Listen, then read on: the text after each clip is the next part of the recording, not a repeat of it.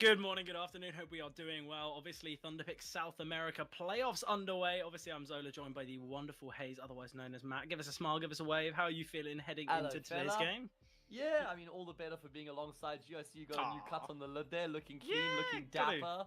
Yeah, every now and again, just got to head over to the barber. Mine's fairly overdue, as my girlfriend's been saying. But anyway, good to be back for some Counter-Strike. I've actually had a couple days off, I had Oh, about a week, which nice. is weird when you work with CCT. You just always wake up, open the calendar. What Yeah. have I got going on today? Crust in the eyes. Oh, okay. Keen stars. Looking forward to it. But no, I'm keen, man. It's good to be here. Yeah, and look, I actually jumped the gun there. It's not playoffs; it's obviously the Swiss stage. But I'm excited for today's games because I think there's got a bit of action to be seen in Group B because we've got some high-ranked teams. We've got some expectations from teams like 9Z that obviously were kind of known to be this super team from South American region, kind of pushing for top 10 at times in the past. And there's been a bit of a fall from the top. I think they've been dethroned from the I guess the Highest they were at yeah, in the yeah, region. exactly. Yeah. But I'm excited for today's games, and I like the kind of the format we have. I think a lot of the time we're used to these Swiss stages. I do quite like a kind of a double Elim kind of bracketed groups. That I think it's quite nice. You get a lot of the time you get to see some rematches as well, which was always nice to see. Let's say we see Keed Stars and 9Z both take it and then they lose, and then you might see that same kind of rematch, and it leaves for a lot of storylines, a lot of excitement, and a lot to be seen. Obviously, we can bring up Group A for those who are only just tuning in now. We have already seen the two teams progress, obviously being Red Canids and BESTIA. Obviously, quite a lot of 2-0s, right? Hopefully, we see some 3-mappers. Hopefully, we see some kind of closer games for today's schedule. But speaking of today's schedule, you've already alluded to it. It's Keed Stars against Flamengo to kick things off. And look, Matt, we haven't really got that much time before we head into the action. So why don't we just have a little bit of a chat about this first game? We can have a talk of the teams. But what are your initial thoughts of this match? Well, the first thing I will say is coming back to the point you're mentioning about the group and how it's set up with the double Elim or that double setting in the group. I think it's like a lower bracket basically. Yeah. I love this setup, and I always think you pretty consistently get the teams that should make it through, that do make it through. We could see that in Group A with Red Canids and BESTIA, and then I look at this group and I think even though they have an opening match against each other, I think I'm backing 9Z and Bounty Hunters as the two teams to progress through from Group B. So no love for Flamengo. Interesting. Yeah, I mean, I'm a big fan of Cuts Moretz, their IGL. I just think that they're struggling on an individual level, and in fact, I think that's going to be a massive theme throughout the series on both of these teams as we do start to discuss the roster. VSM CSGO Tattoo, of course, a classic, but he is actually by far the best player on this Flamengo roster. He's the one guy who is consistently putting up really good numbers. Everybody else is kind of either like below par or maybe just scratching on par around him. And I think there just has to be an elevation in the firepower department here in this team. Yeah, obviously, I really like the Flamengo CS roster. As a Chelsea fan, I've not got much love for Flamengo name, as they did beat us the other day. So I feel like I'm watching this, maybe supporting the CS team behind a bit of hatred, a bit of anger from the footballing world. But yeah, as you say, VSM, he's been really important to this roster, has had a lot of impact. I feel like Cuts Moretz, although when it comes to kind of individual performance and frags, it's not really come through. The amount of impact that he'll bring kind of within just the server himself. The kind of newest edition of Del Boni, I think he's still kind of trying to figure out where he sits in this roster and kind of what roles he's going to be taking on. Look, I think it's a decent side. I think it's certainly a team that can win and certainly a team that can do it here. But we'll flip to the Keed Stars roster because this is a team that we can talk a little bit more about. Obviously, they were that kind of ex-swingers team or kind of swingers in general. There's a lot of positive names, in this roster. But I think a lot of the time when you look at this team, it has kind of always really been Dash. You look at Ninjas, you look at Vidabis, you look at Flash, all below a 0.9 rating in the last couple months. It's been really tough, hasn't it? That's kind of where I'm going with it. It's not, I mean, yeah, sure, those three in particular do have really low ratings, but the highest rating outside of Dash is 1.04. That's on Leo DRK. This game is how I'm keen to dress it up as, is basically Dash versus VSM, because they're the two kingpins on opposite sides of the server that are going to be locking horns. Of course, you've got VSM on the rifle. You've got Dash who's going to be on the AWP. So we've got some contrasting roles in that regard. But I'm like, who can stand up around these players? Because those two are almost a given that they're going to be pitching up.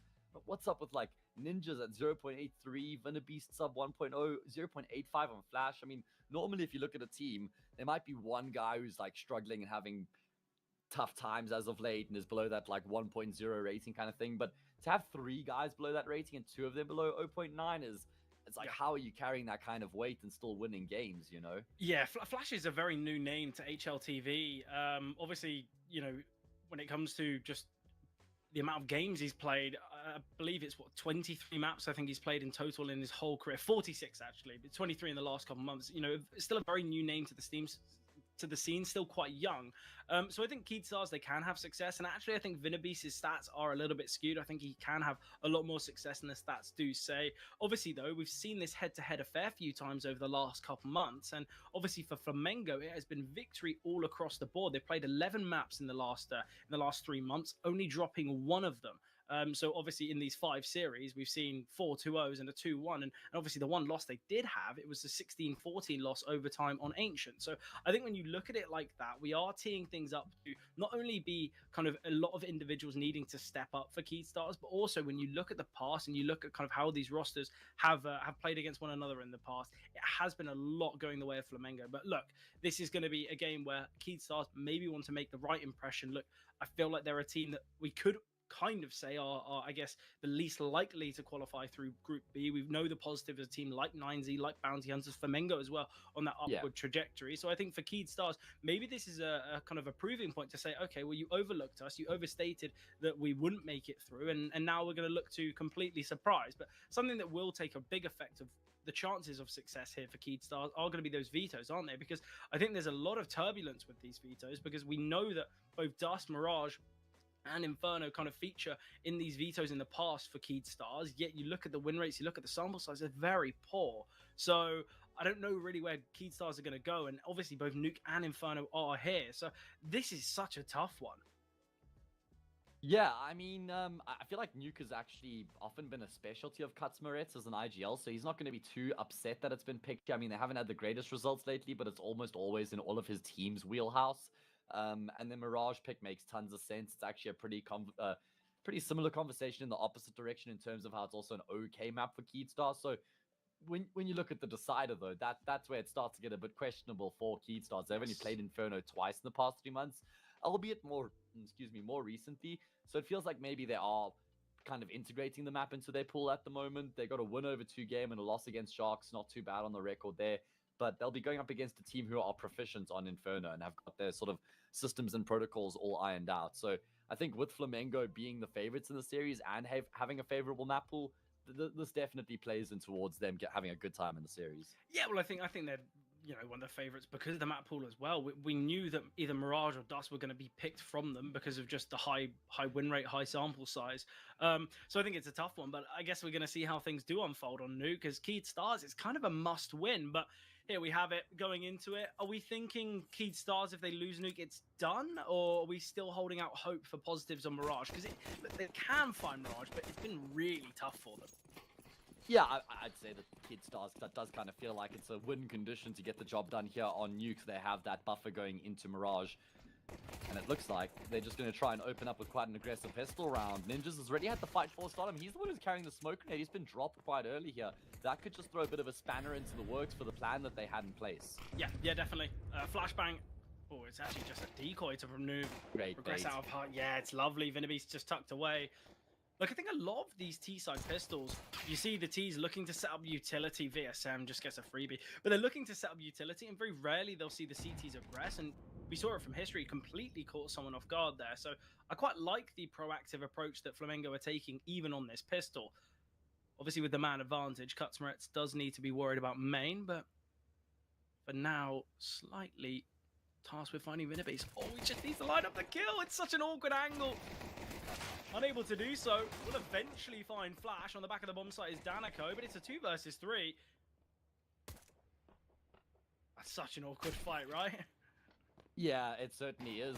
Still alive in the round for both these teams, though. But a lot of damage that's been done onto the Flamengo players, and they know where both of them are here. Oh man, yeah, Leo will tap down the first. Should be a job done situation, although Delboni, despite his low health, is able to get a frag back, make it a 1v1. At least Vinabeast does have the space to recover the bomb in the meantime. Delboni's going the entire way around.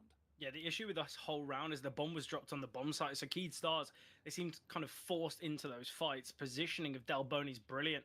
Vinabeast, if he wants to go down the vent, he's going to have to make that decision right now. Still clearing towards main. will drop down the vent. There is certainly enough time for the bomb plant. Gonna get to safety beforehand. Gives just an extra second to Delboni. Worried about ramp now is Vinabeast. Obviously, Heaven was the point of contention before. He's still holding towards ramp. Spotted. Oh, not found though. No. Okay, Delboni just needed to take his time. He was never going to get seen or found.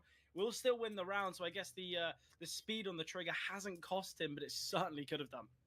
Oh, man, I mean, I feel like that round was just a roller coaster ride for both of these teams, just going back and forth throughout. So many times it could have kind of swung in either team's favor. There's history probably just overextending a little bit, and then with this collapse on the A-bomb side, I'm thinking it's looking great for Keedstars. Good patience from Vinabeast a couple times, really well positioned to catch off his opponents. And then they couldn't finish off the job against the two low health players. They'd almost done all the hard work had Keedstars. Yeah, you look at some of the kills that Keedstars did get. It was the kind of re-aggressing history, VSM pushing through ramp. It's not as though they had to work super hard for those frags, but yeah, nice from Flamengo. Obviously, with the bomb plant, we are going to be seeing a fast play here, but spotted out of Squeaky as ninjas. Delboni could just send a nade here. So much damage into the smoke, but they're using it to blow it open instead of just find the frag. Maybe not realizing how low he truly is. Outside, there's going to be contact. Surely, how have we not seen a kill? There's 3 players crossing a smokeless outside, and the first frag found comes from Keedstars. Yeah, quite a lot of damage has been done, though. Noko wants to go searching. We've seen this a few times from the Flamengo players already, as early as the pistol in the follow-up round here. They've clearly got a lot of extra room on their leash where they have that sort of license to go searching, but honestly, it's cost them quite heavily. Yeah, but look at the amount of health on some of these players. No, okay, yes, you've got Leo and Flash pretty healthy, but the rest so low, and that's why they're the pistols. I just hope that we see the pistols looking to take contact first, and we don't see the rifles head their way up. Oh, it looks like they're going to pivot away from the speed bomb site. They're trying to sell the fake. Oh, VSM, he's got to look back in now. They've opened up the door for him, yeah, though. I see no value to this. History can find one of the rifles. This is going to spiral so massively out of control for Keedstars. Look at Kutzmaretz's position. He can cut off this whole thing. We'll find Ninja's history as well. They can take down the bomb carrier. It goes so wrong. A team kill in the mix as well from Flash. But it's the lack of HP. It's the fact they open those doors up as well. Just so many finite mistakes there made from Keedstars.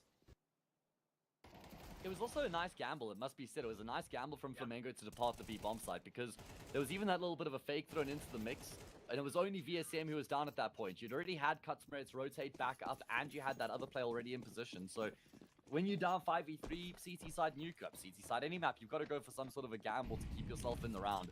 And they read the fact that Keedstars try and pivot away from B back up to A.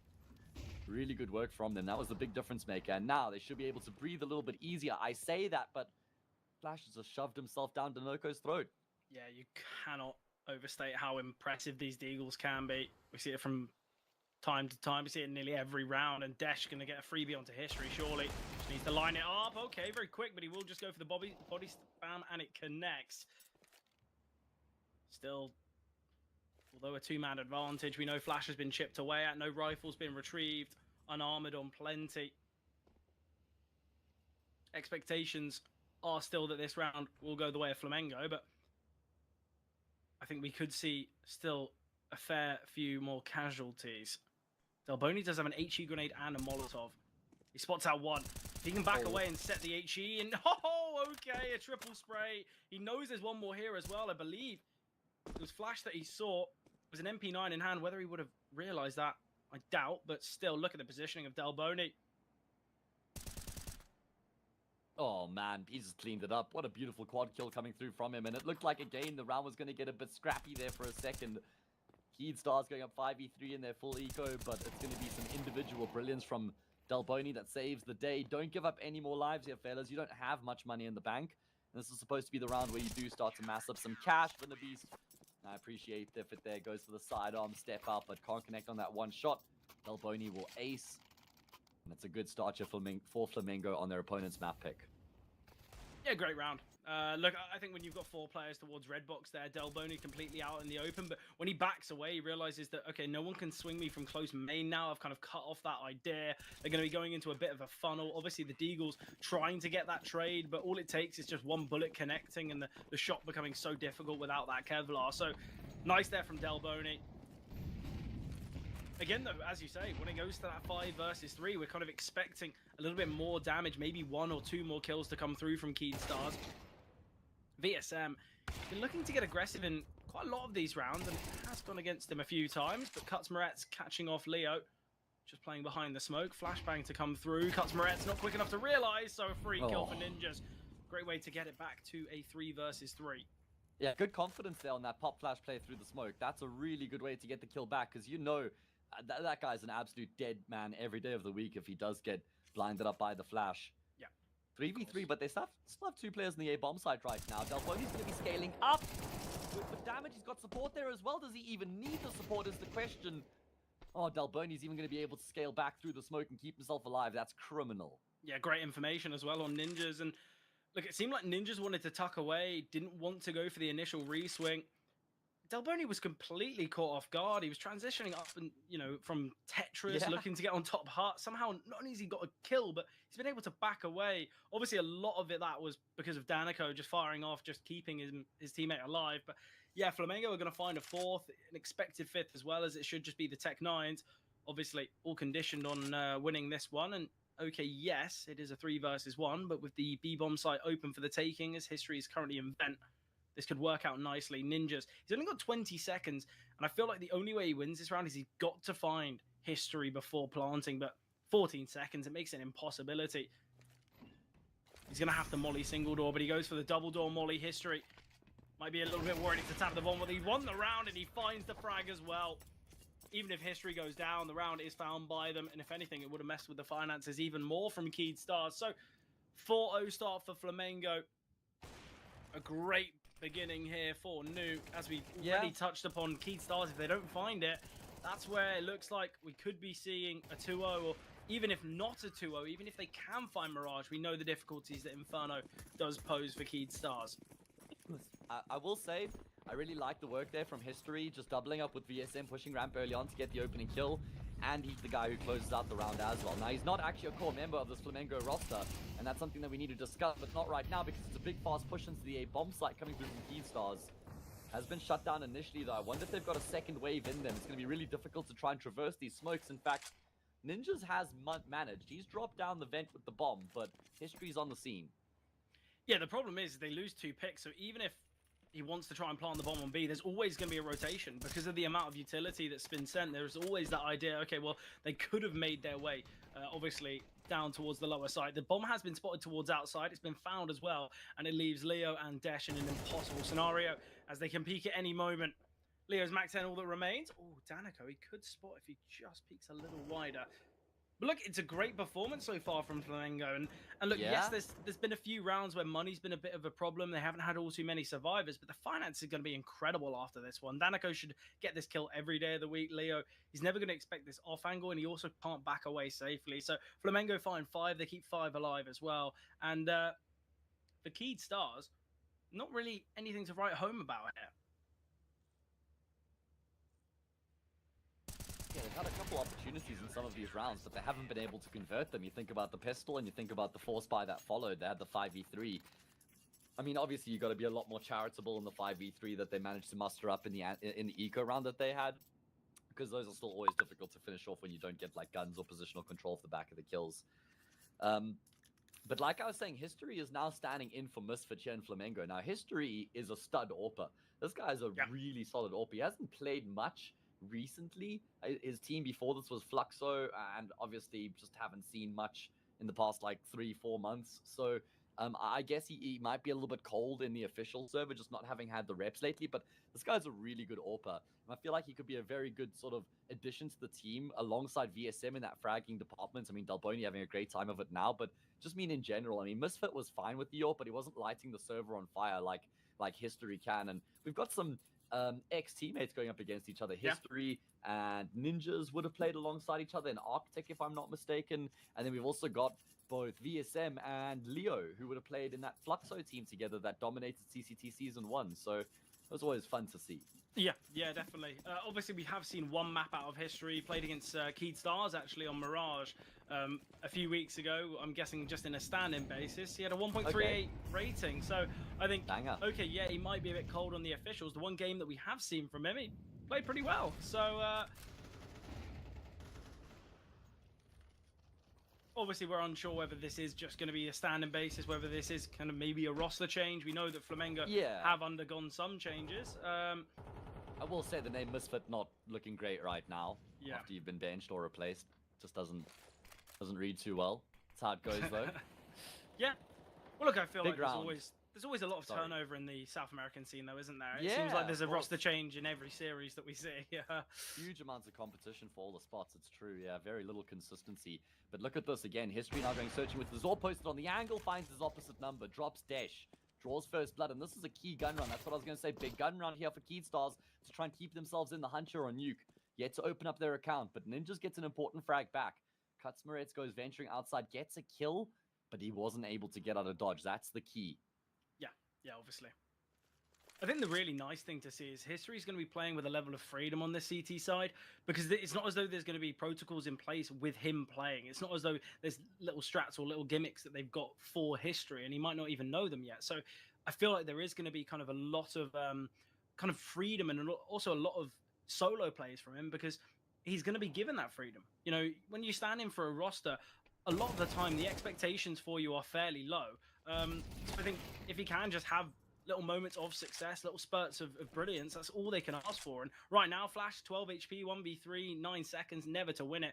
They double rotate down just on the off chance that someone has slipped through ramp. But no, it's just going to be the save here. And Flamengo goes 6-0 up. What can you do here if you're Keystars?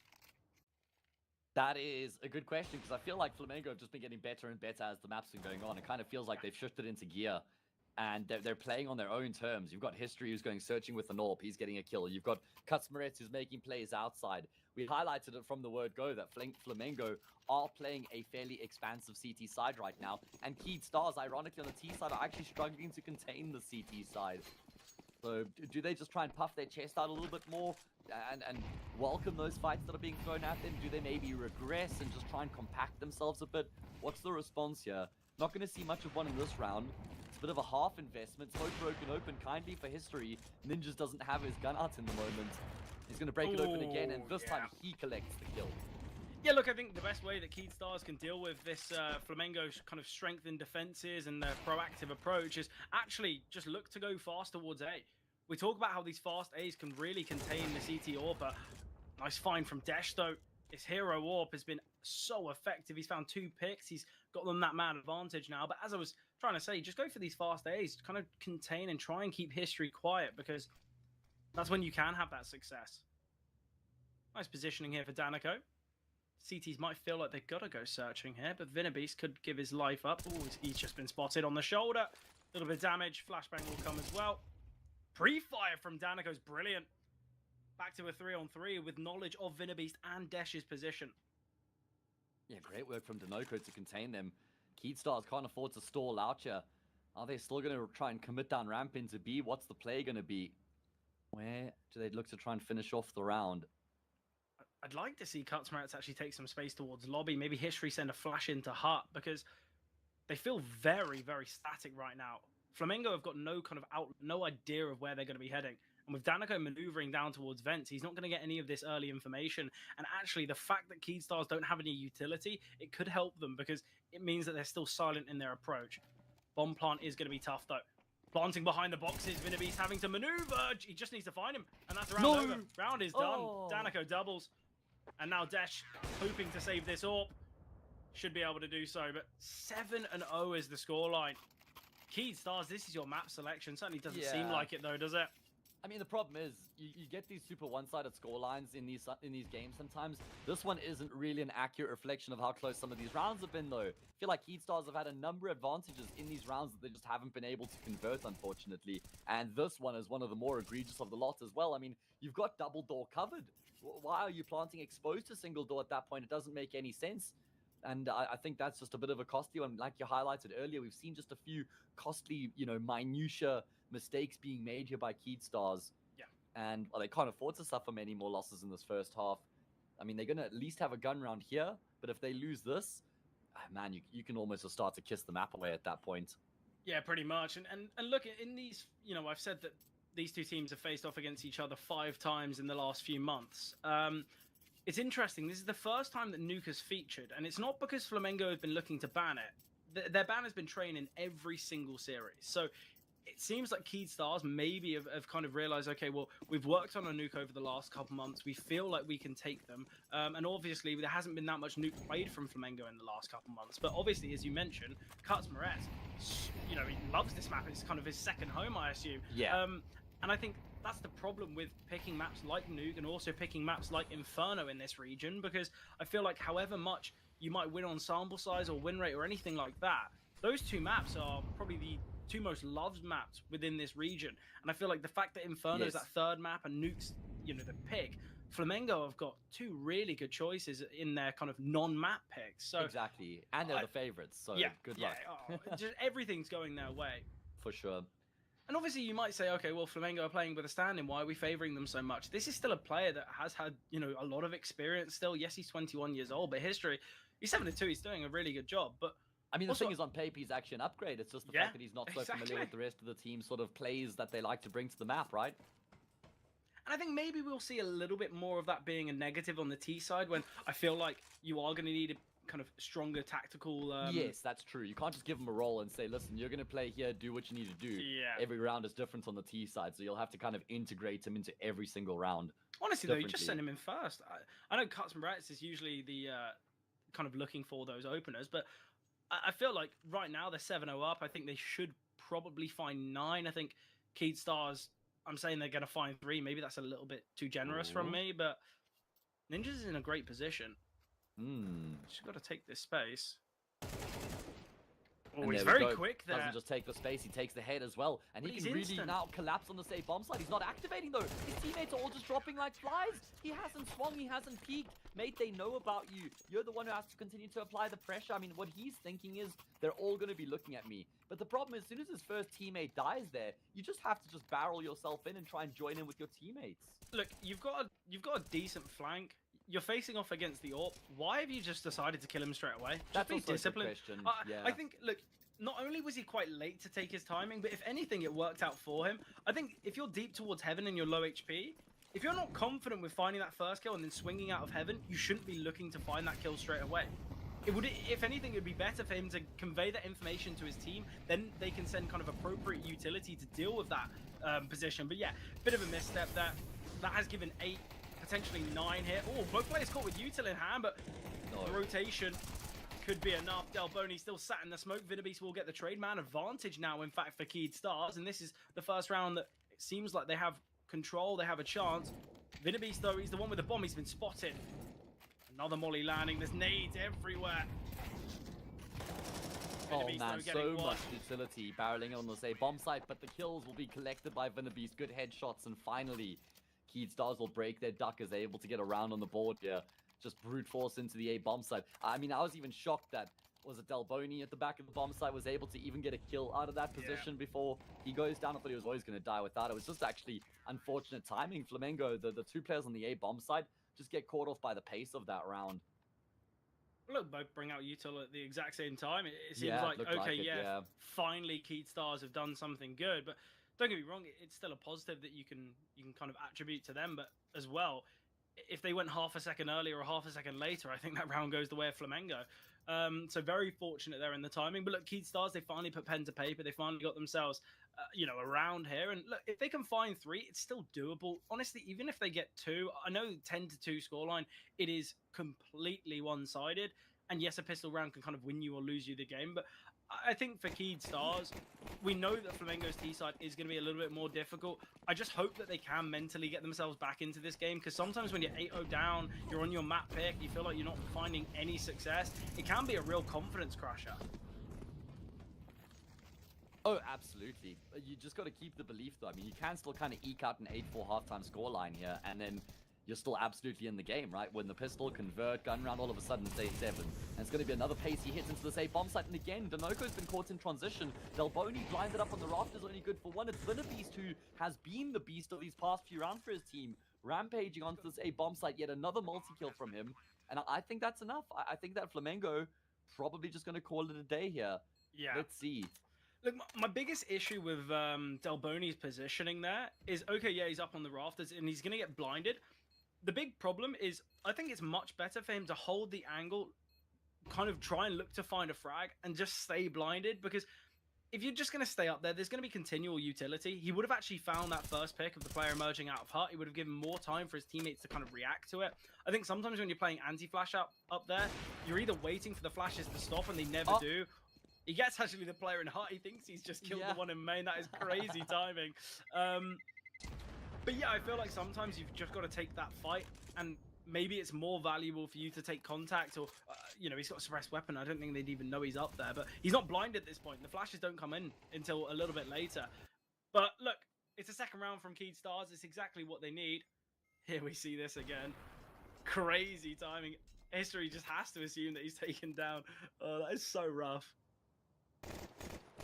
Yeah, quite a costly shot as well, though, because he ends up going down as a result. 8-2. Flamengo with a bit of a broken bye coming into this next work. We got the patchwork of the next round, rather. Got the patchwork of the FAMAS and the MP9 being brought up to plug the gaps. Stars finding some momentum for the first time here on the map. Can they keep it up all the way to the end of the half? Salvage 8-4. I would give them a pretty good fighting chance here, especially considering the state of the game a couple rounds prior. 8-4 is very doable on nuke, and especially when you take into account they didn't have the pistol. I think sometimes you'll see teams kind of get maybe a 7-5. They'll get 5 on the T side, and you praise it, but then you realize, okay, well, 3 of those rounds actually came from a pistol, a force buy, and then an eco. Whereas, you know, if they find 4 all on gun rounds, it's not the end of the world. It's, you know, at least a real positive to take away. The issue is I still back Flamengo. Yes, there's weaker weapons in this buy, but I still back them here. Great damage from History, able to evade the AWP of Dash. And now this is where Leo is going to feel very locked in, because Kutzmaretz is playing a nice off angle. Leo's got no utility to deal with him. Kutzmaretz is going to back away, though. So it kind of alleviates the difficulty that would have been seen. But History will confirm that kill onto Ninjas. Oh, he's 22 points of health. He's got to be more cautious here. Dropping in. Vinabeast is going so close in the smoke, and he doesn't see him. Scope's too early. Vinabeast again. Vinabeast has been so key here for Canids. Lobby's been taken, but it might not matter. Down towards the lower side they go. Vinabeast can just post here towards Trophy. Delboni surely to be taken down. Never expect him at red box. And this is it. We're going to see an 8-4. And there we go. Yeah. I feel like Vinabeast has been one of the massive catalysts in the fight back here for Canids so far. He's been the guy who's really come alive, and you can just see it in the kill count alone. Everybody else is kind of being dragged, kicking and screaming right now, but he is the one who's doing the dragging, winning rounds for his team, racking up these points right now, and they're alive. They're here on their map pick, and they've done enough now to make this competitive.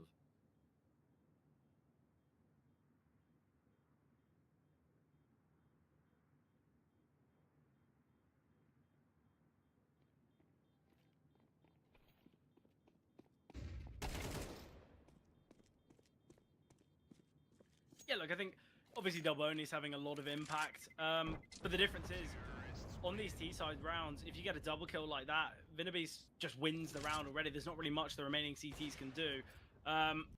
Again, though, it's nice from History. He's having moments, but it's a little risky play like that from Vinabeast. Absolutely brilliant. Absolutely excellent. Was that... How is that not a no-scope? So quick, it didn't even register. Look, Canids, they've got a great chance for this 4th in a row. I think without it, we'd be kind of having those murmurings of, okay, 9-3, maybe it's too far gone. Maybe we're saying a pistol round. If they lose it, it's game over. But no, I've been very impressed with this kind of resilience of Canids. Obviously, as we mentioned, Vinabeast wouldn't really be possible without him. But we were waiting for someone to step up for Canids, weren't we? It's been pretty disappointing from everyone. You look at the individualistic, or kind of the difficulties the individuals have seen here. Kutzmaretz not expecting Vinabeast so close, and again, getting on the kill counter. Surely we just need to see a bit of a rotation from Flamengo, an over-rotation, you might say. BSM gets a freebie here, could double down as well. Danica finds Leo. 3 versus 2 now. A real flip of success, but I love this from Dash. Tech 9 in hand. A-bomb site's completely open. He can volley down the vent as well. Oh yeah, it's going to be a while before Flamengo are even in a position to start to get the retake underway.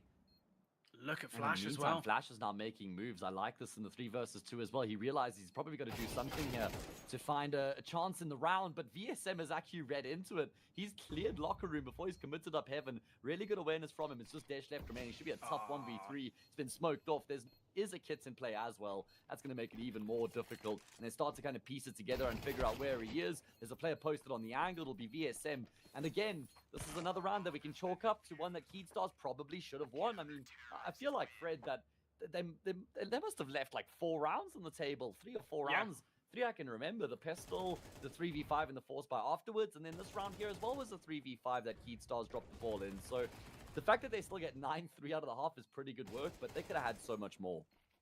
Yeah, not only could they have so much more, they also could have had a lot less. You know, it was that 8-0. If they didn't win these final 3, it's really tough. Honestly, I think there are moments where, yes, Keydstars probably should have converted rounds, but you look at the positioning of some of those players. There was kind of 2 in, you know, in office or kind of in windows, trying to throw utility, a little bit disjointed, no trade potential. We see the timing go really nicely on the vent player. I feel like, obviously, the player towards outside completely out of the round, while it was that kind of 4v3 on the lower side.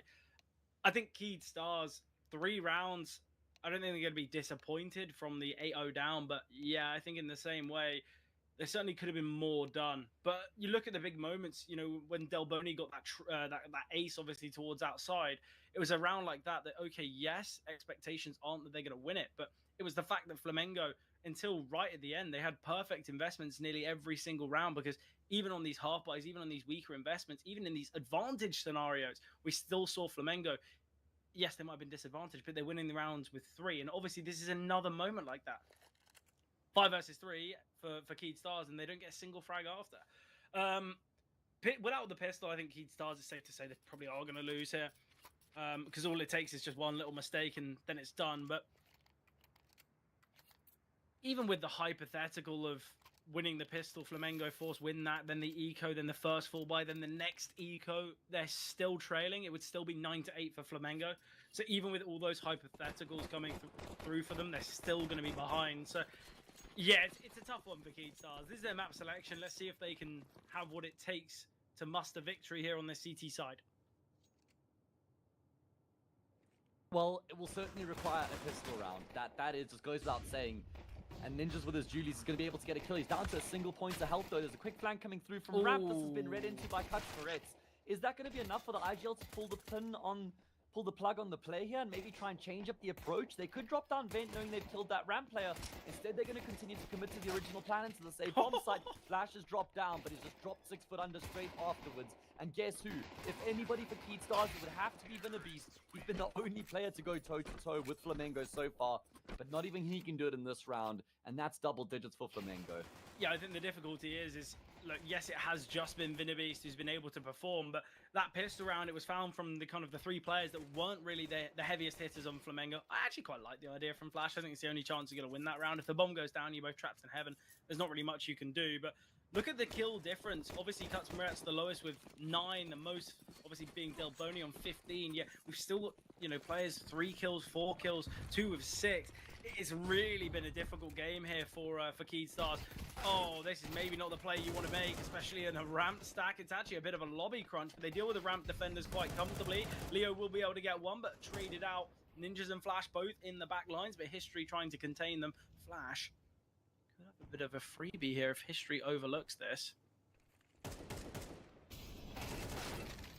Oh, lovely shots. 2v2, make it a 1v2 though. I mean, listen, damage certainly got to be welcome. This is a fantastic eco round coming through from them so far. I don't really see any world in which Ninjas should be able to win a 1 versus 2 with 30 health and a USP, though that is a tall order. As tall as they come, and Delboni will tap him down. But still, fantastic economic damage coming through from the CT side there. I mean, Flash just employing his namesake with that big wide swing. That was really quick on the kill. I think we do have to say, though, it's a great eco. They're going to be really happy with it. But they'd only be happy if the scoreline was maybe 9-5 or something like that, where you can break the finances and go on a bit of a streak. They are 2 rounds away from losing this game. If they don't find success here in their first full buy, they're going to be fighting with FAMAS's MP9s at best. And that's the real issue, is yes, they've done so much financial damage, but they just need more rounds to play with. They're a mistake away from losing this game, Matt, and being in that scenario with such an important game, with this being kind of the round one, or I guess the opening stages of the group stage, this is just far too much pressure with this being a must-win map. Leo, Leo's going to get caught off guard here. Canids gets a freebie. That opens things up on the B-bomb site, and in doing so, look how fast we've seen these rotations, the over-rotations, you could say, as well. Oh my goodness. Ninjas and Delboni separated by a mere smoke grenade. Flash is not far away either. Smoke starts to fade. Flash becomes exposed. He peers back, but it's too late. And that bomb's been planted on the B-bomb side as well. So Keedstars, they're going to have to scurry to get in position to even consider the retake, but it doesn't even look like they're gonna. Yeah, I agree with this save. Look, you're in a 2 versus 3. Desh doesn't have armor. You have 2 pieces of utility, no defuse kit. And the chances of winning a round like that, very slim. But it's 12-3. Flamengo, this is a perfect performance here on Nuke. A map that, okay, yes, we've said they haven't got the greatest of sample size, haven't got the greatest of win rates, but you look back, actually, you know, they played 9 maps of it. Okay, yes, their first 4 have been pretty tough, but the most recent 5 haven't been all too bad. Obviously, winning 3 of them. You know, Bounty Hunters is a great victory to find against them. I feel like we've got to say that Flamengo, I think the stats are slightly skewed. Either way, though, look, this is going to be a victory, right? I can't see Keedstars winning 9 in a row. There's been far too many mistakes. I mean, there should be no way back from here. Like you said, just too many mistakes, unfortunately. And actually just really good play from Flamengo. I love how they played that gun round as well with pace and ferocity, recognizing they've got so much room for error. They've still got so much room to play with on this T side that they just test the defense. And it works out well. You know, Canids in secret so early on in the round, applying so much pressure, creating that space. I don't think so. I don't think he has been. And it doesn't matter. Still is going to lose his teammates. And although he gets a kill, the bomb's already being planted here, Fred, and it's a 4v3. On B even. Honestly, I didn't even see VSM sneak down the vent. Neither did I. Look, Canids is still here towards lobby to cut off rotations. VSM is actually tasked with finding quite a lot. Canids is going out of hut. The bomb is down. Does Flash not know the bomb is down? Do they not realize? What is going on? He's going to clear out lobby, but Canids, he maneuvered through hut. Is that a tap of the bomb? Am I losing my... I don't know what's going on. There's just so much chaos here, Matt. But it is a 1 versus 3 Vinabeast without a smoke. Makes this round near impossible. There's just not enough time. He can get on the bomb if he wants. He can't get the defuse off. There is physically not enough time. Game goes the way of Flamengo, although it's the pick of their opponent. A very dominant 13-3. What a performance from Flamengo. And I've got to say, for Keedstars, they now move to the second map with a real lacking confidence, a lacking ability. Just nothing went their way. I mean, yeah, that's basically as dominant as it gets as far as the scoreline is concerned, but I still can't help but think and feel like Keedstars still left too many rounds on the table in that first half. Too many advantageous situations that slipped through their fingers. Too many times where they were kind of allowed their opponents to get back into the round by making mistakes. I mean, you mentioned these guys have played, what, 11 maps against each other in the past 3 months? Yeah. That is the most one-sided result so far for Flamengo. So not a good look for Keedstars, you know, that they haven't really been able to improve. And even though they're playing against a stand-in, they suffered their most one-sided loss against this team. So that's brutal, especially with that having been their map pick. Yeah, obviously now we're going to be moving to Mirage, the selection of Flamengo. They look very confident here. And honestly, I think Keedstars are going to struggle. But whether they can take this 10 minutes to kind of mentally reset after that devastating loss is the question. And obviously, that's something we'll find out very shortly after the break.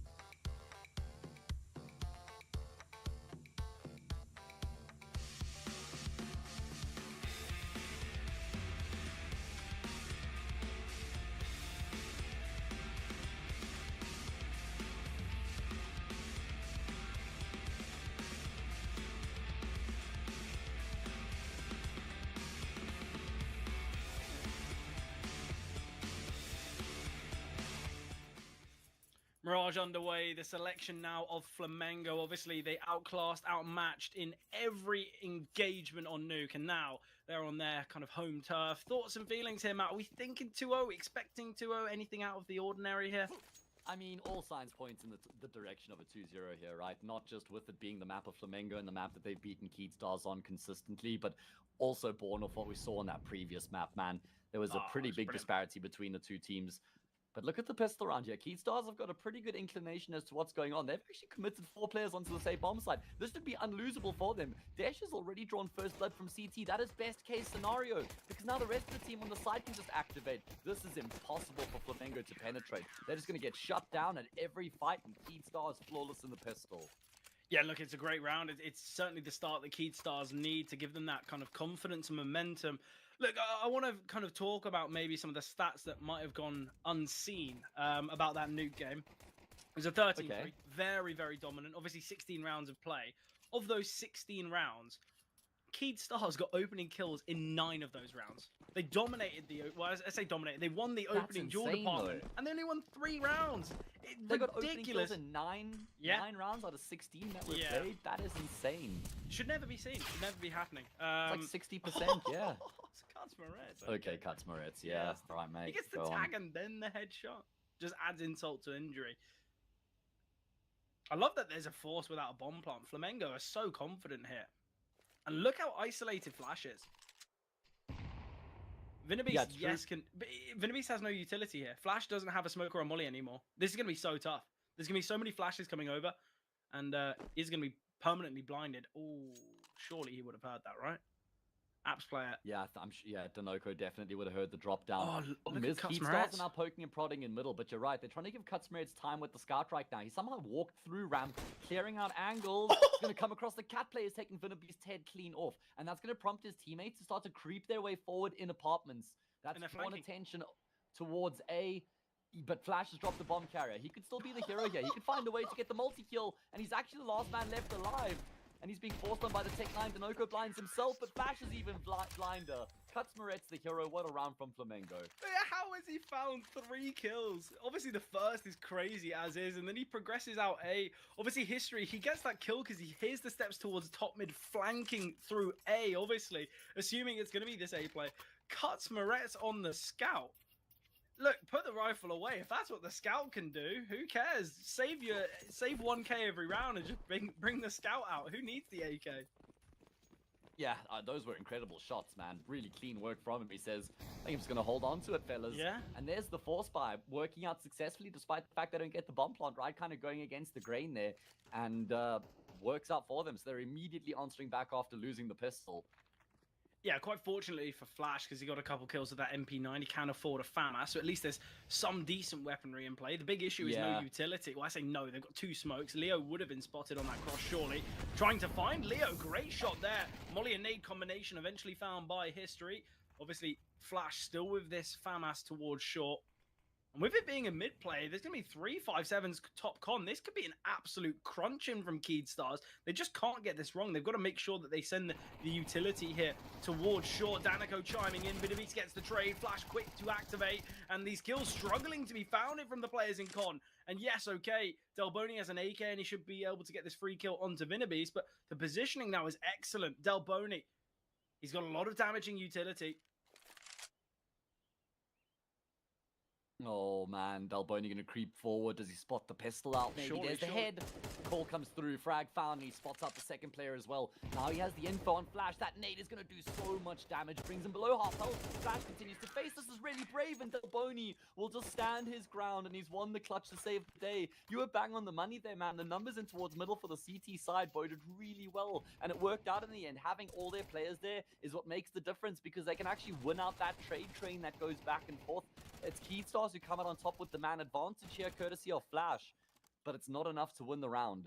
Yeah, it's brilliant from Flash there because realistically, he just lets the 5-7s take contact. I'm really happy that he does kind of play a bit more of a bait role. You've got the hero FAMAS, you've got the one rifle, you've got the piece that can really find success. And I'm happy that he doesn't take contact, doesn't go searching from short because he can get that easy kill on the player progressing up cat. Obviously, gets that trade on the player in middle, lower con. So it really works out nicely. But again, another clutch being found here from Flamengo.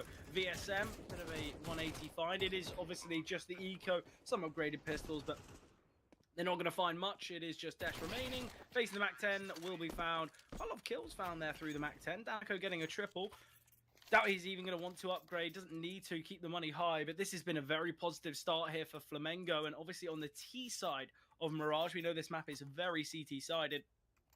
I've always tried to kind of try and provide reason for it. I think a lot of people are still thinking this map is kind of middle ground and kind of T-sided, but I've got to say, just from the fact that you can blow open these smokes, that's why the map seemingly is kind of moving towards more of a CT side approach, because the wall of 8 smokes is no longer a wall. It can be just fractured so quickly. Flash has been spotted by 2. Not going to be the best of defenses, surely, as he's on his own. Oh, a lot of damage there. Not perfect.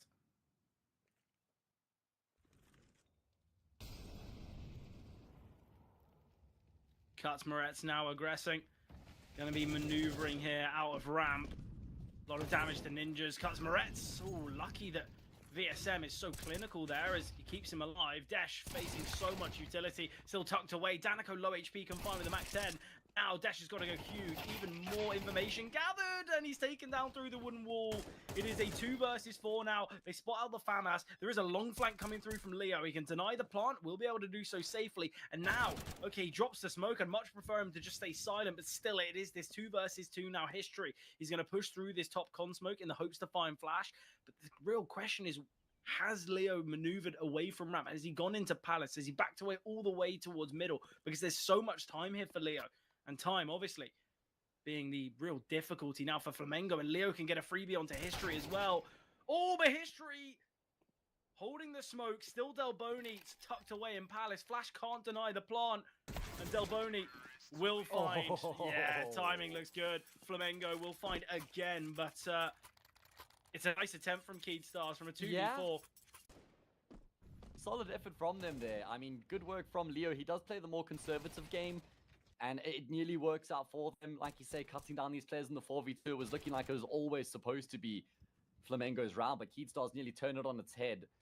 But still, Delboni, that insurance policy coming through from Palace works out for Flamengo as they do string 4 together. It was so funny, guys. I had a little disconnect from TeamSpeak there, and I thought you were disconnected because for me, you just stopped talking. All of a sudden, I was like, oh, guys, we've lost Fred. I'm sure it won't be long till he's back. I'm going to hold down the ship, casting the round, and then I hear disconnected, and it's like that. Wait, I'm timed out. What's going on here then? I'm guessing we're both still in the VMix. So this was no, probably I think they take audio through TeamSpeak though. Okay, well I hope so because otherwise that would have been really comedic. I feel so bad for the viewers if they just heard both of us yammering at the same time. Well, I mean, probably saying a lot of the same stuff. What's better than just Fred or I talking is Fred and I talking at the same time. Well, look, at least we're definitely going to get the point across. Whether you'll be able to hear it, whether you can hear either or not is not what matters right now. Anyway, what does matter is Flamengo are in complete control here. They're shifting into gear, and we could see it on nuke as well. They took a couple rounds. It was quite scrappy initially, but once they got into that groove, you could just see how proficient they were on the map in terms of how they moved around. And I feel like we're entering a similar stage here on Mirage.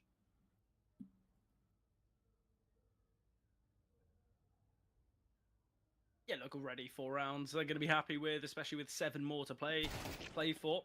Oh, great from Cuts Moretz. A bomb site completely open. It should be an easy 5th for Flamengo. Yeah, look, it's got that similar trend that Nuke did. It's got that kind of similar feel about it. Nice find from Leo. He can retrieve an AK, and they still kind of discredit his positioning. Bomb's been dropped, and that's why we're seeing a bit of a hurried approach from, I believe, Flash through under. 3 versus 3, low HP on Cuts Moretz. Danico, half HP, just 1 piece of utility remaining. The CTs can give this a real good go, especially with the AKs being dropped, but Delboni finding ninjas. Flash struggling to connect here. Missed HE grenade, but if if anything, it gives the intention of one of these defenders away. And I like the angle from Flash to try and deal to someone in default, but obviously just staying tucked away here is Danico. Well, there's another one. The problem is there's no kit, so time is certainly of the essence. And you've got a crossfire between Delboni and Dinoco, who's going to have to get a clutch done here, and he does out of nowhere. Good first frag found, immediately pivots there, and he gets that second kill as well out of nowhere. I feel like Delboni and Dinoco have been the guys who just bailed Flamengo out of so many rounds in the series. They did it a couple times on Nuke between them, and they've done it here on Mirage a few times already as well. Yeah, Delboni had a stormer of a game on Nuke. 20 kills, 7 deaths, a 1.95 rating. The crazy thing is, as well, is when you look at the ratings, Vinabeast had a 1.8 HLTV rating. The problem is, he didn't have a teammate above a 0.65. Oh, yeah, tough. Yeah, I mean, when you're like triple your teammates at that point, that says a lot. Yeah, you can add any 3 of their HLTV ratings together, and they still don't best Vinabeast. Are you sure you can't add them all together? No, it's just shy. It's just, yeah, but it's close. But I mean, it's still crazy when you think about it. Look at this round, though, man. I mean, this was the gun round for Keystars to kind of try and fight their way back into it, but they've just been run over by a truck. That truck has a name. That name is Flamengo. Flamengo is a bird. What are they doing posing as a truck right now? Yeah, VSM's the driver. This is kind of our expectation. Look, me and you had a bit of a chat in the green room kind of before the show, and I was kind of saying, look, Flamengo, this should be a 2-0. I'd be very surprised if it wasn't. And we joked about, obviously, because we think it's going to be a 2-0, it's going to be the king of third maps, it's going to be a million overtimes. But Flamengo kind of have been able to put a display that we expected. We've seen this matchup multiple times in the last few months, and okay, yes, there's a lot of the time where you might say, okay, but the win rate for Keystars is better on Nuke. Why are they still losing? But you've got to take into account that it isn't that clear cut. You might be better at a team on Nuke against the average team, but game style, kind of plan, and I guess just the style of play, it could be so differing to how you normally face that it can just be a bit of a counter. I know that sounds a bit odd. I feel like a lot of the time we very rarely talk about kind of team strategies potentially counterbalancing your own, but I feel like it's something that you do have to take into account, especially when you see the amount of times that these teams have played against each other. It's clear that okay, on paper they're about similar against the average opponent, but it seems like Flamengo just batter Keystars every time. Yeah, the thing is that stats are just general. They just give you kind of a general idea of what you get out of a team on a map. You don't actually get to see like the specifics of what the matchup or what the style is like of the team and how that matches against the team that they end up going up against on the map. So they're only guidelines in that sense. Also for Keystars, it kind of feels like they've caught Flamengo on a heater today because for sure. These guys are just not putting a foot wrong right now. They seem to be in that flow state. Everybody's contributing and chiming in. And as we highlighted already, Vinabeast had a great game on Nuke, and they still lost 13-3. And now you've got a game where Vinabeast isn't pitching up to nearly the same sort of level, and they can barely muster up a round between them. So just feels like there's a huge disparity between the two teams at the moment. I don't even think it's a map-specific thing in this instance, Fred. It feels like it's just boys against men, almost like Flamengo against Chelsea. Yeah, exactly. Just had to get that one in there. I knew it was coming.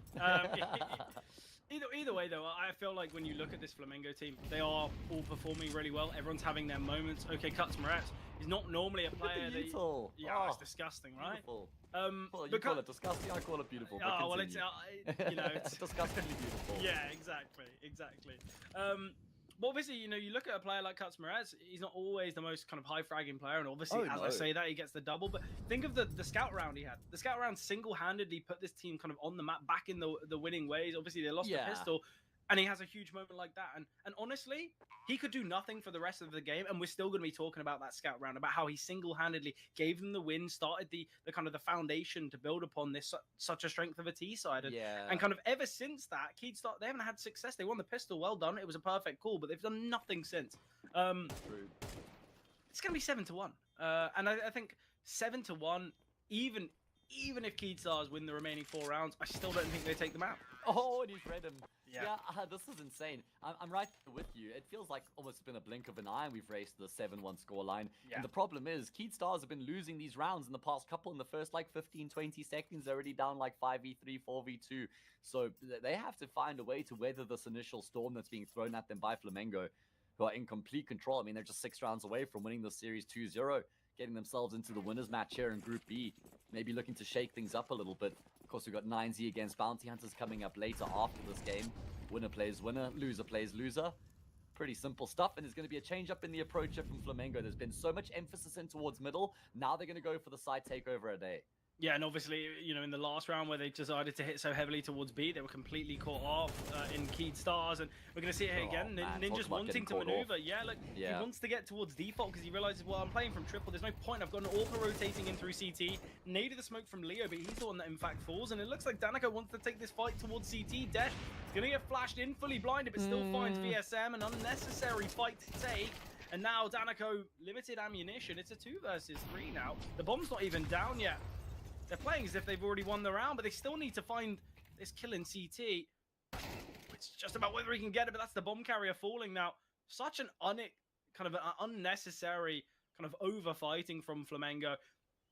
And a perfect way to kind of talk about it is kind of just confidence turning to complacency. They haven't even got the bomb down as 3 people fighting towards CT. Themselves. Yeah, exactly. Yeah.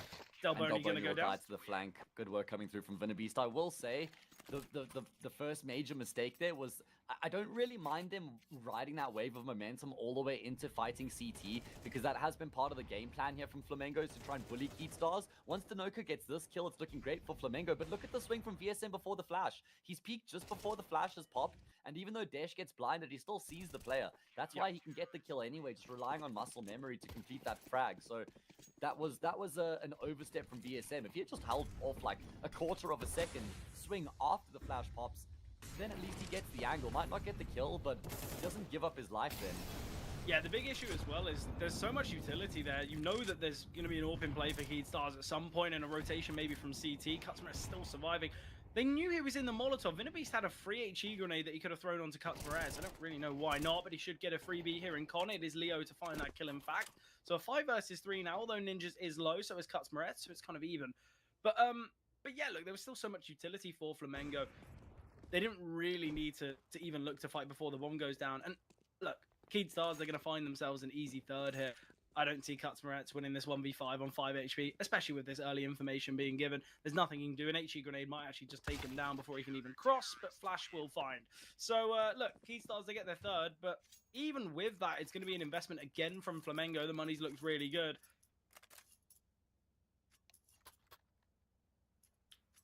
It's feeling very similar to Nuke. It seems like they've just reskinned the map. It's just dominant start from Flamengo, slight slip up. They'll move to the CT side and win it. I just don't see it being any other way. The thing is what's going to give? What's going to change? Can they keep this up? Because on Nuke, they showed spurts. Well, there was one spurt, I suppose, and then it just kind of died out straight afterwards. Can they ride this all the way to the end of the half? They win this. There's no money for Flamengo. 7-5 ripe for the taking, and then you almost completely forget that it was 7-1 at one point with Flamengo winning 7 rounds in a row so dominantly.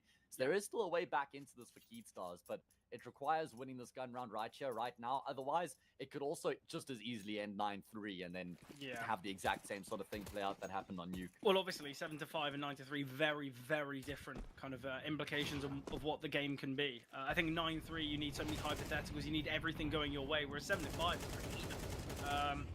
Especially when you take into account that, okay, yes, they won the pistol, but then lost the force, which, if anything, is worse for their finances and worse for their CT kind of economy. So if 5 can be found from Keyed Stars, I've got to say, it'd be a brilliant kind of resurgence from them. Especially when you take into account they were 7-1 down.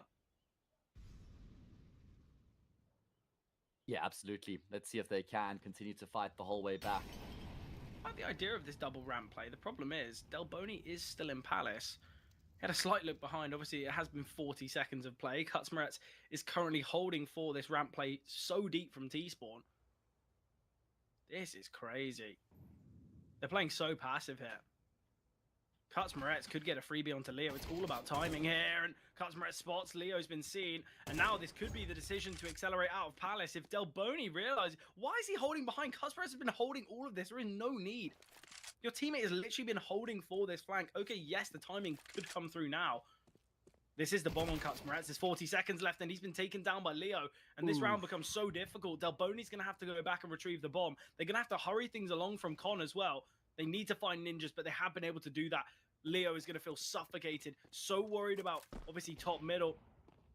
History Look at the finds time, Dash. mate. There's 20 seconds. They can get all these kills. They still need to find Leo. Delboni and VSM going to be swinging together, but Leo gets them both. 17 seconds on the clock now. This is where Flash, he just needs to survive. He just needs to live. The round is done. How have Flamengo messed this one up so massively? And also, big props to Leo. That is an incredible round from him. After finding the bomb carrier, you think, okay, well, at least there's going to be a trade, but they fumble towards ramp. There was so much utility there as well. There was 2 flashes, a molly, and a smoke there, I believe, on cuts on BSM. Or Delboni, sorry. But yeah, Leo just gets a free double. But it's a limited time. At 40 seconds, it was taken down. But Flamengo just take a little too long there to deal with Leo, and Keyd Stars will get themselves their 4th. Obviously, with players saving, the buy is going to be a little bit better, but Keyd Stars, welcome to the server. It's taken you a while. This is looking a lot better. This is looking more sustainable, though, in terms of how they're winning the rounds. I mean, Leo, what a massive play from him, like you highlight there. Actually, the cojones even push through ramp and stifle the attack by being so deep behind enemy lines, dropping the bomb in T-spawn, and Flamengo just never really reacted quickly enough there. They took too long to try and piece it together. Anyway, next round alive and well, underway. Great nade. Good damage from the nade there from Ninjas. Yeah, dunking down onto Delboni. 4 versus 4. I think the difference is you look at Flash, he's on 10 kills. Leo as well, double digits. Obviously, it was Vinabeast having a lot of impact. He had kind of, 14 kills going into that second half on Nuke. The difference is there's kind of multiple players. Desh is having the odd moment here as well. So it's not as though it's just a one-man show for Keyd Stars, and it's giving opportunities for players like Ninjas, like Vinabeast, to get themselves back into the game. So we could have a much more competitive game on our hands than we maybe even anticipated, especially after that 7-1 scoreline for Flamengo. Yeah, it was looking like it was dire at one point, looking like it could be borderline game over. Yeah, of course. But it's been revitalized here on the map. Good molly to force Ninjas back, and it's going to create space for them to just creep their way up catwalk right now. Keyd Stars don't have to seem to have any idea that this could be happening, because Flash has pushed the entire way through apartments. He's now going down lowers. And Flamengo start to realize that they've kind of been gifted this B bomb site. If Cut Spirits can get here, get out alive, then that would be really beneficial. In fact, this is going to be really nice. Yeah, he can try and keep them busy and circumvent the rotations in towards B.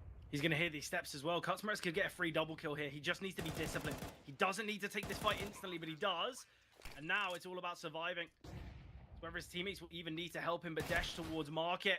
Cutsmerz, he goes for the swing, but it puts Delboni in the 1 versus 3. Look, if Cutsmerz is just a tiny bit more disciplined there, he gets 2 kills. And the issue is, it's not like his team can get set up and help him. Nice find from Delboni. He does have a Molotov to try and slow them down a little. Could just drop that on the bomb. Molly on the backside. Excellent Molotov. Perfect. Great utility there. 7-5 is seen. Okay, Keyd Stars. Let's see what we have to offer here. Obviously moving to the unfavored side of Mirage, but still, they've got the chance. They've got the possibility. It was a good start from them in the half in the pistol, but then they just disappeared completely. Lost 7 in a row. Thought it might be game over. Like you're saying, if Cutsmerz had a bit more trigger discipline there, he probably gets offered up a few more backs. But obviously, he's just in that sort of state where you're a live wire because you've been fighting in middle the entire time, and so you're just in that super zoned in state, and anything that comes on your screen, I think you just want to frag. Yeah, obviously though, the kind of the movement, you know, you got to have it's quite a long journey between top, mid, and short. It's not as though he needed to get that frag instantly, or he wouldn't have been able to find it. It's tough. Look, even with him getting that kill, he sends the flashbang over. Jiggles doesn't see anything with it. I think maybe it would have been better to try and just wait for a teammate. Obviously, Dash does really well to kind of cut that rotation off towards short. It's quite a tough scenario to be in, but either way, I feel like if you're going to play for that game plan, maybe try and get behind top boxes, because then at least you've got a little bit more cover to work with. But look, Flamengo, they won 7 rounds on the T side. It's still a very, very good half. You're not going to scoff at it whatsoever, but Keyd Stars, they've made that kind of positive move, finding these final 4. I still feel like they need to win the pistol, though. I still feel like they've got to have that 7-7 to really give the idea of victory here. Well, I will say both teams have just played on their favorite half of the map here on Mirage. So do with that info what you will, but Keyd Stars are alive. And if they can win the pistol, like you said, it puts them in a really good position. They've just gone all in on armor here, by the way. Does look like it's going to be a bit of a false start. I think we're going to have to just restart the round here. And in fact, it's 4 sets of armor for Flamengo. I'm sure we'll see the same sort of investment, but And there's going to be a lot of brawling in this next pistol round. What's the reason for the restart? It can't be just because of a misbuy. I know Desh has I don't think in it's a fact misbuy. I think refunded. someone's just like FPS lag or loss or something that just popped up all of a sudden. Yeah, potentially. Desh did actually sell in time as well. He got the molly in the smoke. Molly in the smoke. Okay, well, let's see what the reinvestment looks like here once we do get underway once again. Good work from Keedstars here, right? They're now showing up for the first time in the series. So okay, I don't want to be the flash now. I don't want to be the Karen. Yeah, I don't want to be the Karen here. But is that allowed? It was a smoke and a molly. The thing is, if it had nothing to do with the misbuy, then I think it's allowed. But but obviously, it's a tough one because he went back and sold and bought a smoke and a Molotov. So there was obviously time, and there was enough time for the rebuy from all of these players. So surely, I don't know. This is an interesting one. It's one of those things that we just don't have enough info to speculate on, I'm afraid. Because I still feel if it was a tech issue for the round restart, then I think you are entitled to just rebuy however you want. I don't think you have to buy up the exact same investment. Yeah, see, I think it's a really kind of complicated thing to think about now, because obviously because you can sell and rebuy, I guess you don't have to have the same investment, but obviously the time was done. But let's say Ninjas was the player that lagged out or had issues, might not have been able to get it done. I'm really interested as to what can be done. But from my point of view, I'm fine with the idea of them being able to rebuy and being able to kind of, obviously Desh went back, went for the molly and the smoke, but now he's not buying the molly and the smoke. He's buying P250 smoke flash, which I don't know. It's an interesting one. Obviously Flamengo, they're not going to be wise to this. So they're not going to know about it, but it's still it's still an interesting talking point, because surely if they wanted to resell for this, that's what he would have bought, right? Desh would have gone for the smoke and molly. Yeah, I'm not entirely sure what the sort of thought process and planning is here for Keedstars. Hopefully it's not going to be too long before we get underway once again. Apparently there is some loss on one of the players. That's the reason they've cited for the not live and the round restart. Generally, these things do move along quite quickly. We don't have to wait too long for them in most cases, so hopefully that's going to be the same here this time round. I guess something we have to talk about as well is that Flamengo kind of dropped the ball in the first half. They were in a position to put the game away in the first half, and they weren't able to. Kind of just left that door open ever so slightly for Keedstars, right? Yeah, definitely. I'm gonna have a little bit of a break here. Yeah, like we're unsure. I feel like a lot of these tech issues sometimes can kind of run over. So yeah, look, why don't we throw this to a short little break? Hopefully we'll be back in the next 2-3 minutes, and then we'll be able to see the second half unfold. So look, don't go too far. We will be back, and you get to see the action unfold shortly.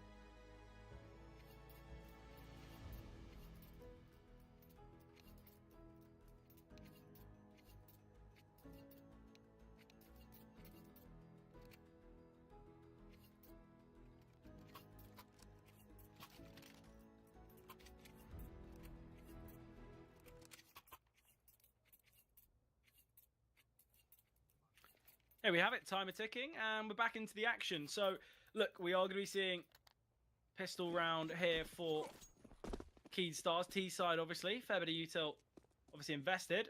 For Flamengo, majority these, I say majority, all USPs. We've got a kit and a smoke. I guess a bit more of a classic buy. Something that we might see maybe 4 or 5 years ago. Obviously, the Jewelies have got a ridiculous hold on these pistol rounds, but Flamengo not needing them so far, it seems. Yeah, men of culture. Yeah, exactly. Good Rolling old back the USP, years. classy kind of. There's nothing classy about Julies, mate. Rattling off that, just running around while you get kills. Honestly, men of I culture. love the Jewelies. Well, there we go. Just emphasizing my point. Exactly. Reinforcing it, Chiz. Yeah, you're welcome. The guy P2000, are with you the a British P2000? accent. You a P2000 lover or a hater? What? USP for life, baby. Okay, interesting. Didn't realize we had Haley Welch on the broadcast. Well, she's thankfully completely disappeared. So yeah. You're going to be bringing back the huck to her. Nah, I prefer to be on the receiving end myself, but you know. It is going to be a 5 versus 3 here for Flamengo. They've got the kit, the smoke still in play.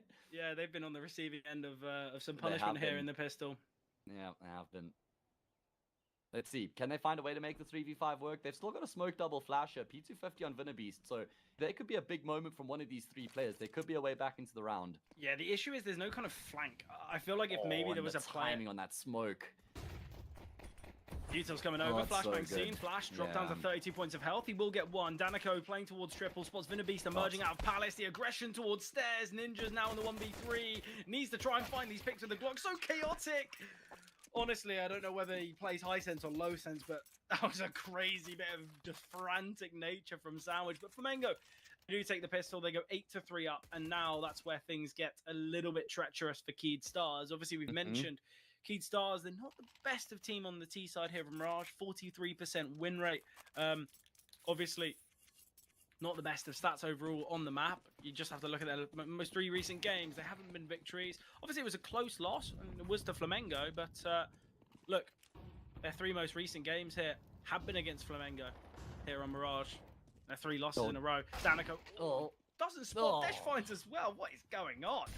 This is the Flamengo's problem on the CT side of nuke as well. If you remember, they just kind of overfaced in some of these rounds and they got punished for it. It's happening here as well. You don't have to go for those sort of information gamble plays in these sorts of rounds. VSM gets 1 back, but just has his head ripped off immediately afterwards. Timing on the nade. Will expose Ninjas. So at least there's 1 more back, but there's still a man advantage. And Customerets is never going to expect another player here outside the smoke as well. Beast will capitalize. And as Keyed Stars were on the receiving end of in the first half, they'll win the force buy in the second half here to answer back to losing the pistol. Honestly, though, it's a perfect idea, flashing into ramp. He just doesn't fully swing it. I think if he pushes into ramp, not only does he get the kill, but he gets a lot of information. Yes, a trade might be seen, but it's nice deagle shots. Desh has a big round there. And I think Keyed Stars, it finally seems like a disadvantage and maybe an outnumbered round actually goes their way. It seems as though they've always been the team that kind of had these opening kills, had the advantage, and somehow messed it up. But it looks like finally things have fallen into place for them. But it's a great round from Dash. Nice deeg shots. And Beast now under pressure. Will find, though, quite comfortably. Cutsmeret's not fully ready. Kind of expecting, well, if Beast is there, he would have been there earlier. So I would have already had to have that fight. But either way, we should be looking at a potential 9-6... Oh, no, sorry. 7-8 scoreline for Keyed Stars. Which should become 8-all. Yeah, exactly. Alive and well are Keyed Stars here on Mirage, looking to fight back and force a decider here in the series. That's what they're in pursuit of right now. Yeah, obviously Inferno being that 3rd and final. Whether we'll get there, though, is the question. I'm feeling like we will. Yeah, Keyed Stars have won, what, 6 out of 7 rounds, about to be 7 out of 8 now.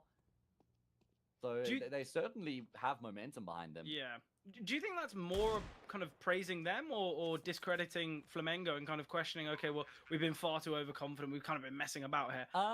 It's probably a little bit of both, but more so praising Keyed Stars than Flamengo sort of making mistakes. Yeah, I think that the Keyed Stars individuals have really come alive in a big way. Desh in particular, towards the end of that first half with the AWP, he was finding a lot of impact. Leo had that big round. Flash also had some important multi-kills. So it feels like we're starting to see the best of Keyed Stars coming together on the server. Yeah, actually, I think maybe 2/3 of these rounds are because Keystars are looking good, and Flamengo have had a mistake in them. You look at that last round where it was the force buy, and it's just nice deke shots from Desh. So yes, great finds, but capitalizing on the mistakes from Flamengo, which is always so important because look, you can talk about kind of a team's game plan or whether it was the right thing to do or the wrong thing to do, but a broken clock's right twice a day. It's not always about what you actually want to achieve. It's just whether you physically can find it. Knife kill, team kill. Okay, it wasn't even a knife kill; it was a nade kill. Tough one there, but I like the kind of memeability of that moment. But yeah, I think sometimes you'll see teams. They might go for the wrong approach. As we said from Flamengo, they go for the aggressive against the Deagles. But if we see that MP9 connecting, if we see those frags come through, then look, what's to question it? It's an okay round. But here we have it, 8-8, full buy from both. Orp for Dash, but no big green in play for History. History's been a bit quiet here. Oh, yeah. I mean, most of the players for Flamengo kind of dropped off Dash. Well, he had the shot there. He had the opportunity. That was what the plan was in place for. Boosting up above the smoke. Cost him his life. Cutsmaret spots the head of Flash. Flash doesn't know he's been seen, though. So Cutsmaret just smartly walks back ever so slightly, re-exposes that head, takes the head. And Flamengo now have a big advantage. That miss smoke could be costly as well. And how on earth do Keystars get back into the 5v3? Yeah, it's tough, but they could go searching here. VSM goes for a bit of a pot shot. Leo, it seemed like he wanted to fire that orb, but it's so difficult to find in the smoke. They've been given this space towards short. No one is currently holding. Cutsmaret obviously just tucked away here. I like the boost. It's a great way to try and deal with this. Cutsmaret just needs to tuck back again. Leo been heard now. Orb shot coming through. Don't actually know what he's firing at. Great find from Delboni, though. Delboni doubles, and it's all on Venom East. The hero of Nuke now called upon. The money's pretty decent for Keystars, at least. You look at Flash, you look at Ninjas, Desh as well. They'll all be able to invest in the next. But, look, I've got to say, Flamengo, again, it's a moment where they bring out the weaponry, and they look so good. Oh, nice bait there. Venabeast shoots with the rifle. That draws him into the fight. He's able to pick up the AWP and pick off one, but goes down straight afterwards. That's where the round kind of cascades out of control. Flash is thinking maybe he can find an early timing into the B bomb site, but you're not catching Cutsmaret off guard. And then Delboni at range just mows down to Flamengo regain their lead, and actually keeping 4 players alive is really important for them to just kind of bolster their position on the CT side here. Still have to reinvest most of their money, and like you said, Keystars had tons of money coming into this round, but nothing left after they buy up here, so they kind of can't afford to lose this round all of a sudden, can Keystars? Yeah, look, they still got all the equipment needed. Still no AWP here for History. Great opener from VSM in the last, though. Desh has been such a pivotal player for Keystars, and getting taken down so early on creates a bit of difficulty for them.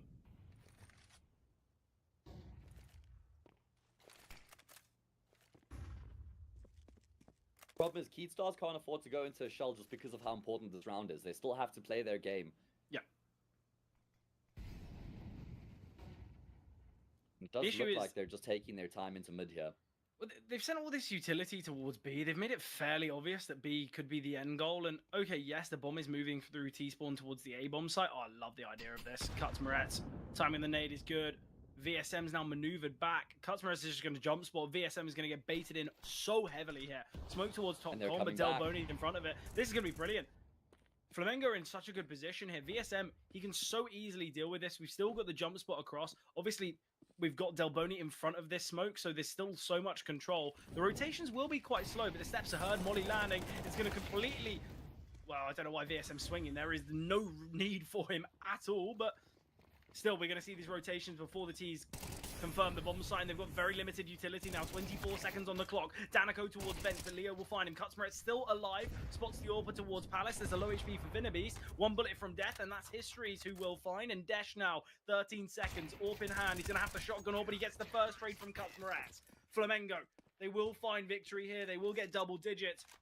And money now for Keystars is a bit tough. They're going to have to opt for an eco. And this is where Flamengo, they can get another step in the right direction. Again, VSM makes that round a little bit hard for himself. He gets the kill. There's a molly down. He doesn't even need to swing.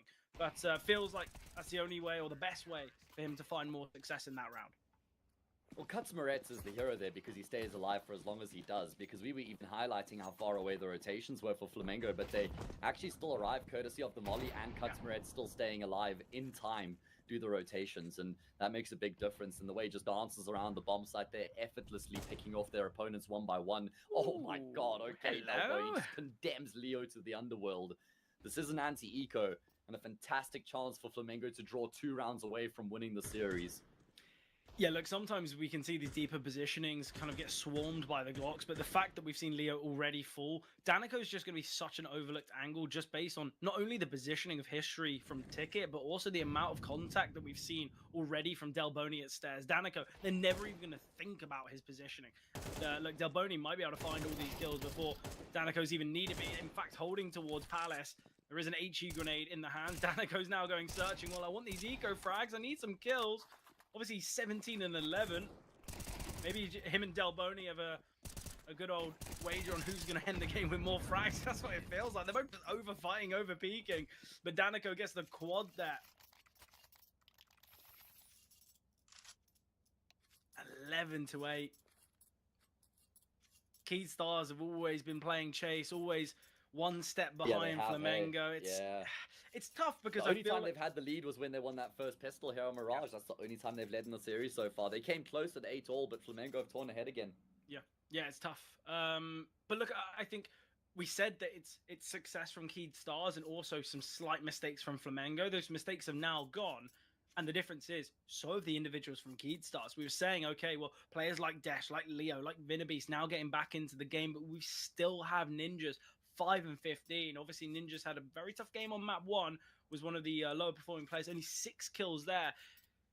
5 hits, it's 11 kills across 2 maps currently. And okay, yes, you can forgive map 1. It was very dominant. It was 13-3, only 16 rounds of play. But here, it's been a much closer game, yet there's still someone really lacking for Keyed Stars. And look, I don't want to pin it on Ninjas, and it's definitely not just his fault. But in a really important game like this, in the kind of the round 1 matches of the group stage, you really need to be having kind of at least some consistent moments or kind of the odd round here or there. But it's been very quiet for Ninjas. It is what we highlighted coming into the series, though, for Keyed Stars, where they've struggled has been on the individual level, excuse me. My goodness, what's going on in Connected? Denoco has eventually gone down. I mean, it was always a very difficult position that he found himself in. Keyed Stars electric in their approach in towards middle, just surging forward and finding 2 good kills to open. Oh, history spotted. Oh, it's such a hard fight, but he will find it. And with that kill coming through, the bomb is going to maneuver. This is where Kutsmaretz can just back away. Although they've got this deep spacing kind of window and ladder, Kutsmaretz, if he can maneuver towards Van, this could be so effective. You can get history posted up in market. You have Kutsmaretz on the back of the bomb site. This is going to be actually a pretty decent setup if he can hold the cross. Oh, he's been spotted towards bench here. This is where Kutsmaretz is going to feel very isolated. Not only getting aggressed upon by Short, but also by Apartments. And the missed shots there are tough. History's posting towards Short, just in the hopes that the site players won't swing him. But VSM holding towards Palace. Just going to look to save here. Money's pretty decent for Flamengo. They still will be able to get a buyout. I think a little bit of that is conditioned on VSM saving, as History isn't going to have the best of buys. Probably unnecessary, mate. Either way, very good work from Keyed Stars. And I was talking about in that, like 8-9 gun round, how important it is that Keyed Stars don't go into a shell and start playing not to lose because they're on the brink of kind of falling behind the game. We see the complete opposite here in this round with that confidence, the way they charge so aggressively into middle. That's what catches Denoco off guard in Connector as well. He's forced to push forward in towards his opponents. He was never going to be able to get out of there. And yeah, it's a very convincing round from Keyed Stars. And if they can win this next round here, 10-11 becomes 11-all, game very much alive at that point. Yeah, of course. Obviously for Keyed Stars, still trailing, but all it is one gun round. They're back in it. They're right back in it. Problem is, they're also just basically one gun round away from losing the series, so it's still on a knife's edge as things stand. I think as well, to have kind of such a consistency and such a dominance on the T side of any map is really hard to find, because all it takes is one strong setup, one gamble, one correct call, one double kill from the CT side, and you kind of think, oh, it's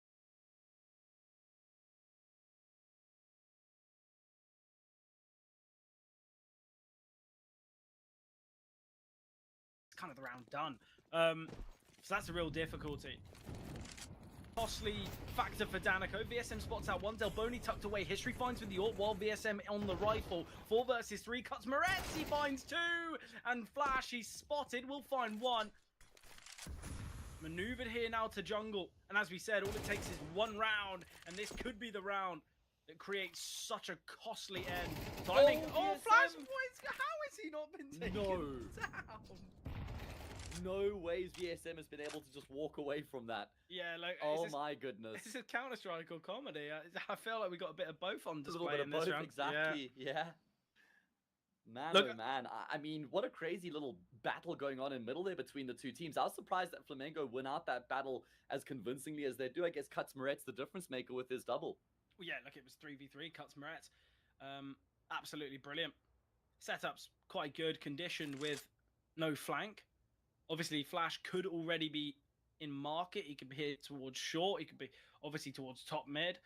Could just be waiting patiently around Con. And this is where Cuts Moretz going to get taken down. Flash quite quick there. There's 19 seconds. You understand why he feels the need, but you're never going to win the round.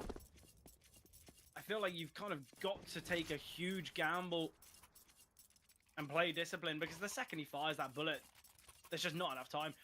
Either way, though, Flamengo now with 3 opportunities to close out the series and get that first victory here in the group stage. Obviously, as you pointed out, it's kind of victor against victor, loser against loser here in this kind of, I guess, not double elimination, but lower bracket, upper bracket group stage format. And Flamengo with 3 opportunities to be our first victors here in Group B. Obviously, we do have another series in 9Z versus Bounty Hunters, but it's been difficult for Keedstars, it really has. And Ninjas is still really struggling here. 6 kills. 12 over 2 maps. Not really what you want. You know, you look at the majority of the Flamengo players, they've got more than kind of 12 kills on these maps singularly. Kind of 12 on Nuke, 12 on Mirage. The fact that Ninjas has got 12 in total, it's really tough.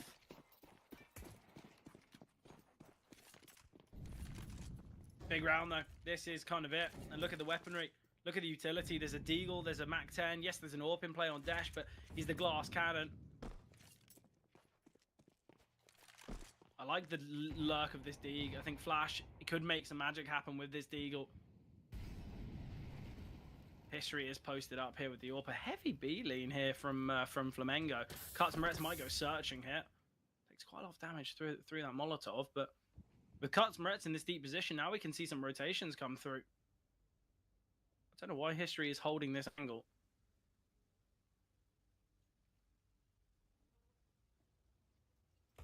Well, is this where the game ends for Keedstars, or have they got some life left in them? That's the question of the round.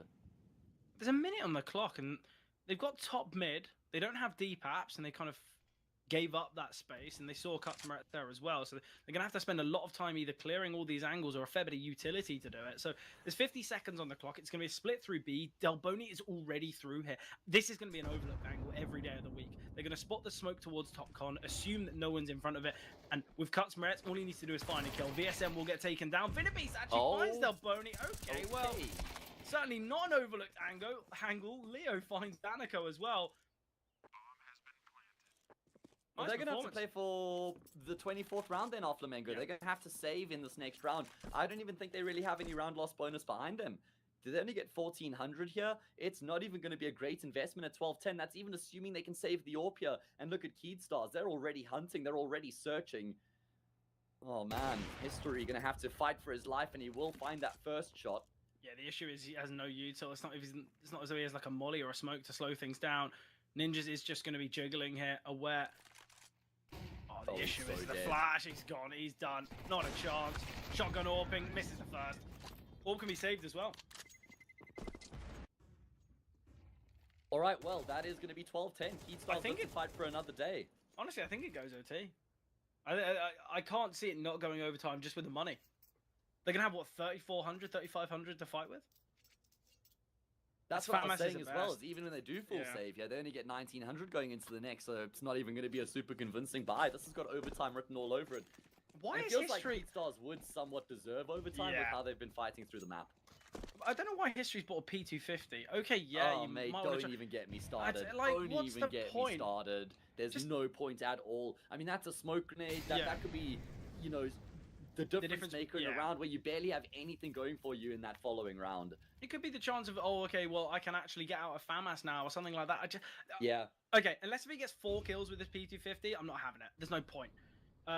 Obviously, I'm being hyperbolic. 1 kill would be able to, I guess, gain the money that you would lose. But even still, the P250, it's not as though it's going to be a massive game changer. And especially with such limited money. Even if he had 4K at this point, I'd still be questioning as to why. Well, if he's got 4K, then it's no problem. He can afford it, surely. Well, it means no drop. Do you know what I mean?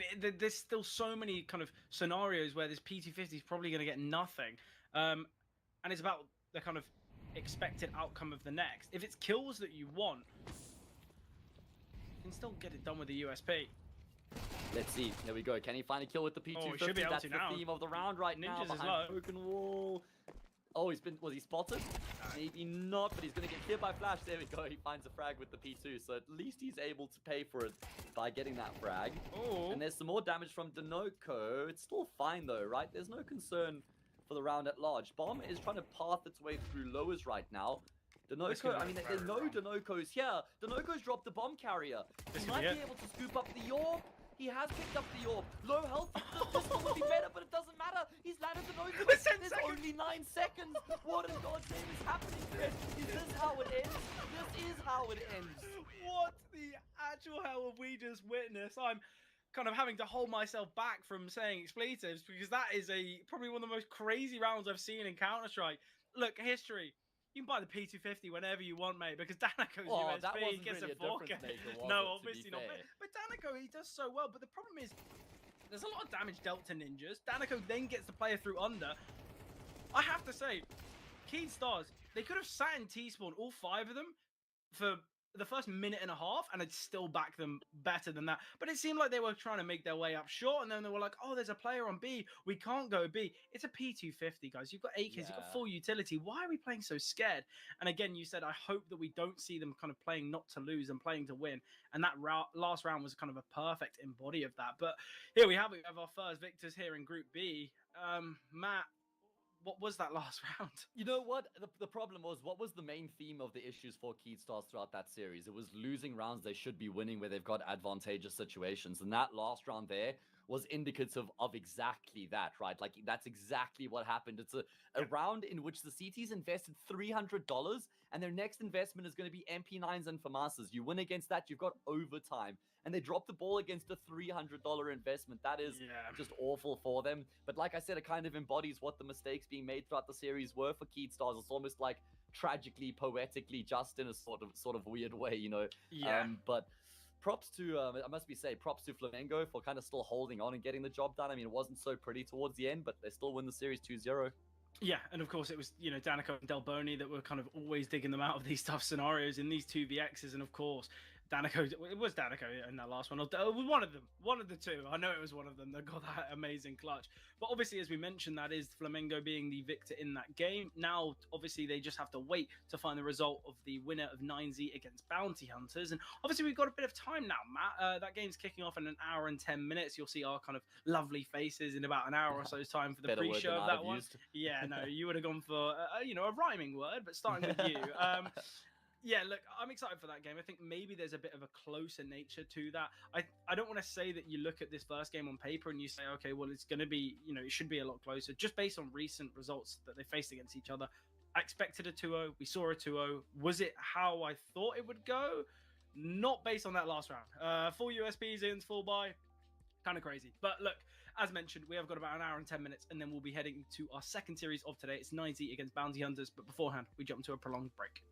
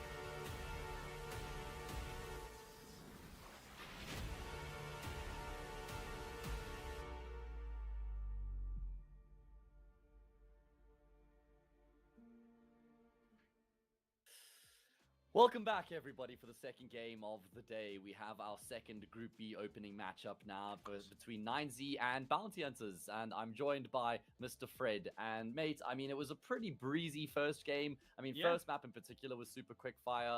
Second map was quite a lot scrappier, I would say. Eventually, we did see Flamengo get across the line, then win the series 2-0. And now we get to see who they're going to play up against later on today, because we actually have that winners match for Group B later on. So let's get into, I guess we can just jump into the rosters. I think we spoke about the scheduling earlier. So let's just bring up 9Z here, mate, and we can get straight into it. Yeah, definitely. Look, I think when you look at both these teams, when you look at them on paper, I feel like 9Z do have a bit more firepower, I've got to say. Obviously, they've brought in both Lucan and Adam S, and I've got to say, Lucan's been really positive when it comes to this roster. Or, you know, you look at the individuals, I feel like there are still the kind of the pieces to this, to this 9Z roster that were kind of looking to progress to that kind of top 10. You know, you've still got players like Martinez, Huaso. Obviously, their most recent kind of loss, I guess you could say, being Buddha, I want to say, was removed from the roster. Yes, correct. Honestly, I have to say, I don't know why they've made these changes. I guess it's got to be on the basis that the individuals maybe wanted to make a bit of a change, but like, you're pushing for top 10. Why are 9Z messing things around? Like, what's going on? They've stagnated massively over the past 6 months, bro. Like, they really have. Not only stagnated, like, they've been regressing. We've seen them playing at a level way lower than what we got out of them last year. And remember that also DGT was picked up by Payne, right? Yes. So that was also just another vacancy in the team that they had to plug. They've brought Adam S and Lucan into the mix. This is actually Lucan's third stint with 9Z, but this is like the best version of Lucan we've ever seen. So it's like, tried once, nah, it didn't work. He went off back into the wilderness, tried again, nah, still not ready. I think this is the moment, you know. I think this is where he could really come into his own with this team. I've also always been quite high on Adam S. I feel like he has an incredible skill set and certainly brings a lot to teams. I just feel like he hasn't been able to completely find his footing in a team that works for him, as well as him working for the team as well. But I think with this 9Z roster, we could see it coming together.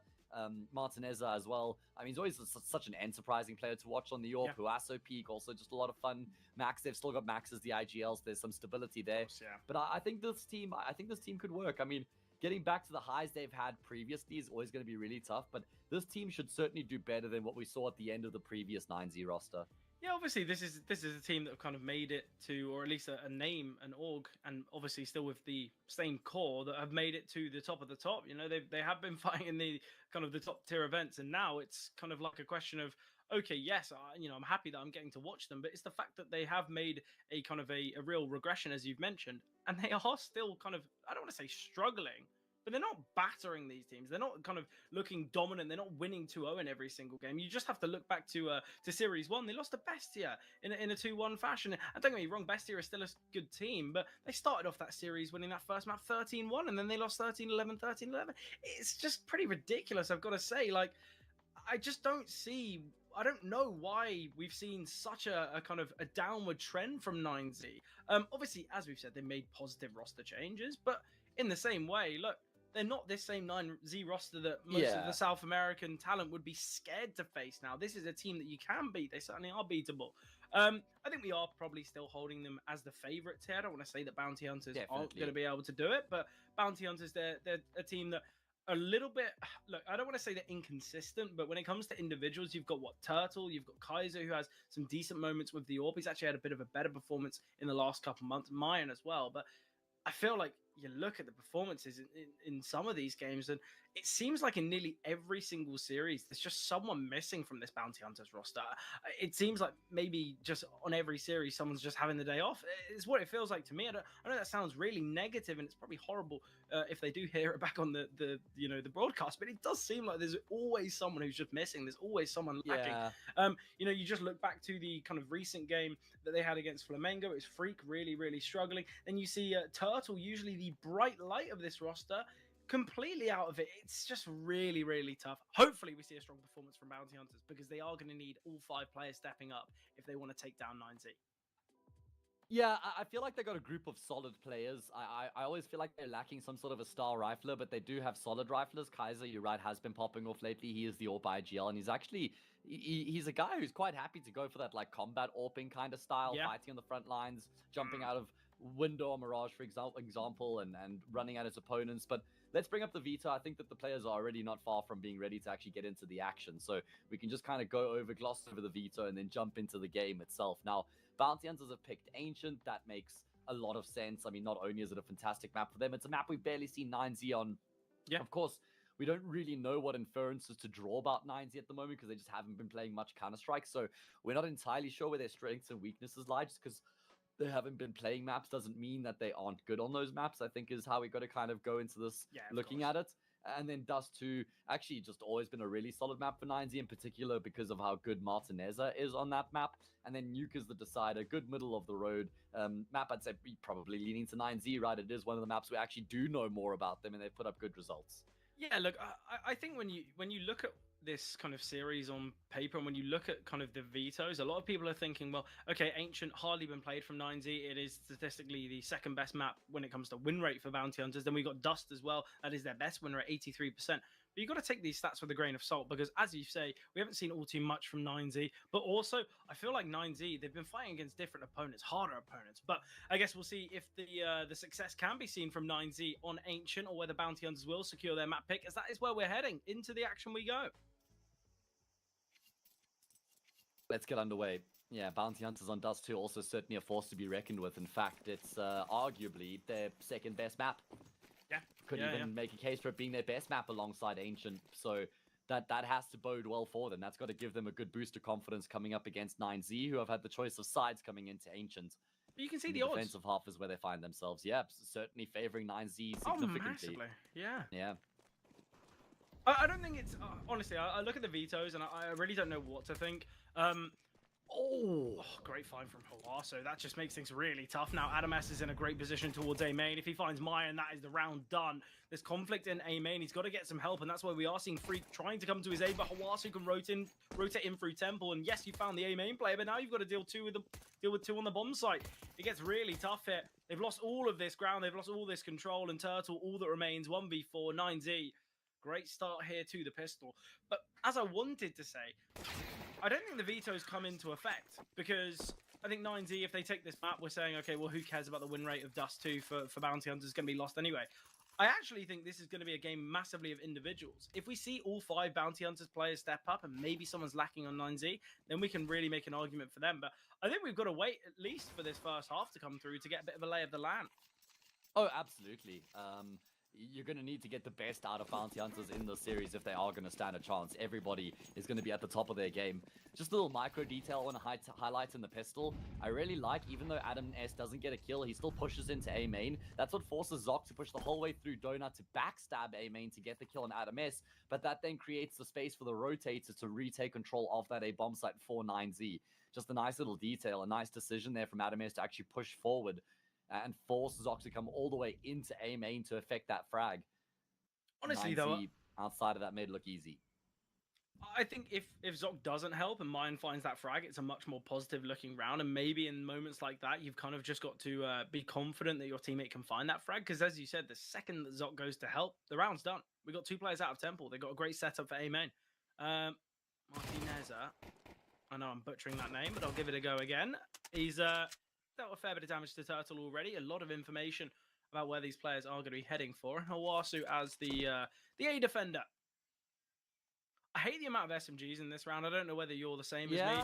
I just feel like, yes, okay, you're going to have kill bonus, but at the same time, it means that you're going to be fighting against 5 AKs with 3 MP9s. Yeah. I hope one of them dies, because otherwise, it might be a little bit screwed going into round number 3.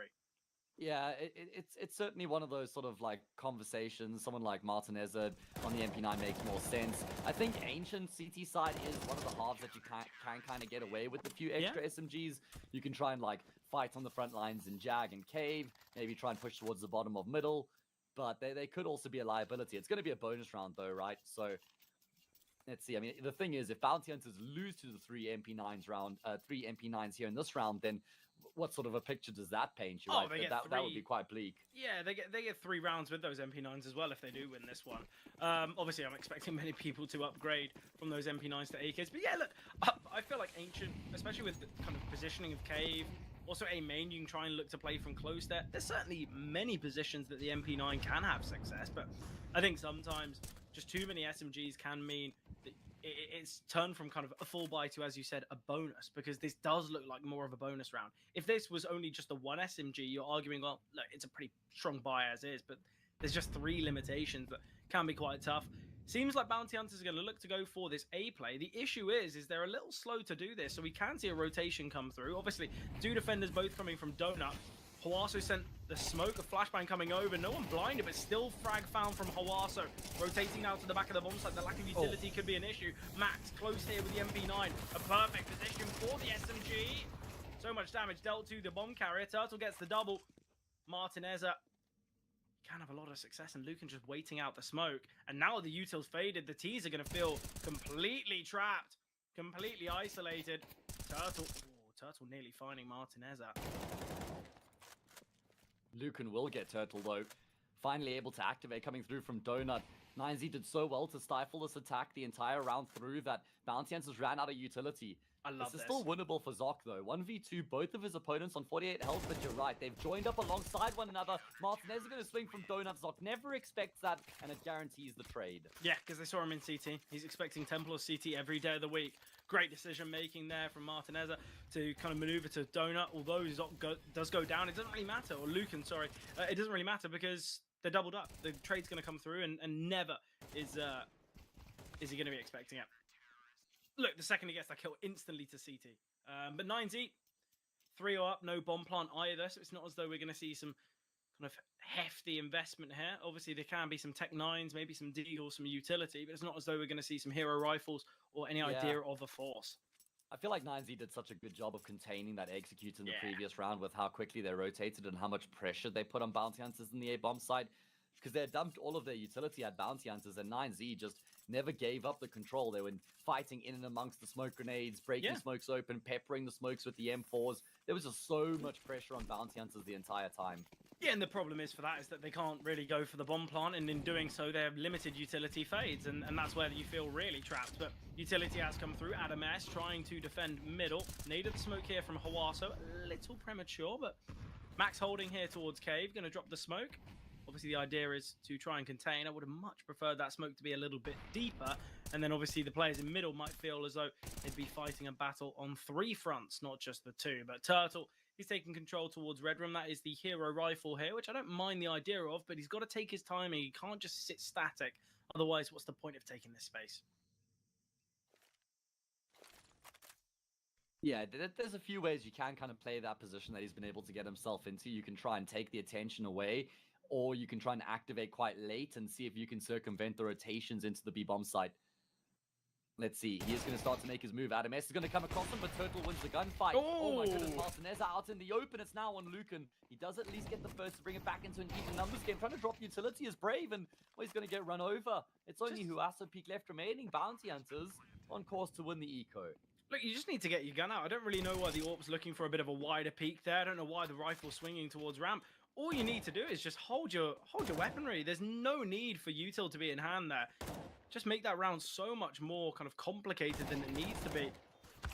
Oh, Hawaso, nice find, but Zoc can take him down from ramp. So the hop buy does come through. Obviously, Turtle getting that kill on the rotation, taking down Adam S. But yeah, look, I don't really know what the game plan is there for 9Z. Are they looking to take space towards ramp? Are they just looking for wider peaks? It just seems a bit unnecessary. And Max going down for nothing's a really tough one. But a nice response. Bounty Hunters, they needed a round. They needed to try and find some success, and they have done so. Obviously not in the most normal of ways, as it is just a half buy, but look at the finances now for 9Z. We've got 2 SMGs, 2 5.7s, the 1 rifle on Adam S. They're looking to take some space towards middle. If Turtle has a look, he could find plenty. Hawaso found, and now the 5.7 and Max completely caught off guard. Adam S surely spotted around. Donut will be found by Turtle. A good start here in this round for Turtle, and this is where Bounty Hunters can bounce back, as we should see a 3-3 scoreline now. Yeah, good work coming through from them, just collapsing in towards middle, catching those players effectively with their pants down, just out in the open. Really good util usage as well. Flash is just lining up everybody there.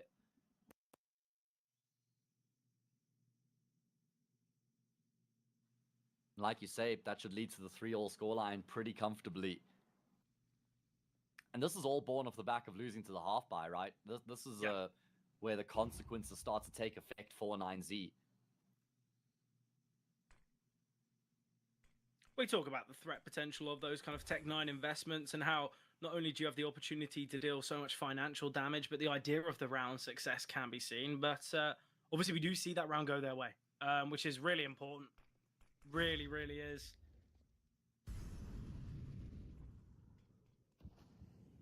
Shout out to Freakazoid, co-streaming this tournament. Yeah, I saw that. Pretty cool. I don't know, is he like affiliated with Thunderpick maybe? Or is it just maybe just love the game? Love of the game. Yeah. Could be. Yeah, certainly could be a reason. I'll never forget the tank top Cloud9 era, Sean Garrett and Freakazoid. I've actually gone back and I've started listening to the return of the By the Numbers podcast from episode 1, which is the Richard Lewis and Thorin podcast. It returned in the end of 2017, mate. And they are like, I think like 197 episodes or something. I actually can't remember exactly how many there are, but there are a ton of episodes, all 2 hours plus. And I'm going back through the archives, watching them all one by one from start to finish. Is that kind of the late night YouTube? Or long drives maybe from town to town, whatever it might be. And yeah, I mean, it's kind of started, it's like end of 2017, then Cloud9 won the major 2018. And I mean, it's just, cool to kind of hear the conversations of all the history and the past teams and the tournaments. And actually pretty fun, enjoying that.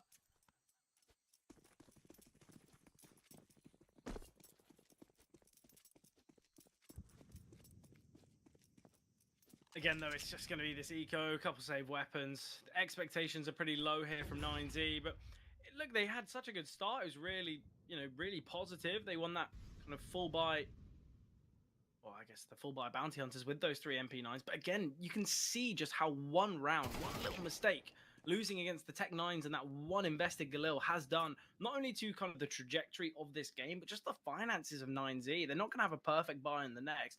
Obviously, if Luke can get a couple kills with this MP9, might be able to drop an AWP across, but you can see the real difficulty in the investment. Max has to take contact here. Oh, Max finds a kill, but the problem is Lucan actually takes the shot. We'll be able to find the frag. That is the bomb drop. We can have an AK brought across now. Lucan, I feel like he's within the Molotov itself. Nice HE grenade. He needs to find Freak. If he can get this kill, this round is so possible. And we're seeing the rest of the team rotate down ramp. This is perfect. Mine's going to be such under pressure. Taken down. Max gets one. Look, it's a damaging round.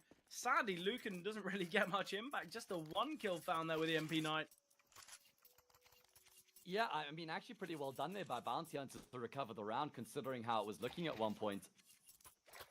It was looking quite scary. And 9Z continued to try and fight forward, and they get punished. At least they inflict a lot of damage. I mean, that certainly is a good bonus for them. Yeah, but they've just got to capitalize off it. Obviously, this is still the full buy. You look at a player like Zoc, he's just shy of 10k. Mine, about half of that. The money is still in place for Bounty Hunters. It's not as though it's, an absolute bare bones investment. I think Hawaso is going to get asked to flash through here. There's so many players in middle, or at least close by. Lucan play forward here. Zoc, great timing. Hawaso needs to peek through this, but he's kind of missed his chance. He had to peek the second Zoc made contact, but the fact that double kill comes through, Molly into Donut. Turtle's going to be looking to push through this. Hawaso get one. Can't double down, though. Kaiser's the impact finds 2. Adam S needs to get that trade, but it's a 1v4 for Max. And Zoc can find Bounty Hunters. This is looking so much better. They are looking like the well-oiled machine. Yeah, exactly. We can start to see how comfortable they actually are on the T side of this map in terms of how they're going through the motions and processes there. Util usage, the way they work themselves into mid. Zoc with the double is brilliant. And then Kaiser matches that with 2 of his own. Round over. 9Z starting to feel the heat here, I reckon. Yeah, definitely. Especially when you say that this, this map started pretty perfectly for them. Not only was it that kind of 3-0, but it was when they had some weaker weapons in play and still found that success. And this is still all predicated off the back of losing to the half buy. We can't forget that. That's where 9Z dropped the ball and they haven't been able to pick it up again since then.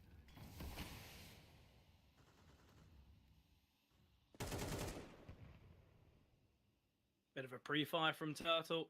All in the hopes to find someone in cave.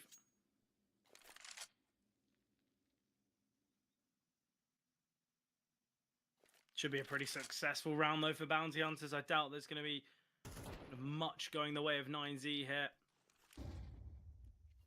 just because they're playing quite a disciplined approach. It's not as well. Yeah, It's not Bounty as Hunters do have to be careful, though. We saw them come close to slipping up against a round of a similar sort of nature early on. Yeah. And they're taking their time here again. 9Z aren't really making too many plays. There is Huaso who's pushing through A main, and yeah, good awareness from May, and not going to get caught off by that forward position. Max is going to look to take some space, but the round's kind of already gone with the A-bomb site under the control of Bounty Hunters, and Adam S taken down. Pretty simple stuff here for Bounty Hunters. Not the greatest of sprays from Kaiser.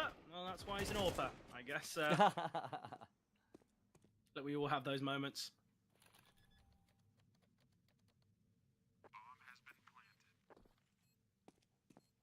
Yeah, now 5-3 though. And it's not like these rounds have been particularly close either. I feel like Bounty Hunters have had a pretty easy time in getting these rounds across the line so far. That's going to have to change. We'll have the AWP in the next round for Martinez. Perhaps could be a different, make a bit of a difference here. Yeah, yeah, definitely.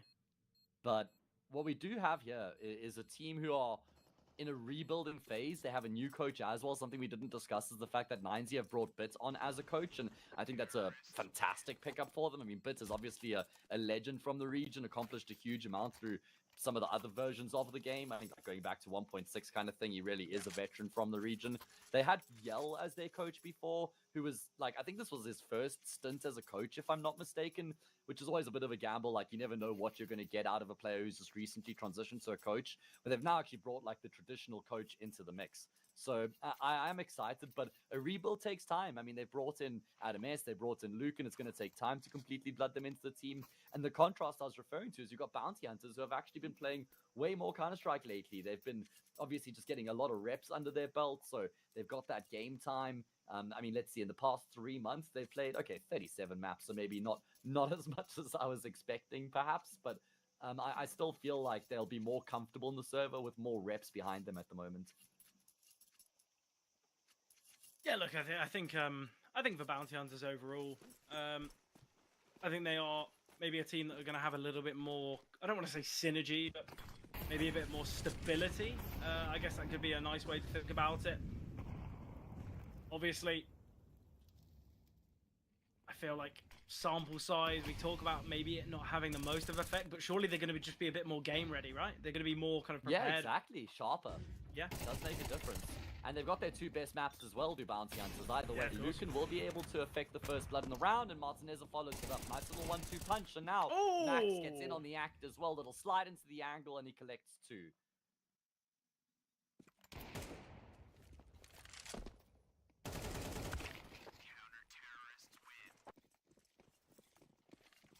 Pretty perfect round. Not really anything really to complain about there from 9Z.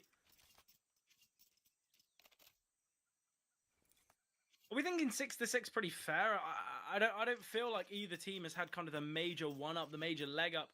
I guess you can say Bounty Hunters, the second the weaponries come out, they won 5 in a row. But I feel like some of these rounds, and obviously the real issue that we've seen is Bounty Hunters got such a streak just based on that half-life victory. So I feel like a 6-6 could be a pretty fair assumption. I feel like neither team has had the major leg up, have they? Yeah, I have more confidence in Bounty Hunters than I do 9Z right now. I really like this position from Adam S, but it's a brave one. That Molly's going to stop him from being able to fall back. That smoke's going to start to fade. And you've got to imagine this will be considered by Bounty Hunters because they don't have anybody in towards mid. And Adam S at least going to be able to use the last few seconds of the smoke to get back to safety. So now for Bounty Hunters, they find themselves with this big 4-1. You've got Zoc who's at the top of A main, and then, well, now 3-1. As Adam S will take Turtle down with the nade. A great way to find an opening kill without any risk. Yeah, obviously this double donut setup as well just allows for such a kind of a heavy B presence. They've got this whole half of the map kind of contained just on continual jiggles. There's great trading potential. It's not as though they can get one kill and just open up this half of the map. 9Z, they're in a perfect position now. Honestly, I wouldn't mind them just look to back away. Obviously, we are seeing Martinez look for this pick with the AWP, but he plays in front of the smoke, and this is where they can just play discipline. There's no need for 9Z to kind of rush themselves or rush their way into this round. They have got so much control, and they have got so much of an advantage. It would be very wasteful to see them hurry things along, but it seems like the T's are slowly going to make their way towards Cave, and that's where we got this double setup. anubis gets one, and Max isn't needed. He's a contingency plan that isn't even seen. Yeah, he was, like you say, the backup there that was never required. And this is going to be 9Z leveling it up to 5 apiece. You mentioned that 6-all could be a pretty realistic halftime scoreline, and it's seeming like we're heading in that direction. 9Z have looked so much cleaner in these past 2 rounds, man. They've looked like they haven't been overplaying their hands, but they've always had some sort of early, I don't want to say aggression, but just a bit of a play being made. You know, that round it's anubis who's on shelf and then kind of just poking and prodding around. Jag gets the opening kill, then they're happy to just play the long game from there. Don't overcommit or offer up any other way for bounty hunters to get a frag for free to get back into the round. They force bounty hunters to continue to make the moves, and they just punish them. Good work. Good contest between these 2 teams so far. Yeah, and finally it looks as though this is an opportunity for 9Z to break the finances of bounty hunters. Obviously players like Mayan, Freak, and Turtle will be financially reset with a round loss. So this is an opportunity for 9Z now. They could, in fact, take the lead. They could go 7. But I don't think any team taking the half would be fair. I think both teams have had an argument of why they have looked good and have had real impressive moments. Obviously, something we do have to say is in the one game that we have seen from 9Z on this map in the last 3 months, they had a 20% win rate on their CT side. So already, I guess you can say things are looking a bit more positive. Yeah, signs of improvement. We'll take it. Yeah, and it's just the one map, though. Yeah. Lots of Util dumped into middle there. I love this double A main. Zoc is flashing for it. Great flash, but oh, wow. Turns, okay. Actually, not a great flash. You needed to be popping sooner than that. Yeah. Well, so it makes it easier for Lucan to turn away from, I think. Yeah, I thought the idea that it was just going to be a pop flash, but I don't know why I don't know why there's a step bounce off the wall. It's so easy. Hawaso needs to be cautious. His head could get just ripped off by Turtle pushing through this smoke, but Hawaso, great crosshair placement. Molly on the bomb site. Max is in such a good position to find success. Kaiser trying to find the pick. Max again securing the second. Zoc, this is where maybe it's the idea of saving. If he saves here, he can drop a Galil over to a player like mine, like Freak. It is a 1v4. Yeah, you've got a minute on the clock, but why would you give this round a go if he saves? Obviously, he can drop over Galil, buy, a smoke and a flash, get some utility. Zoc's been on a bit of a heater in this game so far, Fred. Maybe if he can find a kill on anubis, 1v3, get the bomb down. Hey, the bomb could be valuable as well. Seems like he's ahead of the flames right now. He's going to try and make a play while the flames are still burning in the hope that he catches anubis off guard. And he does. Good first frag found. Going to scoop up the bomb now. And he may be able to activate the C-Poise. Instead decides to go for the fake. And that'll cost him his life as Max rounds on him. 9Z have gotten the lead and have a really good shot at closing this out 7-5 in the first half. Yeah, obviously for Zoc, he's still going to get a buy, but as I said, there's going to be limitations here. Freak, Mayan, Turtle, there's going to be maybe pistols. Turtle could actually get an AK if he opted without head armor, but utility's been so important. Turtle could have a Mac 10 right now. Opted for the tech.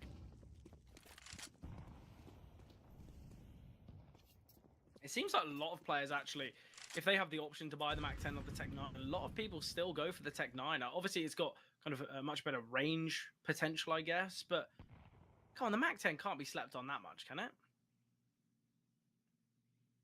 I don't know. I think against like head armor, you're probably going to have a better time with the Tech 9. Yeah, I do get you though. Mac 10 just run and gun, make it just so annoying to find. I think what you can do with the Mac 10 on the run and gun, you can kind of do something similar with the Tech 9, except probably inflict more damage. Martin as though will get a kill and then fade back through the smoke, and I think that was a T-side smoke that blooms just after he gets the kill, and he'll say thank you very much as he escapes back to safety.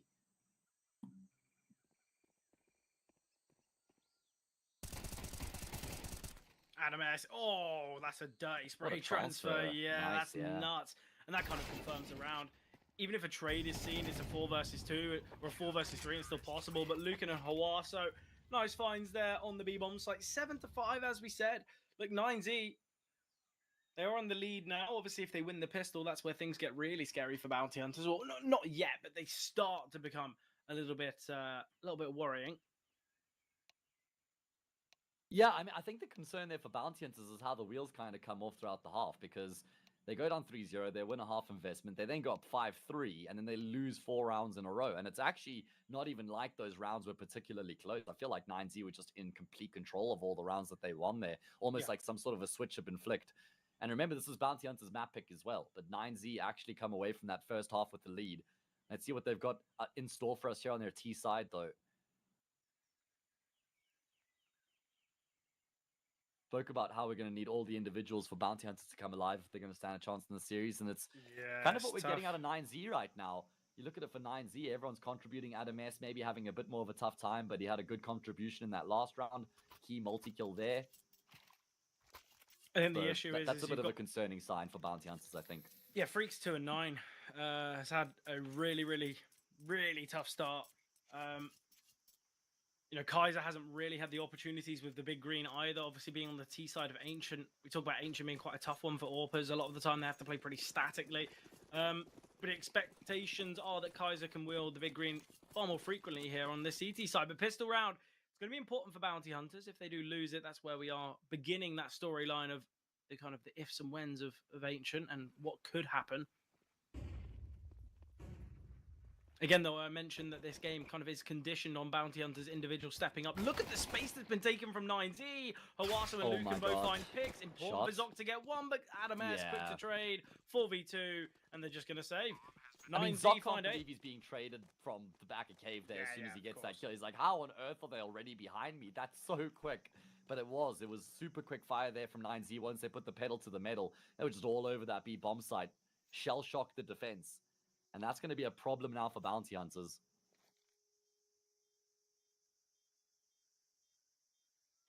Do you force here if you're Bounty Hunters? Do you take that risk? Obviously, both players can kind of early upgrade or easy upgrade, sorry, to full head armor. Do you think that's the right choice? Or is it too risky? Well, let's see, first of all, if they're both going to be able to keep that little light investment into head armor alive. Unfortunately, not for Mayan and Kaiser.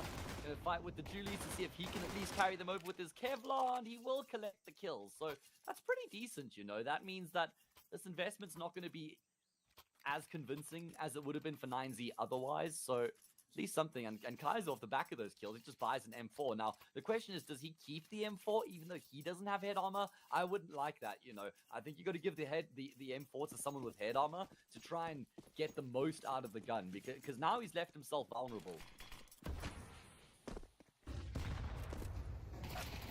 Let's see, Mac 10, no head armor. Goodbye, yeah. Kaiser. I told you, mate.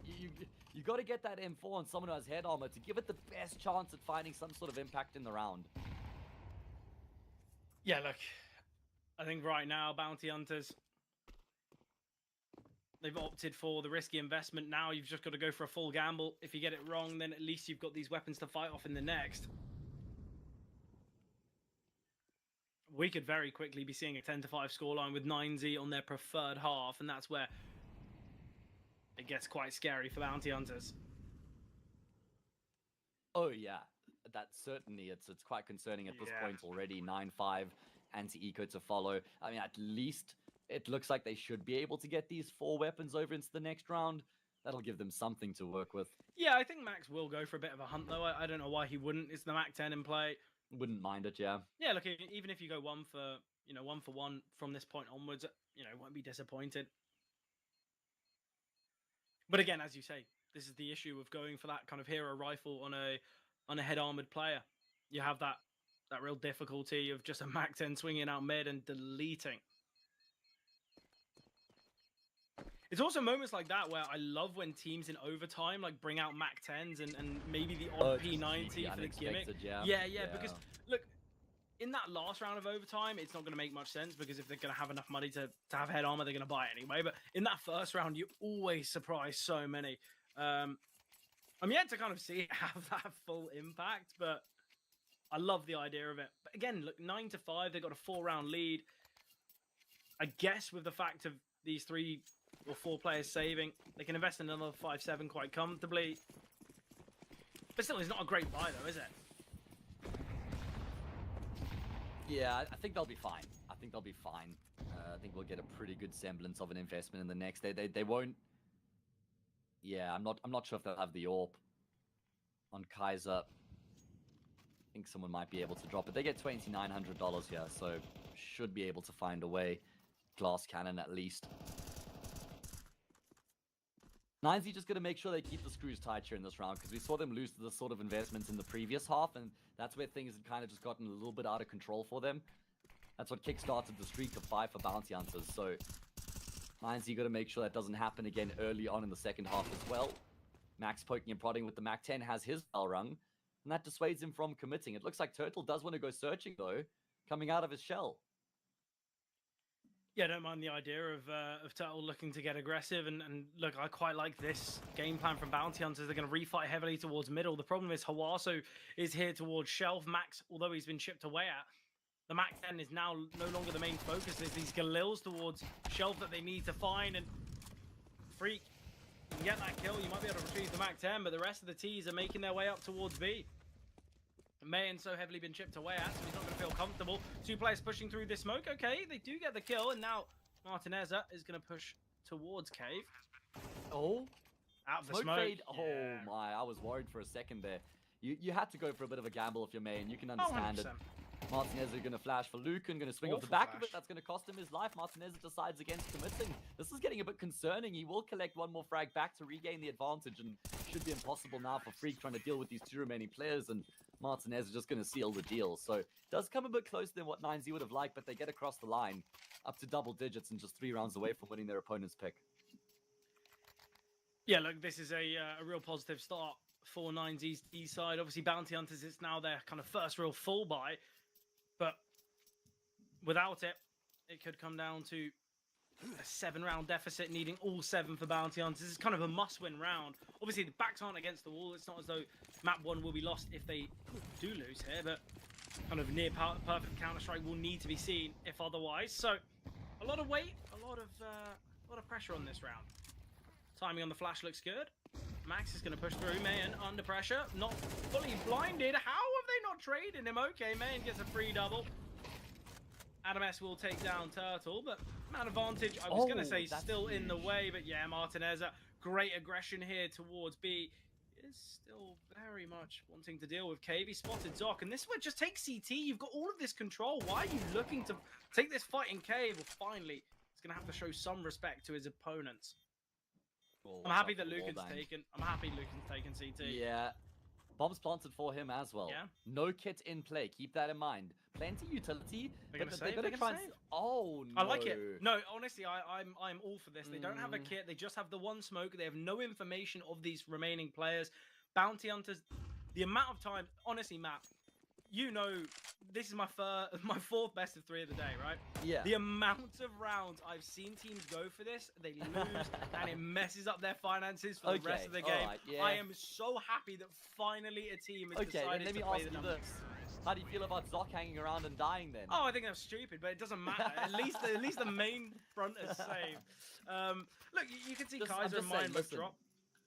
Sorry, I was just going to say, I feel like in that 3v3, there is a world in which you could consider going for the retake, but you're probably right in terms of erring on the side of caution, because you are down 10-5, and if you lose all the guns, it's almost like guaranteed game over. So I can get on board with it from that perspective, but then what the hell is Zoc still doing hanging around there? Then you need to just immediately head for the hills. Why are you looking for exit kills? They've got money on the T side, they've got rounds. There's no value at all, and it's actually something I'm still shocked to see, even at the highest level of the game, these sorts of basic mistakes still being made. And all due respect, I give Zoc his credit frequently. I think he's a fantastic player, but unfortunately, he's just the guy who made the mistake this time round, and that means I'm going to highlight it, But that is kind of borderline egregious. That's why Freak has a FAMAS and not an M4, Yeah, look, I don't think it's kind of the biggest of issues, and I think if they all 3 decided to hang around and look maybe for the round or for exits, and multiple went down, I'd be so heavily kind of discrediting that decision. But look, just it's such an unforced error, though. Yeah, is the problem. It's unnecessary, but I'm happy it's just a 1. I've seen so many rounds today where teams have looked to hang around, they've looked to go for retakes where they don't have enough utility, they don't have the space, they don't have maybe the numbers needed or a defuse kit. They still get a go, they lose the round, they lose all money, and then they're just screwed. So I actually think it's good that Bounty Hunters have done that, but they do need to capitalize, because look, you made the correct decision in saving. If you lose this round, then what was the point of it? Well, opening kill found, but Lucan gets one back. Cancels it out immediately afterwards. Freak continued to push there. We saw it in the last series in kind of Key Stars against Flamengo. That nuke, that first map, Key Stars, they lost 13-3, but they got 9 of the 16 opening kills.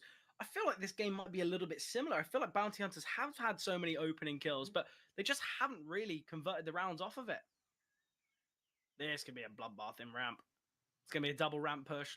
Max can get in the back lines. One is posted. Oh, the timing could be worst possible timing for him, and he will still actually be able to come away with the kill. You know what? That's almost like best case scenario. Oh my god, Kaiser, how have you gotten a second kill from them? That's ridiculous. They're going to go A. Adam S knows there's another, right? Yeah, he's got Max to try play off of right now. Max, I don't know if Mayan has stepped or not. Max in the corner's gotten the kill, and Adam S is only worried about the fact that there could be a player in Jag. And he's now gotten past. It doesn't seem like they were certain Turtle was B as well, but they're still going to be able to figure it out anyway and get themselves onto that vacant A side. I'd love to see Turtle go towards A main here. I think Donut is just far too obvious. They've dropped a smoke towards CT. Adam S now having a slight look in CT, but holding towards Donut. They both backed away towards A main. Ooh, and look, neither one of them is holding A main. Neither one of them is actually so focused on A main right now. Obviously, they're going to be looking to peek it because they're both here. But I feel like Turtle... What's the game plan? You're just going to wait it out, try and find a kill, go for the ninja? Yeah, I guess he's just hoping that maybe somebody would offer themselves up, but there's genuinely nothing going for him right now. And it looks like he's still going to commit anyway. I mean, he's just going to have to try and hopefully stick the defuse and pray that... Is he even going to get on it? Yeah, he's going to hope that they're fading away. You're right, he's leaving as late as he possibly can. And you know what's a gamble there? Is Adam S has actually thrown a flash. Imagine he blinds up Max as Max swings to kill the diffuser, and he's not able to. That would have been a tragedy, but it all works out. 9Z. I mean, this has been a streak, man. This is a streak of what, 9 rounds, I think, in a row? Yeah, they were obviously, what, 3-0 up. They lost 5, and now they haven't dropped around. Yeah, 9 in a row. Brilliant. Absolutely brilliant here from 9Z. We expected this, though, right? They are the favourites. They are the better team on paper. I don't want to say the Bounty Hunters aren't the team to do it, but as I said, I pointed out from Bounty Hunters, I said nearly every single one of their series, someone is lacking. Someone isn't stepping up. We've got Freak, 4-13, Turtle, 7-13. There's a couple of players who aren't really stepping up. And the difference is, as you mentioned, everyone on 9Z's having their moments. Everyone's looking really, really good. And I think it's tough. And now Bounty Hunters, they need 7 in a row. They need pure, perfect Counter-Strike, or they lose their map. And honestly, Matt, we can try and kind of drink from the tall glass of copium, and I guess I'm sure the fans will want empty, the comeback. Mate. The glass is empty. The glass is on the floor, shattered, mate. It's broken. Exactly. It's never gonna happen. Look, I feel like as broadcasters, we always try and kind of create a bit of storyline and idea. It's 9 in a row. 9Z. I can't see a world in which they lose this. Feels like kind of the Doctor Strange. They've 42 billion possibilities. Bounty Hunters. They've only got 1 out of 42 billion to win this game. They've gotten another opening kill here, and again, there's been a trade, but that's just because they've hung around unnecessarily. Zoc has gotten the kill in Jag early on, and then he's just still kind of hung around the entryway there. Hasn't been able to lock in his profits. He round-tripped his bags. I've been there, I've done that. Yeah. And I keep doing it, but they're not taking advantage of getting their opening kills. They're kind of leaving themselves open to the trade. We saw it from Freak in the previous round at Ramp, where he gets an opening kill, and then 5-6 seconds later, he dies after just not falling back. So look at the space big problem for Bounty Hunters, and now they have an issue on the Say Bomb side. Men could get taken down here. Oh, they're going to be way far ahead, yeah. Oh, they need to respect this smoke, but Max, he was in Temple. It's done. Look at the health of Turtle. There's no defuse kit. That was comedic. Lucan's in middle. There's nothing they can do. He's getting all this early information. Steps. Turtle's drop. Turtle needs this frag, but Lucan finds it. Information of Freak as well. He stepped 2. We'll find, but 2 versus 3. The bomb's already 1/3 ticked. Needing to deal with this setup in Donut. Great flash onto Hawaso, actually, but Adam S can peek at any moment. Contact taken from Hawaso. Freak's still worried about Adam S, but it's all just a bait. It's all just a... Oh, okay. It might just be a bait, but they're messing about, but... There's no time. Okay, that's the problem. He doesn't have a kit, so it's all a formality from here, I'm afraid. And at this point, it is going to be 9Z who have got the job done. 13-5. I mean, that is so convincing from them, because let's think about the way the map had started. They go up 3-0. Then they lose the half investment sort of Tech 9 buy, and then they lose 5 rounds. They lose 4 more in a row after that. So they go down 5-3, and then they don't lose another round from that point. So a little bit of a streak. There was a little moment throughout that first map there for Bounty Hunters, but that was it. Streaks and moments don't, small streaks and those sort of moments don't win you maps, right? And They had their chances with their opening kills, but weren't able to ever really capitalize on them. And we got to give credit to 9Z. I mean, once they'd flicked that switch in what would have been round 9, they did look like a completely different team for the rest of the map. Yeah, and I think as well, when you actually look at it, Bounty Hunters, they only won one actual full buy versus full buy, right? Because it was the full buy, it was the half buy victory that they won. Then obviously it was a force, which was pretty weak, weak investment. Eco, then full buy, then eco, and then so true. It was just one full buy versus full buy that they won. Look, Bounty Hunters, yes, maybe we could have seen a bit more from them, but I think at the same time, if they didn't win that half buy, maybe the scoreline could have been even more embarrassing. And I think, look, 9Z, they are the favorite team. They've looked really good here today, and I think we expected them to look pretty decent. And I think with that result, it just bodes so nicely for them on Dust. I think, it's their map pick. They've looked really good on it in the past. Okay, yes, it's, statistically the best map for Bounty Hunters. It's only a 3% difference in win rate. Bounty Hunters had an 80% win rate here on Ancient. Obviously not anymore. So yeah, maybe not the best of performances here from Bounty Hunters on map 1. Yeah, certainly does leave quite a lot to be desired. Got to say credit to 9Z, all the individuals standing up and having some good moments there and getting the team across the line. But with that in mind, we're going to just throw this one across to a little bit of a break, and then we'll be jumping into Dust 2 to break it down and figure out whether or not 9Z will book themselves a date with Flamengo, or perhaps we require a decider to see who that anonymous data will end up being.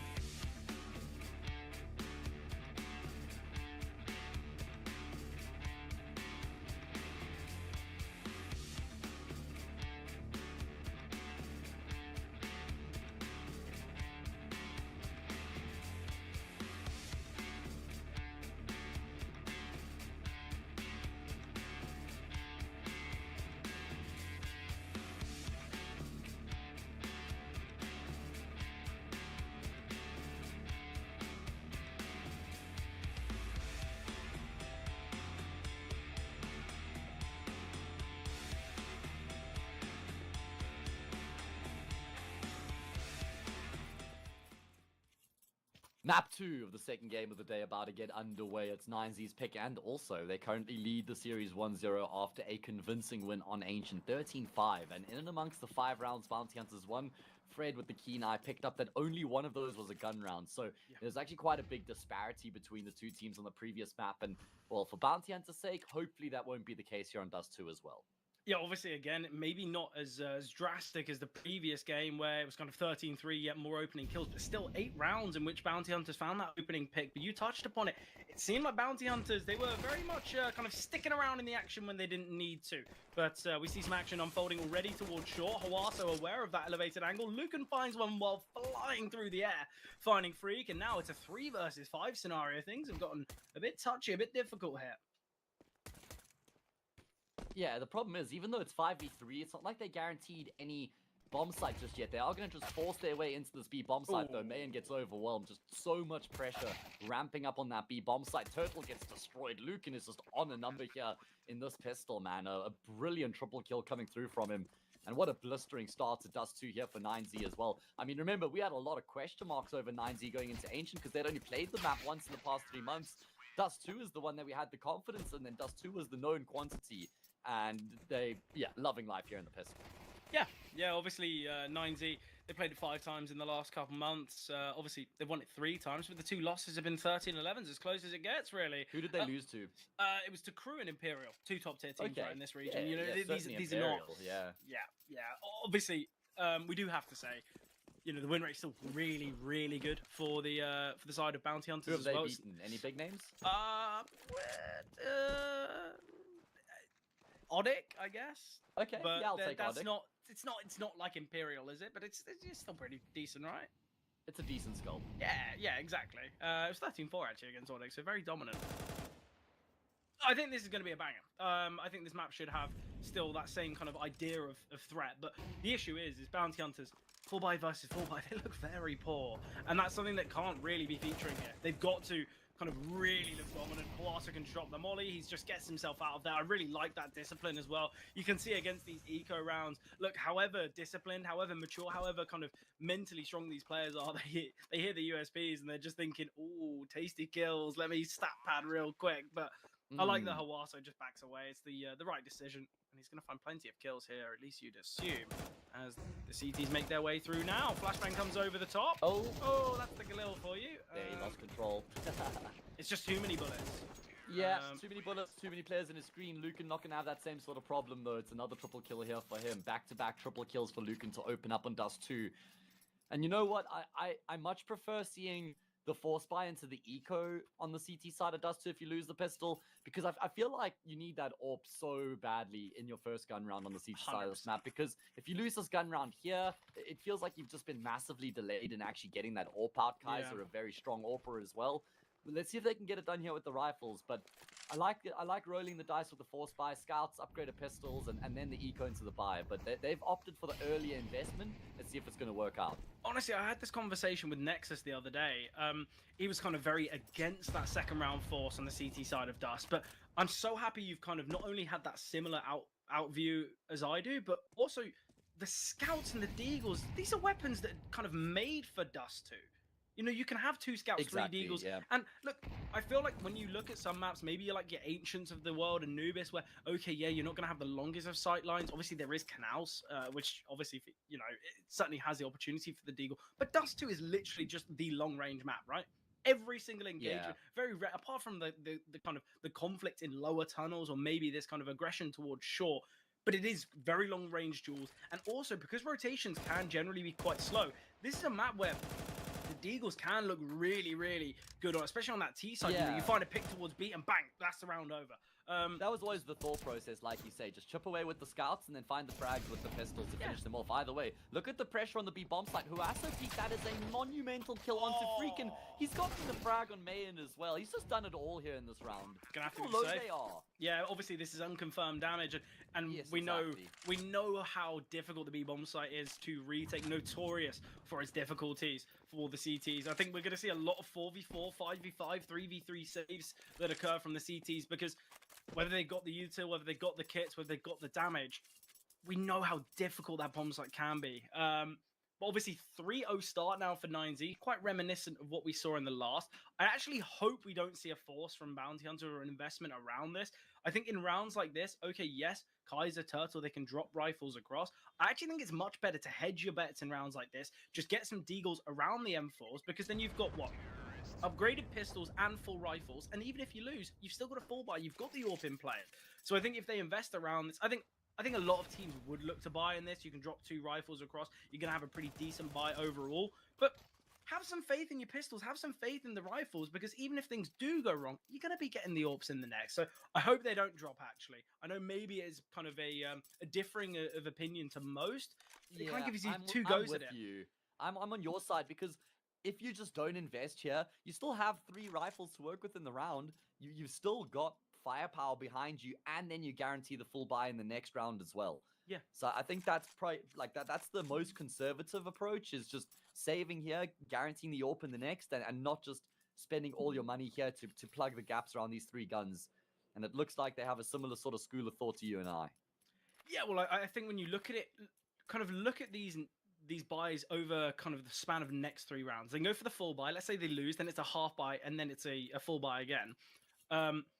Obviously, though, if they go for this investment, very strong half buy, then they get a full buy in the next, and that's when they have the AWPs and everything. It's not as though it's kind of a strong investment. It is a perfect buy. So I hope the Bounty Hunters, they will be able to find success in the next, because that's kind of what this round's conditioned on. But opening kill, so vital for the CTs here. Kaiser, though, we said about how Bounty Hunters like sticking around in the action. Kaiser makes it work by finding that frag, but Turtle taken down. Lucan has been so key here for this team. Goes for the early shot there. Maybe just keep the AK in hand. 7-1. My word. I mean, this is very aggressive from Bounty Hunters right now, and it's going to work the trick for them as well. It's only Lucan left remaining with the AWP right now. And Kaiser's so close, he's hearing all these steps. He's going to look to try and force the fight. He catches Lucan with his pants down. Big wide swing there will finish off the job. Listen, Martinezza was playing with fire because he just kept jump spotting there. Turtle saw him a number of times, and he just offered up his head too much. Look at this from Turtle. There we go, just as I say. Clean tap. And they're never expecting Kaiser here as well. Not expecting Kaiser so far forward. So good activation from him to catch his opponents off guard. And Bounty Hunters as well didn't even have to invest in this round. The 3 rifles were enough to get the job done. Yeah, look, that's the reason for this investment. We have 2 Glocks. Okay, there is another AK. The AKs are there. What was going on in T-Spawn? We've had 10 seconds of play, and they're only finally getting out of T-Spawn now. Clearly a bit of a mismanagement of who's wielding what weapon.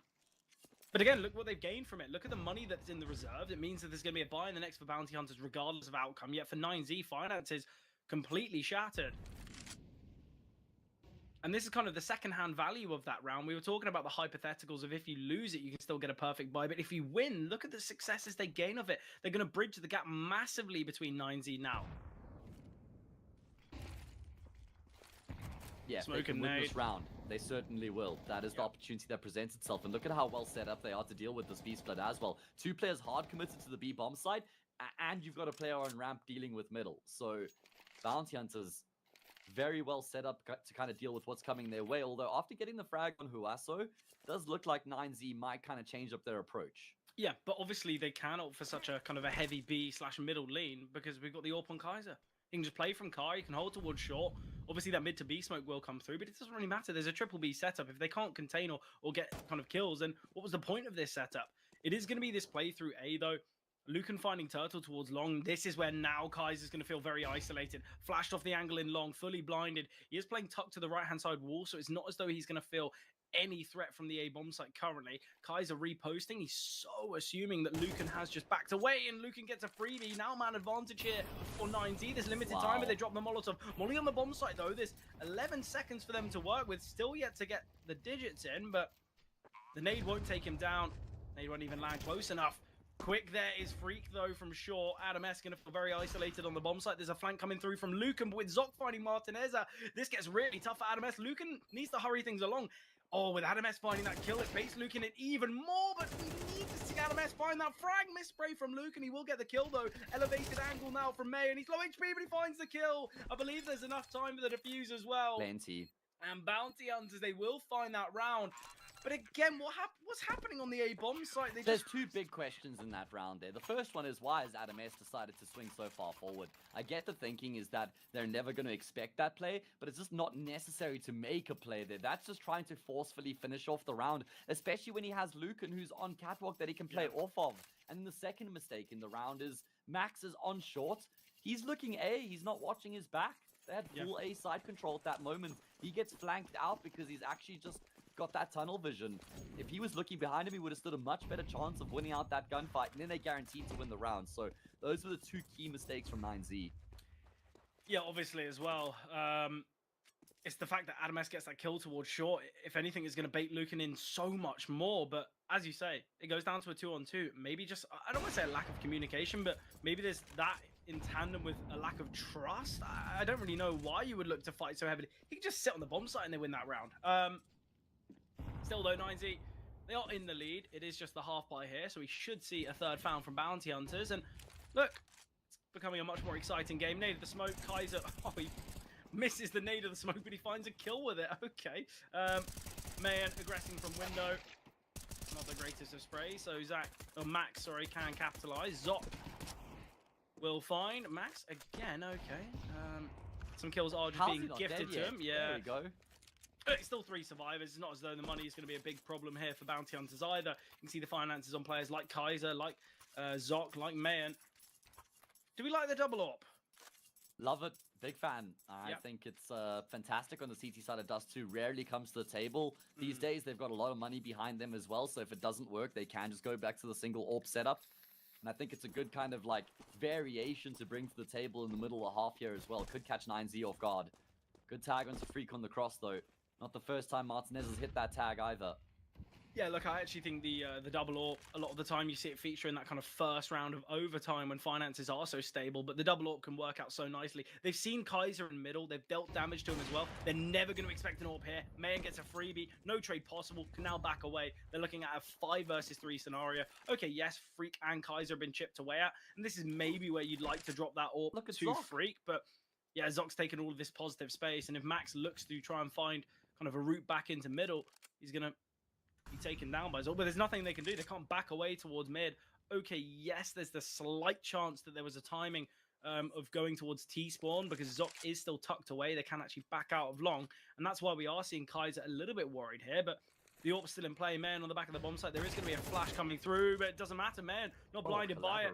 This is just so easy for man. And this is what an AWP can do on that CT side. This is why we kind of sometimes so heavily praise the decision for the Force, because you can get the big green in play. Exactly. Look at the value here, the contribution from the AWPs in this round, exactly as you say. Another flank being committed to by Zok, not at all on the radar of 9Z. He'll be able to find one. Lucan on super low health does not stand a chance here. 9 health and 3 opponents. Nah, mission impossible as far as I'm concerned, and Turtle will seal the deal. Bounty Hunters starting to come alive now on their CT side.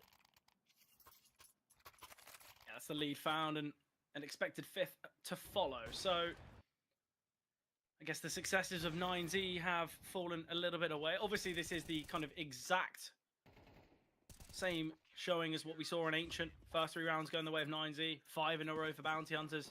10 in a row then for 9Z. Surely we're not going to see that again, though. Or at least you'd hope not. But Bounty Hunters have been a lot better. They have been far more kind of convincing as a team. And it feels like maybe the fact that they lost Ancient, they're playing with a level of freedom that we haven't seen from them on Ancient. You know, we are seeing kind of these aggressive pushes from players like Zok, like Mayan, you know, early towards top mid. It's nice to see. It's what we highlighted coming into this, that even though this is 9Z's map pick, we know Bounty Hunters really enjoy Dust 2 as well. And you can just see that coming to fruition. You can see that comfortability on the map in terms of how many different options they have to fall back on their CT side, the variations in the setups as well. Good balance between taking space, but also not overplaying their hand, which was a bit of a problem on Ancient, where they'd get the opening kills and then not be able to capitalize on them. They've been much better in that department here on Dust. Yeah, and even in the moments where they're looking quite aggressive and kind of staying in the action, it hasn't really cost them yet. Freak. Nice find now onto Hawaso. Oh, Zok with the missed shots, and this is where the T's really could capitalize. Lucan's just holding Mayan. Needs to be cautious here, but Zok will find. Push through. Timing looks good, but actually it goes against, and Martinez struggling to connect with the P250, gets the bomb out. Not only is there aggression coming through from window, but there's a player through door as well. 3 survivors once again for Bounty Hunters, so the finance is going to be on the rise. And look, 9Z, successes have gone silent, and in that first series, we kind of saw it from Vinnabeast, where he was single-handedly the only real performer for them on nuke. Kind of similar to what we're seeing here from Lucan from 9Z. He's 12 and 5, but the rest of the team combined only with 11 kills. Yeah, that's crazy that he has more kills than the rest of his team combined right now. And we're talking about plays being made from Bounty Hunters. This time it's going to be Mayan into tunnels here with the AWP. And he's also got Kaiser with his AWP posted top middle. So he knows his back is completely covered right now. But it is going to be a change up from 9Z. Oh, I wish they had gone ahead of the smoke and fully committed. Would have found just Freak on that B bomb site. They would have had him pretty much every day of the week. Mayan is going to fall back. So 9Z will start to methodically take control here. But there's a lot of work to do in the round before they can even think about getting onto a bomb site. Yeah, obviously Bounty Hunters, they're a little bit worried about long. They're a little bit worried about upper tunnels. And obviously now that Mayan's backed away from top tunnels, well, you find a pick onto Martinez, so not really an issue. But we're seeing this triple refight from Bounty Hunters through long. Obviously, we saw the peak from Mayan towards tunnels, and now they've kind of confirmed this space. They're going to realize, well, okay, we must have just got a bad timing in middle, because that's clearly where they are. So I like the Bounty Hunters. They look to kind of refight on the extremities where they don't have that information. But this should be another pretty confirmed round for them. The setup's brilliant. We've got a double B setup. Obviously, Kaiser, posted up from Car with the AWP. There's very little that 9Z can do in this type of round, especially because they only have the one flashbang, which is going to be such an issue. Hawaso. He's found the shot. Oh, Turtle could go down for free. It's going to be a reposition through back into the round. Hawaso can cut off all the rotations towards short. Lucan is holding as well, and the steps from Hawaso hurt, but Lucan can find a freebie. If he can get another hit, this could be disgusting. But Freak will find him. 3 versus 3. Low HP for Freak. Kaiser posted up with the AWP. Players on the A bomb site are going to feel trapped. They don't actually need to go peeking here. They can just keep control of short. They're respecting him. They're respecting that line right now, and they're not crossing it. That's key. So Kaiser posted on this angle, just not getting anything done right now. Mayan's going to be coming back through from long as well. Freak going to be making his way up from CT. Now Max is going to start to poke him proper. Kaiser's patience prevails. Another one crosses though. They don't spot the head of the second. It's Adames who now nestles himself into the bomb site. He has to win this gunfight. He does, but he has to do more. There's a few seconds left on the bomb, but I think that the kills come through in time. No, never mind. The defuse is futile, and 9Z finally get another round back. Yeah, an important round. Obviously, it gets really dicey. All based on time there, but the second it gets that kind of final 10 seconds and they're not on the bomb site yet, even if they get that kill, as we saw, 9Z, they do find it, but it's so kind of, so contingent on finite details. You see Turtle pushing through long doors, free kill come through there, Lucan towards middle, spots the shoulder and finds the frag. You know, it's that round, even with 20 seconds left, kind of on a knife's edge, it's just as close as it can be. But look, 9Z, although they win the round, look at the money they've got. We've got Galils, we've got Mac 10s, just the 1 AK on Luke, and you understand why he wants to bring it in play. It's been a real threat here for 9Z, but a much better performance out of Bounty Hunters. Still, though, it's another round that features an opening kill for Bounty Hunters and a lost round in total. Obviously, it's been far less frequent, but yeah, it's still another moment like that. But again, they win the round, 4 Galils and an AK. It's not great, is it? Yeah, if they could win this round, though, then it's almost like identical to what had happened on Ancient, where it goes 3-0 9Z, 5-3 Bounty Hunters, and then 9Z just find their footing again. That would be uncanny if we see the same sort of thing happen here on Dust 2 as well. Because if they win this, Bounty Hunters don't have money. Yeah, has it been reskinned or something? Yeah. It's felt like that. Obviously, though, it's still a very positive buy, but with the fact of that double AWP in play, we talk about how costly it is, and with 9Z just winning 1 round, it puts the finances in question. Rotation has been seen from Kaiser. He's going to be shotgun AWPing. He's going to go for a peek. I love the idea from Kaiser. Can't get one. Hawaso finding, but Adames finding Freak. Yeah, he needed his teammate to step up, and Max finding the rotation from Turtle. Adames, he throws the molly, but it just baits in Martinez. And Zoc now 1v4. Round done. AK's AWPs can be saved. Everything can be bought and found from 9Z. And Bounty Hunters now, maybe not the comeback they needed. God, this is very similar to Ancient, isn't it? I know. I mean, technically speaking, that was another opening kill for Bounty Hunters in the round that they don't actually win. But it's not as convincing as an opening kill because Kaiser does get forced on straight afterwards. But I'm watching from Kaiser's POV and I'm looking at Huasso pushing forward and I'm thinking, where's the Bianca? Why is he able to push so far without any contest? Why is he being shot at right now? Excuse me, and I'm not sure if Freak was blinded up there or what impedes him. But I think Kaiser's probably asking the same question in the back of his mind while he's backpedaling. Like, there's a good chance this guy might die. Like, where's my teammate? Right? He's going to... Oh, nope, I'm dead. Oh, he's also dead. Round's over. Yeah, the big issue is as well is I feel like if it was just Kaiser taking contact and Freak wasn't aware of it, then you could play the kind of communication card that we sometimes show on the broadcast where we're like, okay, maybe it's a lack of comms, maybe it's a bit of mismanagement. It's actually a jump spot scene from Freak. He gains the information that there's 3 there towards tunnel, so maybe he could be caught juggling utility. Still though, Freak has to get 1 in that scenario. He has to be in a position to get at least 1. And again, Freak's having a really tough game here on Dust. Maybe not as bad as we saw, obviously, on Ancient. Had a really, really difficult time. Went 6 and 14. But, Turtle wasn't having the most of impact either.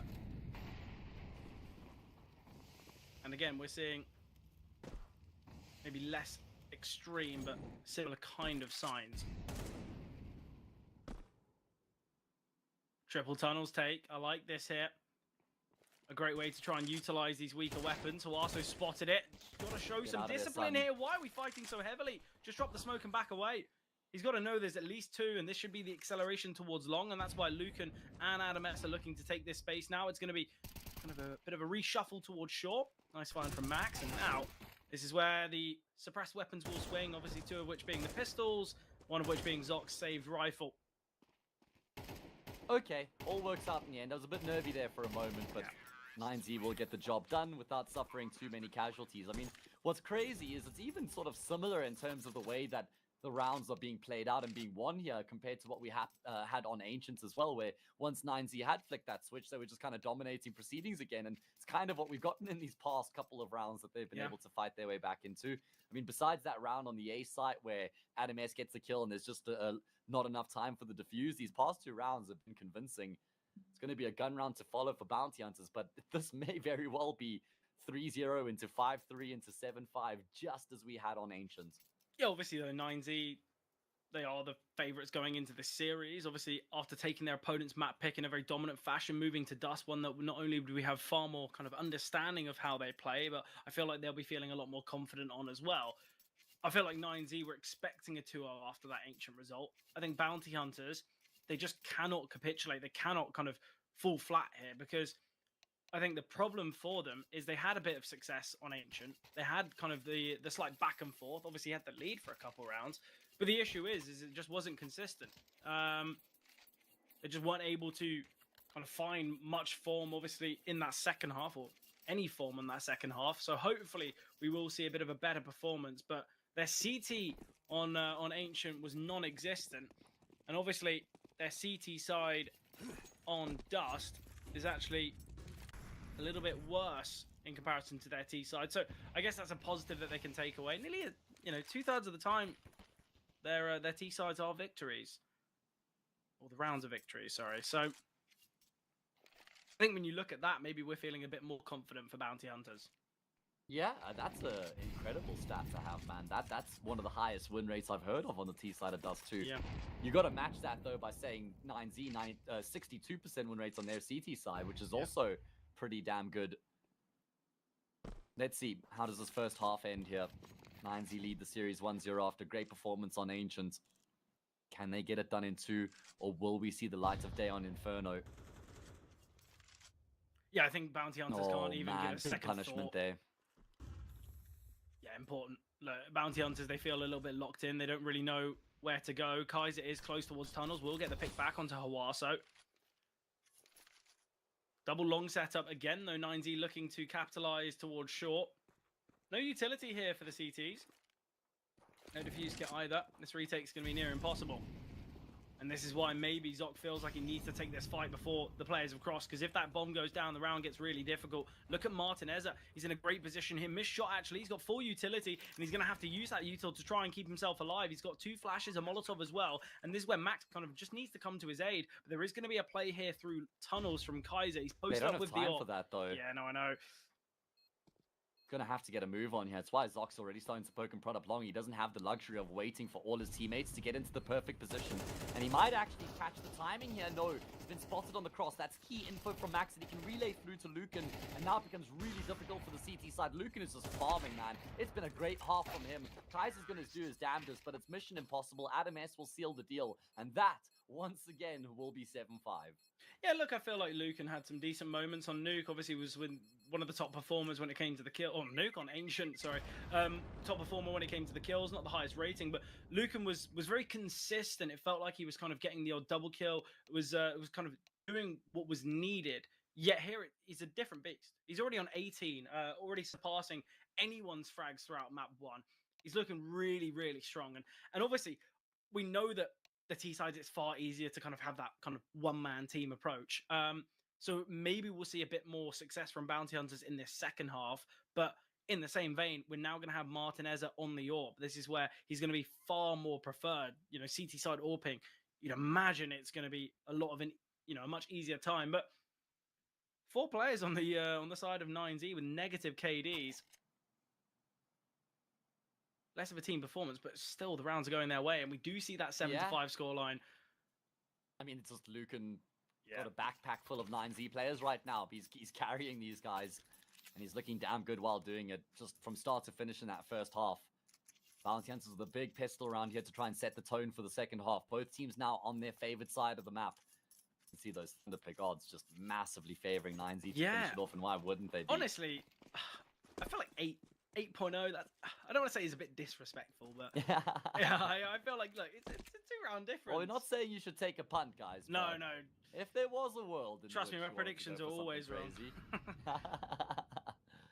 All right, well, let's see here. Big pistol run in store to kick off the second half. Flash and a smoke in play towards long. It's going to be a later long take, and the timing of this is perfect because Huaso's just left Adam S, and he's not going to be able to get back in time to help him. Although he does. I lie. They both find a frag. Huaso's doubled down. The difference maker can't finish off the last player there, but he gets the reload, and he's still alive, and he swings back in because now he has a teammate. That's insane. It's like a pistol DM. Just flying around long, finding triples. Freak. 1v4. Glock in hand. Spotted. Not found yet, but Max is positioning. First kill of his life. 9Z, they get 8. Oh, tough one. Right, let's just pretend. Let's pretend the Bounty Hunters. They go for the force. They win the force. Are we thinking even if they have that scenario unfold and they go 8-8? Are we thinking possibility?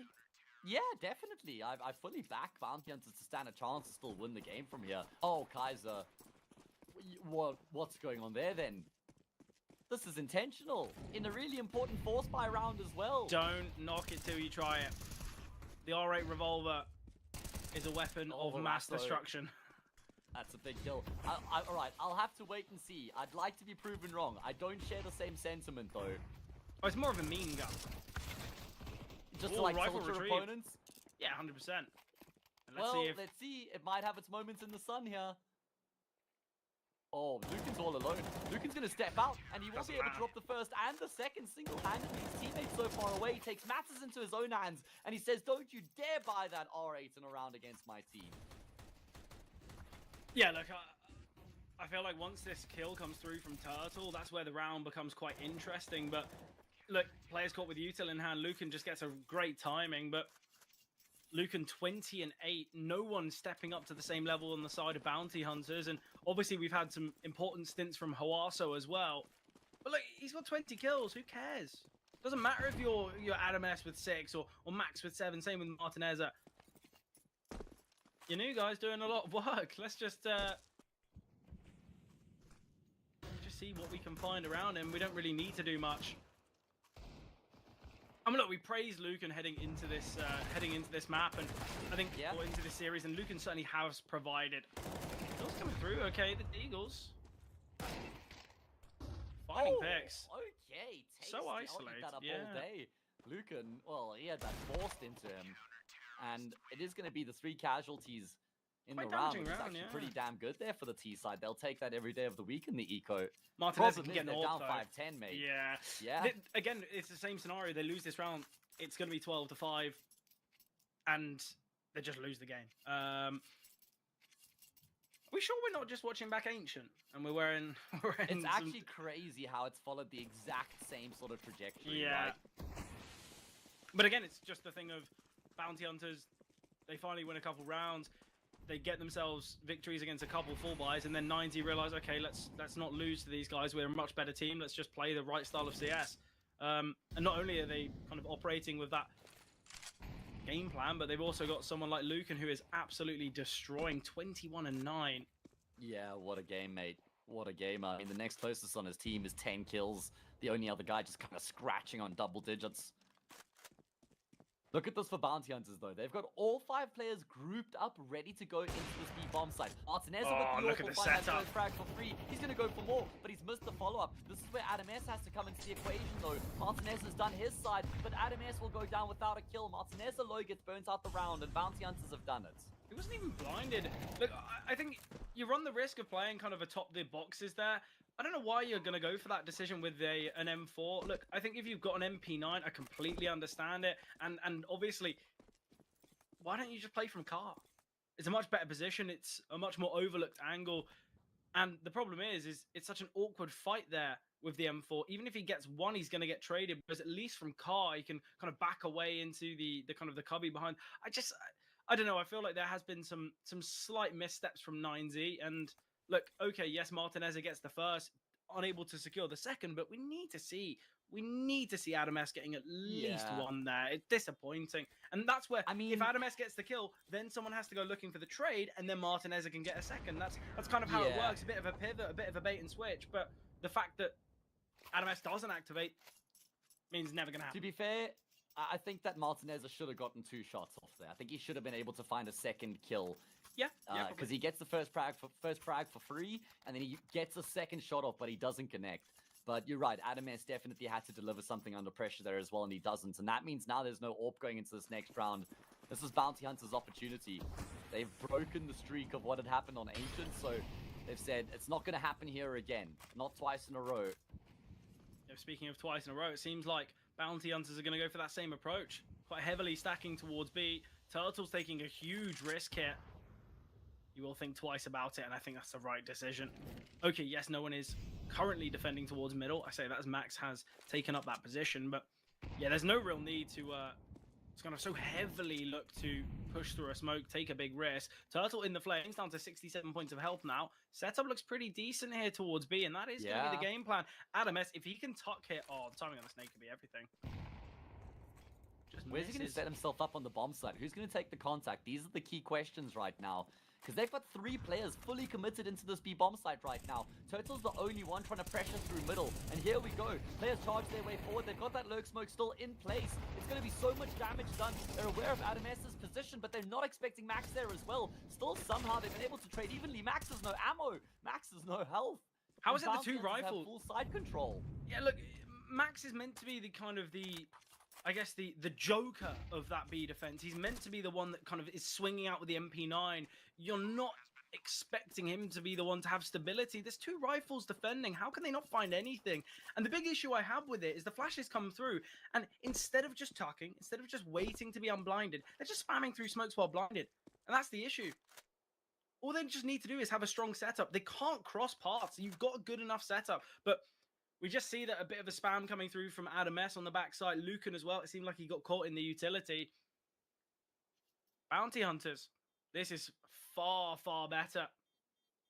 Yeah, they're giving themselves a good fighting chance right now. And also think about how much they're conditioning their opponents with these 2 big B hits that have both fallen prey. Even after 90 had 3 players on that B bomb site.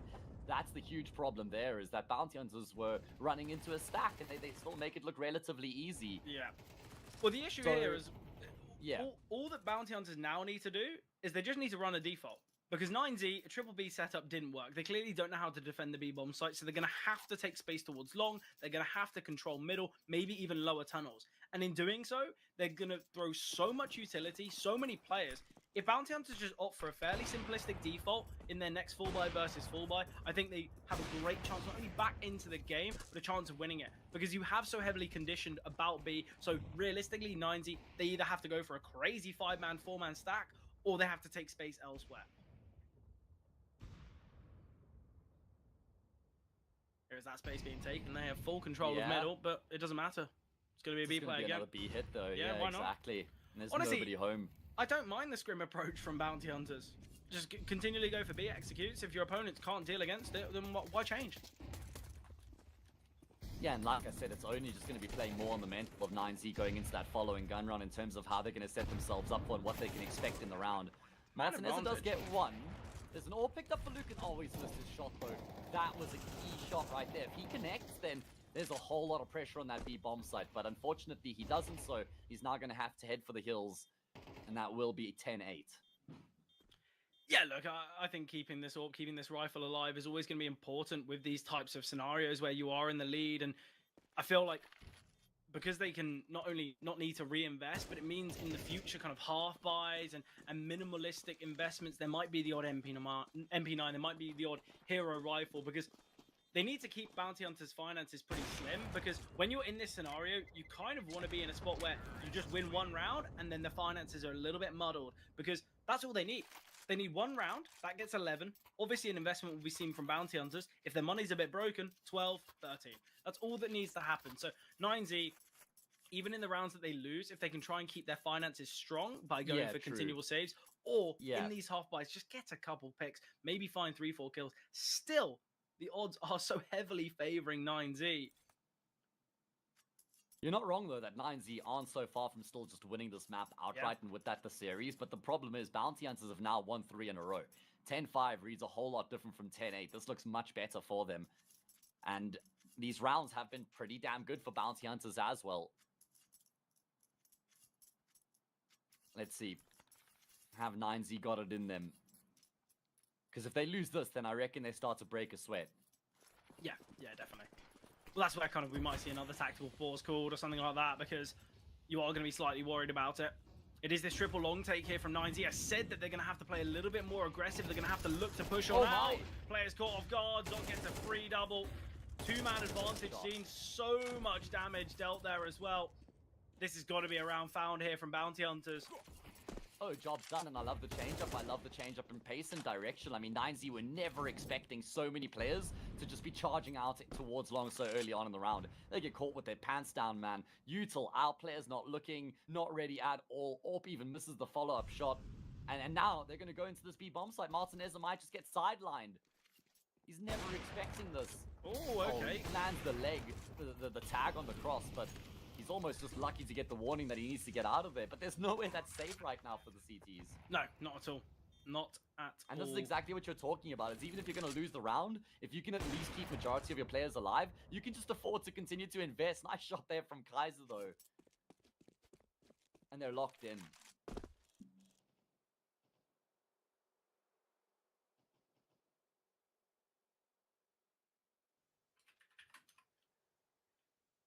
Money's looking pretty good for Bounty Hunters, though, and I think, obviously, I mentioned how 9Z, they're in a spot where, yes, they're only a few rounds away from winning it, but their finances are going to be an issue as well. And Bounty Hunters, we're already getting to a spot where we might be saying they can get invested until the end.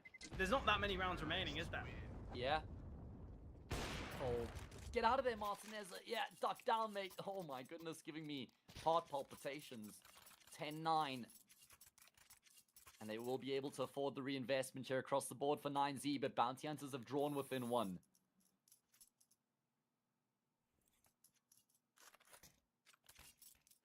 Yeah, 9Z, though, they are still in the lead. They are still in the investment circle, as we've got the buyout, obviously.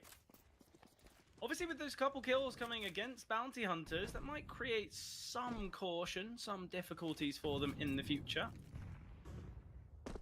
Turtle feels the force of the HE grenade. Max has gone and retrieved a second HE. This is such an important round because 9Z have been sitting pretty for a long time here on Dust 2. Ever since going down 5-3, they then went up 10-5. A streak is 7. That's all behind them now, though. Yet to see them win a gun round here, right? In the second half, I think. Yeah, no, 9Z. They've fallen a little short. Turtle has taken a lot of damage from the utility. I like this position from Martinez. Oh, he spotted the utility dropped, and this is where we could see the kill come through, but the missed shot. Once he drops that util across, Martinez just should say double scoped on that angle. Maneuvers to car now. The positioning actually of Hawaso is brilliant. He's stuck behind the left-hand side of the door. Oh, he's going to go searching. This could be brilliant. The bomb's dropped outside B tunnels as well. Oh, man. If he's going to have to go back towards A, he either goes through T-spawn or lower tunnels where Hawaso will have the easiest frag to find on him. There's 33 seconds on the clock. Turtle's dropped into CT, but Max can find him. It's a B-split with a flank coming through. Look at the positioning. Lucan, 25 seconds on the clock. Lucan just needs to stay alive. We'll get one. They're going to hear the steps as well. Lucan gets another. The bomb can get taken down, and that's now 11 found. And it's the first round that Bounty Hunters, they create such a kind of an unnecessarily complicated round. Do they need to be throwing that kind of A play into a B play into the kind of the late mid? They have no control of long. If they just hit towards A, honestly, I feel like they've got a decent chance, but they just overcomplicate things, and it gives that next round away. Money for Guys is tough now. Zoc can drop 2 AKs and still by himself. Yeah, this is the issue. It's just costly. Yeah, exactly. Go ahead, mate. Yeah, look, 9Z, if they win this one, money's broken. It's the 1.9 loss. There's going to be a full investment from Bounty Hunters. And look, I think they've realized it. Look, we're going to have to call a pause here. If we lose this, it is done. And the odds have even more become outstretched because the finances for Bounty Hunters are make or break. They lose this, it is done. Obviously, it's not done for their chances in Thunderpick overall. But they go to that kind of lower bracket where things can get really treacherous. And obviously the team waiting for them being keyed stars.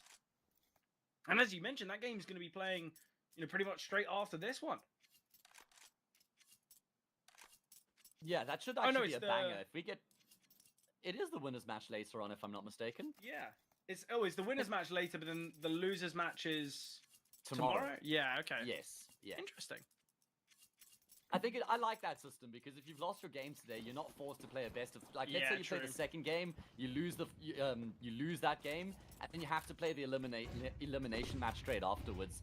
Now you can kind of reset between days. Either way, it's going to be another pacey long take coming through. This time, there won't be any fatalities. Oh my god, that's brave. So much damage onto Zoc as well. Look at Max's positioning. He's taking so much space. Zoc's being held, but it's going to be this aggression towards long. Players are so low. Smokes drop, but Hawaso can get one onto the USP. He's going to send the HE grenade. He spots out. We need to switch from Luke, and he will find Mayan, though, an important kill there. It is still this 4v3. It is still man advantage for 9Z. Mayan's got to be really cautious. Yeah, look at Lucan. Really brave. You're never going to expect this, or are you? Mayan is jump spotting the corner for the moment. Smoke starts to fade. Lucan is now fully committed. Mayan on the fallback will go down. Massive balls on Lucan to make that play, but super intelligent. Look, it's a 2v3. If Bounty Hunters don't find a pick in the next 15, 20 seconds, do you honestly just look to save? Well, not anymore. There goes that conversation. The only thing Zoc really has going for him right now is that he's in the belly of the beast with a little bit of time. They may not expect him here on the opposite side of the mid doors. Might be able to thread the needle up to the B bomb side. I don't even think he should have gone for this kill. He shouldn't even have shot at Martinez.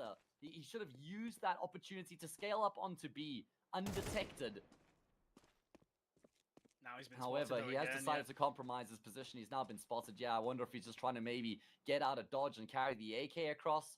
This is impossible for him to win the round from here, surely, with the limited time on the clock. He's gotten the kill on Lucan, but you've now got Max, who's going to get onto the box. Max needs to be careful. No need to fight there. He will, and he wins the fight and the round, but that was still risky. Honestly, though, I do have to say, I think surely Zoc is going to be under the impression that they're going to be playing passive, looking to deny the plant, and maybe not look for a fight like that. So maybe it's that kind of risky play that actually is quite well thought from Max, because if Max looks at that fight and dies, the round goes the way of Zoc. So Zoc's probably under the impression of, okay, well, if there is going to be someone here, they're going to be towards ramp, they're going to be towards goose, they're going to be towards long. They're not going to be peeking me from CT, or at least you'd assume they wouldn't. Yeah. I just love Lucan's play in particular in that round there, man. Oh, just playing 100%. around the smoke there, to the confidence to just set himself up on the front lines. They're never going to be expected by his opponents. And now it's the broken buy for Bounty Hunters. They had a nice little revitalization, that little streak of 4 here. I mean, they had what? The streak of 5 on Ancient, they didn't win another round. They had a streak of 5 on the T side, or the CT side of this map, didn't win another round. A streak of 4 now on the T side, that streak's been snapped. Can they get back to winning ways? Can they get the wheel rolling here from a static start? They have to win 3 in a row. It's a tall order. It's doable, though. Yeah, obviously the real issue is, look, Max is 13 and 13, Hawaso 12 and 11, Adam S, neutral, same with Martineza. Lucan is 25 and 12. This is the huge issue that Bounty Hunters have really struggled to deal with, is just the impressive and kind of able Lucan is. It just looks so good throughout this game. Yeah, from start to finish throughout the entirety of the map, right? He's just delivered. He hasn't dropped out or cooled off at all. All right, Bounty Hunters, they're setting themselves up for an explosive B hit. They're going back to what was working for them earlier on in the half, but this time Lucan's over on B. That's a scary prospect. And here we go. Util starts to rain on in. It's that lurk smoke being thrown again to try and give them some cover pushing into the bomb site. Oh, and that's how a spam through the smoke is meant to look. Adam S is going to take a note out of Lucan's book there. And Adam S is in a great position. 1v4. Game is done. Series over. Hawaso, he's aware of him in the smoke. Surely, Freak will find one, but Adam S will put the game to rest. Lucan 27 and 12. What a performance there. And obviously, 9Z are second victors in Group B. Obviously, we did see a bit of a kind of an exciting back and forth for both halves, where we saw actually 5-3 for Bounty Hunters, but still didn't matter. Obviously, victory found from 9Z, but kind of thoughts and feelings after that one, Matt.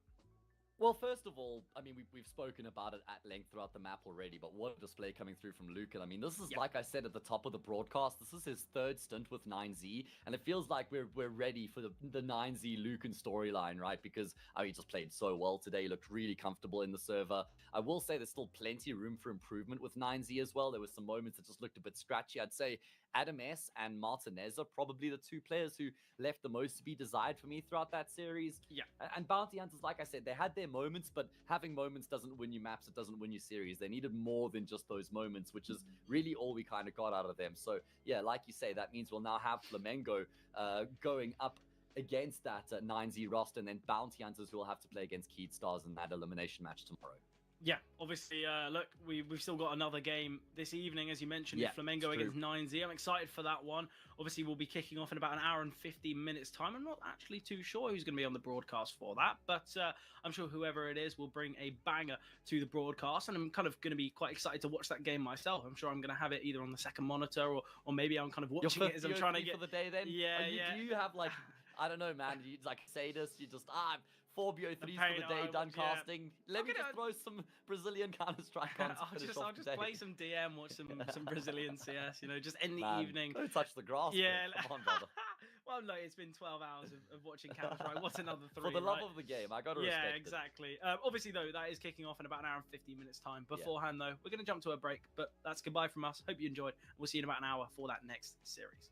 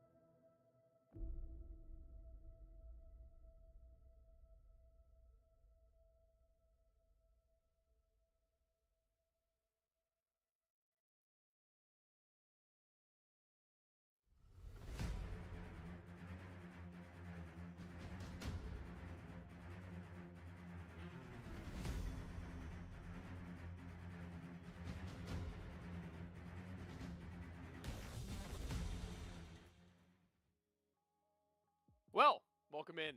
My name being Why Not, joined by M&J, who's been around the block on casting as far as today is concerned. We're here in South America to close out for Thunderpick, though. We've got a pretty decent game, I will say, up ahead of us for a multitude of reasons. But first of all, how you doing and how are you looking forward to these games? I'm good. I'm glad you took the reins. We didn't coordinate who was bringing us in, and I was like, if I just sit there and look at the camera, I pray. Yeah, exactly. It could have been awkward. But yeah, I'm looking forward to this one. 9Z taking on Flamengo. It's going to be a little bit of a sort of David and Goliath game, isn't it? But I don't know. Flamengo have been pretty good recently, so maybe they can cause a bit of an upset, give us a different result to what we saw last time round, which was only a couple of weeks ago when 9Z made light work of them. Yeah. You mentioned the word maybe. I think that's a pretty big word when it comes to this competition, in particular between these two guys, because obviously 9Z having struggled a little bit in the recent months to about a year now in stabilizing their roster as well as balancing out roles and making sure that everybody is comfortable with all the changes that have come through. And little by little, I'd like to say that at least I'd like to hope that they're getting into that kind of a stride, as Martinez has been picking it up a little bit more over time from what we've already expected him to be, a pretty high-class opera against most levels of opposition. But with these players that now surround him, it feels that they're also rounding themselves out just that little bit more, but they've got a long way to go before they climb back to where they once found themselves. Yeah, I still can't really get my head around the fact that Adam S plays on this team. It just really, every time I cover 9Z, I just go, oh, yeah, I kind of forgot about that. And it's bizarre that they've imported Romanian talent all the way to South America, and he's not even really playing all too well.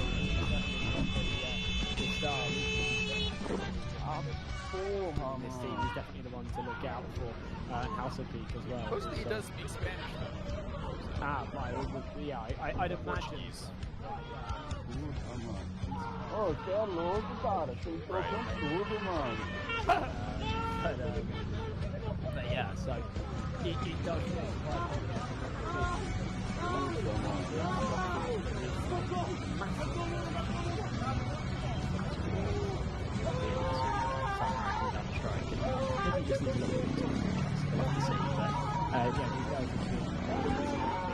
generally higher calibers of opponent. I think that's sort of just a symptom of them being a little bit higher in the rankings and whatnot. But yeah, there's a few key pieces to look out for here, isn't there? And as you say, Martinez has been playing a lot better recently. Yeah, and I think the one thing that's pretty good about Adam S is that he actually does scale sometimes against better teams. I'd say he actually performs a little better than he would against the worst, where he doesn't have very much of an idea of how to play around, I guess, maybe more chaotic versions of Counter-Strike. Obviously, mentioning the European to South American switch up, it's definitely a big one. And looking over to the other team in Flamengo, who have also just recently made a little bit of a roster move in order to bolster their firepower. It's been History, who's now slotted in for Misfit, we can so see, as well as the fact that he's stand-in for him actually somewhat recently. He was kind of I guess good enough to the point where they were like, well, maybe he's an option down the line if we ever do need. And I guess we kind of have fallen into that in these recent times. He's certainly been looking pretty decent as of the last best of 3 that we'd seen against Keyed Stars. He put up numbers that were worth the while. And against Keyed Stars again in a best of 3 following the best of 1 where he had shattered them. Also looked pretty decent, but nothing to really write home about. But against Martinez, the guy we were pointing the finger at, he's going to have to be better than Misfit if they want to even justify bringing him on board. I guess so. It's nice to just see sort of younger talent in the South American region. Obviously, History sort of bounced between Fluxo a few times. We've seen his name at some of the higher levels of South American CS. But I think one of the things I always point out whenever I come and do South American Counter-Strike is not just the average age of every team is like 27, right? And that's great, and that brings lots of experience. But it seems like the scene in terms of developing younger talent has really sort of stagnated a little bit, and we're not seeing too many young players coming through. But History's 21. He's definitely not hit his ceiling yet, and there's definitely room for him to develop and improve and find himself on better and better rosters. So yeah, I think this would be sort of a good stepping stone for him potentially. And yeah. I was just gonna say that it's kind of weird to think about the fact that he's only 21. I feel like he's personally a little bit older feeling, considering he's been about the same level like tier 2 South American CS for the last 2 to 3 years now almost. So it's pretty good to see him still floating around and getting opportunities as opposed to fading away into the distance with South American contracts barring him for a little bit at times. You know, this is not one of those instances. So let's take a look at the maps. We've got a lot of time, or not a lot of time to get into. This game is almost upon us. It's going to be 9Z picking Dust 2, Flamengo on Mirage, nuke that decider. And frankly, I think just wrapping it up neat and tidy, this best of 3 for me really does scream that 9Z are going to be playing a pretty comfortable game. Yeah, absolutely. I mean, for a team that haven't been getting all too many reps in recently, right? Only 3 maps that they've really played like a few times are these 3 on your screen. I think they've kind of gotten away with murder a little bit there, haven't they? Lucky for them, there was just parallels within the vetoes, so they haven't really been playing Trains Flamengo's permaban. They haven't really been playing all too much Ancient. Flamengo have been really bad on Ancient. So, it just sort of aligns quite nicely for them, doesn't it? Now, to be honest, I think that if they were thrown onto an Inferno or an Ancient, something of the likes, I still think they'd have that advantage. But yeah, I think that these are the best 3 maps they could really ask for here in the veto. So they're going to be happy. 100%. And looking back on the result that they had just about that 2 weeks ago, it was Nuke and Mirage, which was the 2-0 for 9Z, despite it actually getting a little close, not like dangerously so, where it felt like once they'd hit double digits, it was still a run for the title. But at the end, it was a little bit closer than maybe you would like, but the scoreline I think is actually a little bit deceiving. It was 13-8 on Nuke and 13-9 on Mirage, but it was the T side in which 9Z actually had more rounds at the first half, 7-5. So losing out on the next pistol round and then just being able to fight through, that's not an easy thing to do, but they did it. They made it look good, and we'll see whether or not they can do it again later on, perhaps. But Dust 2 being the newest into the folds between these 2 rosters, we'll see what they've got. We are ready to get underway with Dust 2 here then, and as anticipated, 9Z will get that T start. Flamengo want the defense, but maybe concern to come as they were previously potent, as you say, on this attack. Early doors trying to lean over towards the B tunnels. Xbox smoke, I think, was just blocked there, so it lands a little bit awkward. It's not going to merit Flamengo anything. No one's home, but I like the initiative. VSM's just going to drop the smoke off the contact. It might be a little too late. Dropping a body and dropping another VSM. Attention taken away by the smoke, and they're a little bit blinded as the remainders come through. And then when the first can't find success, the rest will fall just the same. Well done from VSM. I mean, this is the guy that we're talking about regularly in Flamengo, honest and truthfully. This is the guy that you typically do anticipate to have some semblance of a say, and he barely even has to adjust his crosshair as they fly in one after another to the same elevation. 3rd player, the easiest of them. The 4th, however, jumping around that bend. The crosshair displaced just enough to find the man who was cutting them down to size, but when their 5th is nowhere in sight, the lower tunnels cut off onto the rotations. They hoped to be a late round activation, instead late round desperation, and it'll settle in to find 1-0 and 9Z with Glocks and Glocks only. Either way, he's done exceptionally well there. Even if they are on the same elevation and the spacing was such that it was easy enough to just pop those shots, it's always pretty daunting when you got 4 or 5 Glocks charging you down. Oh, yeah. Keeps his cool, pops the heads, nice and easy. Full eco here for 9Z, so no real silver linings to take away from that pistol round to justify any kind of investment. Should just mean a comfortable round here for Flamengo. Kind of about damage control, isn't it? You can maybe justify losing one of these MP9s, but try and keep one of those rifles. Oh. I'm going to say that he was alone, and that gets a little bit worrying. Delbani, honestly, best case scenario, he finds 3 there. It could have been a lot worse should he not have been able to rein it in, but the operative distance, this is an only Glock round. I thought it would have been enough. I thought that would have been the finish after Delbani had found the multi, but frankly, anything more beyond this is catastrophic failure. This is already a bit of a bummer as far as the round is concerned in general for Flamengo's economy moving forwards. Yeah, I think I might have jinxed them a little bit with my damage control statement. They have well and truly failed there, right? And there's still a while that Adames gets a bomb plant out of this too. If he just sends it over to B, Flamengo a little too scared to split this down the middle. He might even get a kill before he gets there if they're off their kilter here. You'd have heard that drop. Ooh, no way. The timing's real awkward. It's a shame. Like a Kevlar there, kind of screws it. But yeah, that could have been disastrous. That could have been a lot worse. Thought he was going to grab the kill onto VSM and then just hightail it to the site after he spotted the other guy dropping deep to the left, and that would have been something. I already see the AK-47s being brought out thanks to a couple hundred extra bucks being found from some frags. They get a little bit extra utility to top that off. They're playing up against SMGs even now. No AWP afforded to history just as of yet, which may have been possible if the SMG had been a little more lucrative in their findings, but a lot of utility already expended, and a lot of it being expended long. It's already only a singular player with anywhere close to a full belt, so retake is going to get a little awkward should one of these guys go down between that point in time. 9Z are just taking their sweet time, awaiting for the long smoke to fade to maybe go for a late A split. Bomb is on the back of Adam S, and he's got a teammate by his side to buddy up.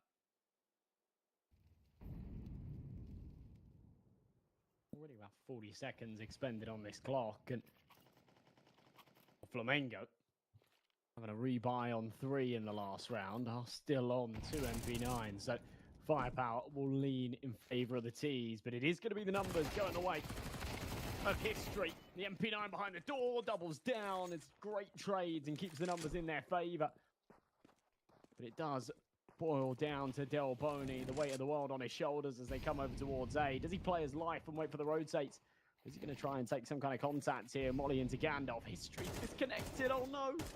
Oh, that's a bad time for it. Such an unfortunate way to lose your first round, but yeah. But he had the timing, and he kind of did. Ready. You remember the first thing I said when I joined TeamSpeak? You remember the first thing I asked production? Has there been many technical problems? Yeah. And they said, no. I don't believe it. You're Mr. Jinx today, dude. Yeah, maybe. Yeah, maybe it's my fault. Sorry, history. Sorry, bro. It's a little bit weird though, looking back to that long walkthrough. I was like 100% sure the guy on first entry had cleared the close corner first, like the hard left. And it looked like he would have spotted out the MP9 that was in that spot. But all good. I mean, they win the round even if by technicality. And History just falls off the ledge right into his doom.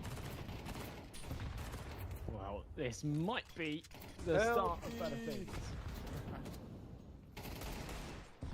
Cinematic. Shot Del Boni. If he'd have found another there, that would have been something pretty magical. So much damage has been inflicted, but still 3 alive. Katsmaris wants to jump up. He could deny this plant. There's only a slither of health on Martinez. And my God, does that come close for comfort? One more bullet onto Adam S. In fact, pretty much anything. Throw a flashbang at him, it would have finished him. And then Martinez was left on 20.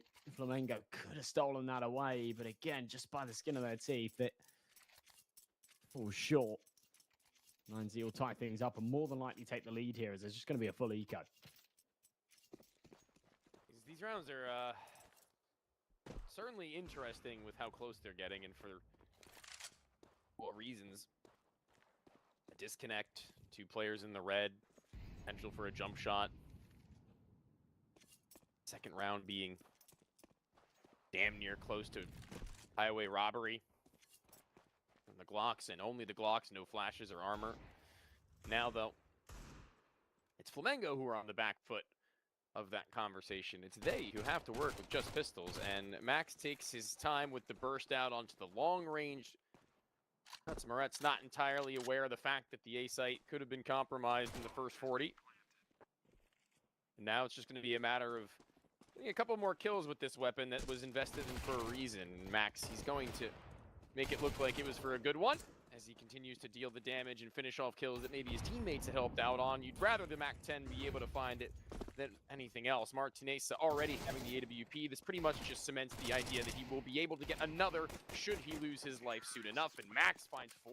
It might be an eco, but that's pretty clean.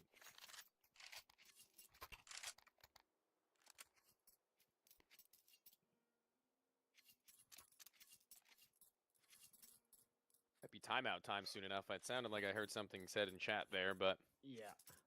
Early days timeouts on a CT side of Dust 2 or something I've been a little bit more familiar with as of late, and I think following this round's results, we'll see it in the gun round that goes after the fact that they shouldn't be able to walk away with any semblance of success as VSM is blinded, already softened. The nades are looking good, but Max's bullets look to be just that little bit better.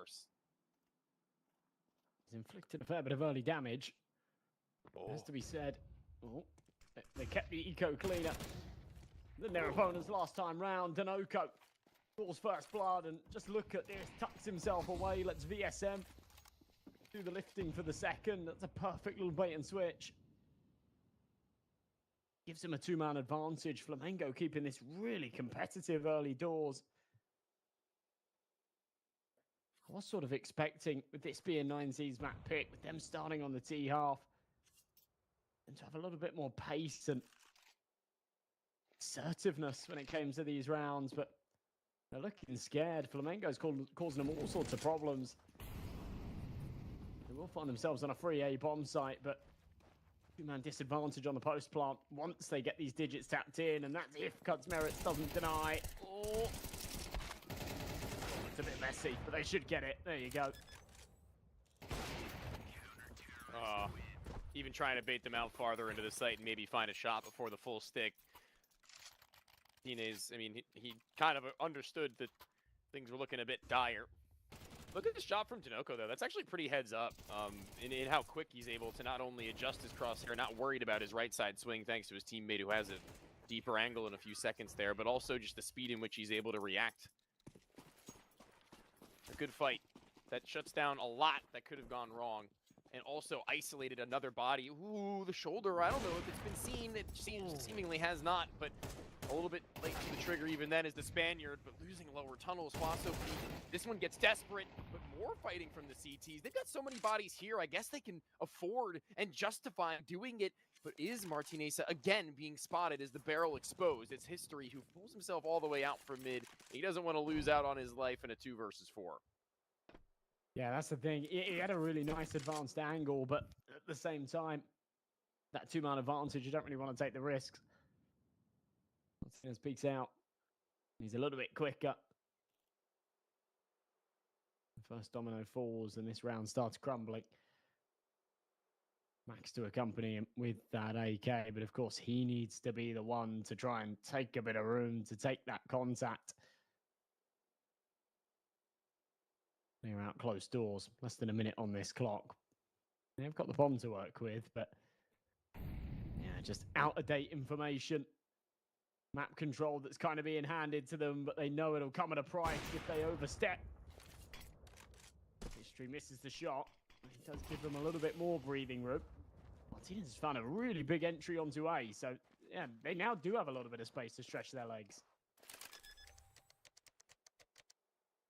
That AWP now has a lot of zoning to do once the players are made known. 2 from Cat, 1 from Long, extra late. Martinez has to turn about face at some time, but that smoke buys him a lot of it in order to do so. Now Max can play a little bit ratty, a little bit caged in behind that smoke where he's awaiting the arrival of the players with the kits. History being the one of the 2 of them trades at his teammate effectively, and Martinez is exposed wide enough to where Cuts Moretz, the patience in which he had first shown, will be given exactly the rewards that he looked to reap a 4th round.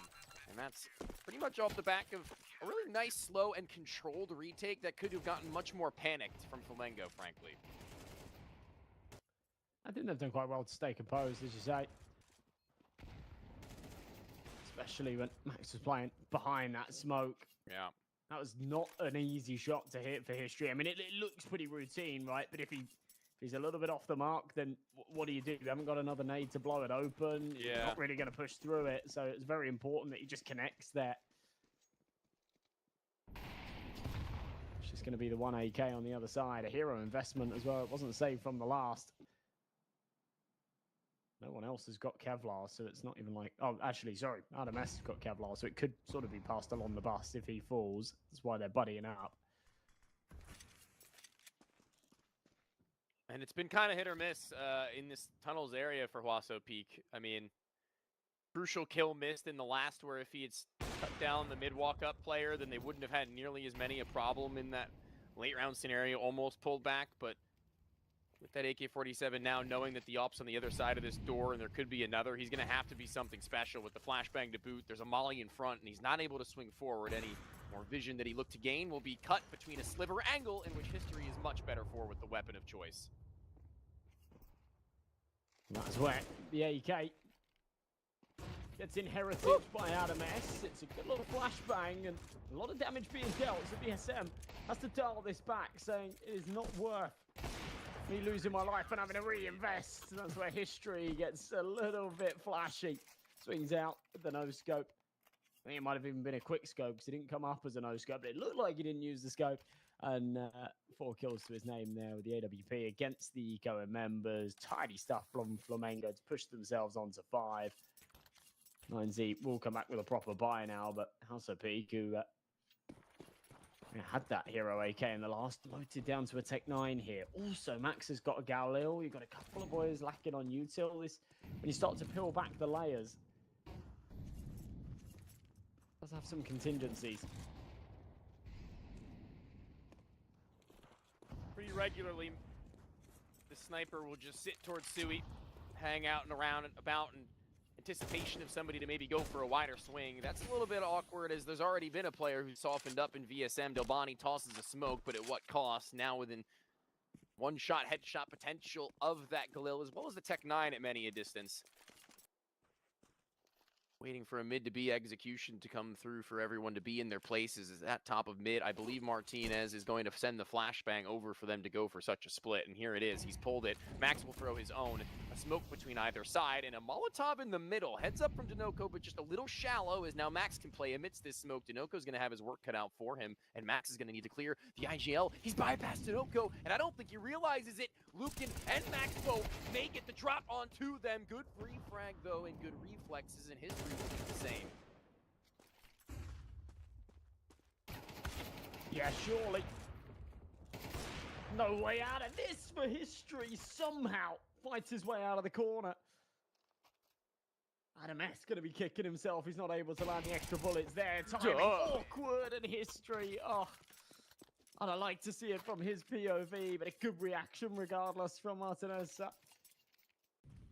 Pops his head with the A1S. This round got really scrappy. Yeah, how history gets out of there, it's just beyond me. But a real shame that he couldn't hit that follow-up shot to close out the round. 5-4, and 9Z are back snapping at their heels again. Yeah. Thought Dinoco was in a really nice spot to deliver them the round on a silver platter. I might have actually sat inside that smoke for even a little longer, to be honest with you. But trying to also ensure that history doesn't just get fragged and they lose the site.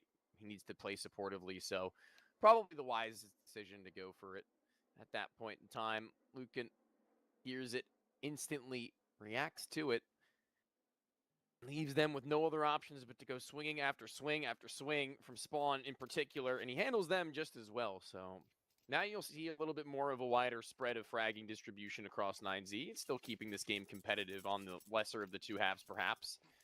And Flamengo relying heavily on the new sniper.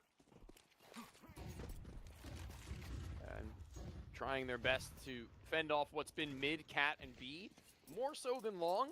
And realizing this, 9Z are going to take themselves in troves over to that direction.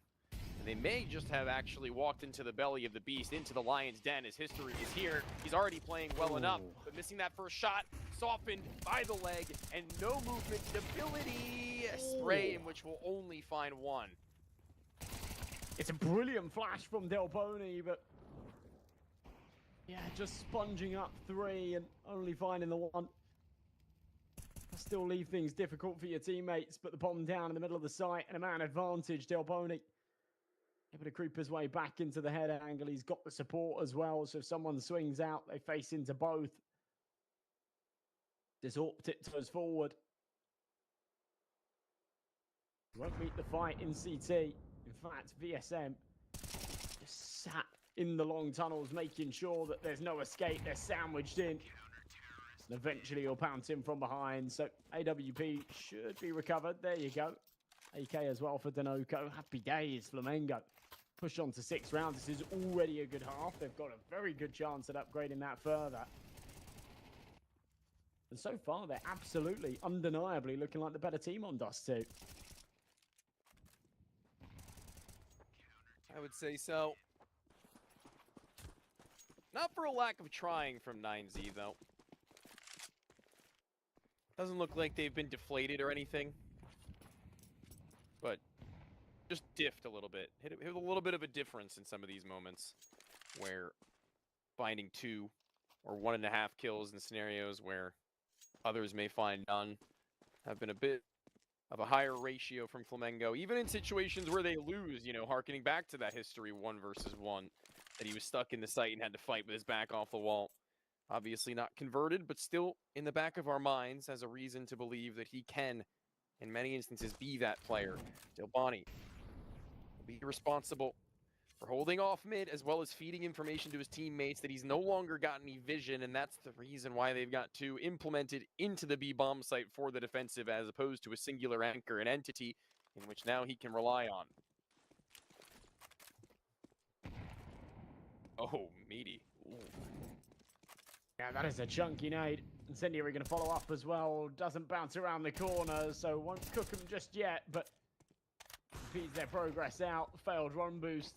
I don't think it would have changed all too much anyway. They'll walk into the belly of the beast. Without a mess. But the only one to draw blood. Everybody else goes down without a fight. Forced out alive for the CT side. Flamengo will be happy to brush off that one casualty. We go into the final round of the half. They have given us an exceptional performance. And actually, when you look at the couple of rounds that they've lost as well and how close they've come, you realize it could have even been more. Yeah. So this starts to get a little worrying. The history disconnect round is probably going to be the biggest what if. Yeah. That definitely stinks when you're trying to build up some cash and some free rounds. But clearly it's not affected them all too deeply. Walk up the op where he's previously played both at mid doors and at long. Now he's getting unorthodox and they're seemingly holding for it, but obviously you're going to need to hit your shots pretty quick, and history dodges outwards. His teammate sent a flash, and it's going to be a good kill, but if history just stuck around, he may have been able to go for a much more volatile swing. Oh, now it's a lot of information for 9Z, but what do they do with it? Because honest and truthfully, it needs to be done quickly. It's a big kill from Max, but he backs up, and they don't realize Delboni. Beautiful bit of footwork to maneuver his way through the smoke. As Cuts Merits takes out the head of Luke, and Delboni follows up for 2 more. And Flamengo make it an 8-4 half on their opponent's pick. I said that this was going to be a bit of a David and Goliath, but David's punching hard. He's swinging right now. A lot of individual agency coming out from these players, frankly. And that's kind of impressive. I mean, not kind of. It's very impressive to see how many a time that even just then, walking through that cat smoke, taking the timing onto Max, but then also not overheating and trying to reposition and claim any further damage, communicating over that he's heard the other player who's bypassed him on catwalk. He says he thinks he has a timing. Kill him as soon as he walks up, please. The job is done. And it feels that Flamengo aren't necessarily one step ahead of 9Z. Instead, they find themselves, when 9Z take 1 step, they themselves take 2 steps ahead. Every move that 9Z had made, it seems they had a reaction. Well, this second half pistol round, absolutely going to be an important one. I mean, to be honest, to me, feels kind of paramount for 9Z right here. Live odds still leaning in their favor, but they've definitely closed up since we kicked off our campaign on Dust 2. And yeah, things go from bad to worse if 9Z aren't able to convert here. Flamengo would more than likely push on to 10 and maybe beyond.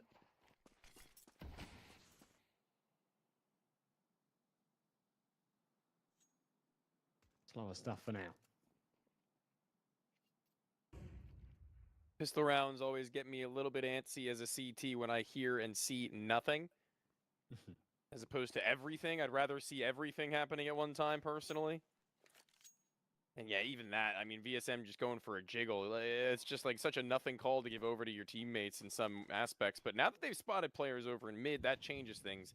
That changes things because now Martineza feels a little bit more comfortable in his own shoes to go for the duel because there's not too many players here. But then going any wider than that, maybe an overstep. Knows it was a mid to be oncoming. And now everyone trying to flood away from the B bombs. They can find a frag. It's awkward, but the kills are found nonetheless. The redirection towards Cat also works out. The quiet before the storm didn't last long. It's a hurricane, tearing the roofs off the houses. A man advantage, C4 beeping away. Max and Adam sort of butt heads in mid and say, well, nobody's here, and now we've got our work cut out for us. Max hasn't got Kevlar. There's no kit. Time is truly of the essence. And as first contact's made, VSM will pop another head. So Adam 1v3. It's one that I guess he'll go for. He hasn't really got anything to lose, but around that surely he cannot win. He'll hear Cutmerich from behind. Julie's looking to rattle off the shots, and eventually will deal the damage. So second half pistol going the way of Flamengo. They'll reach 9. And for 9Z, it's difficult to justify a second round buy on your CT half, but maybe.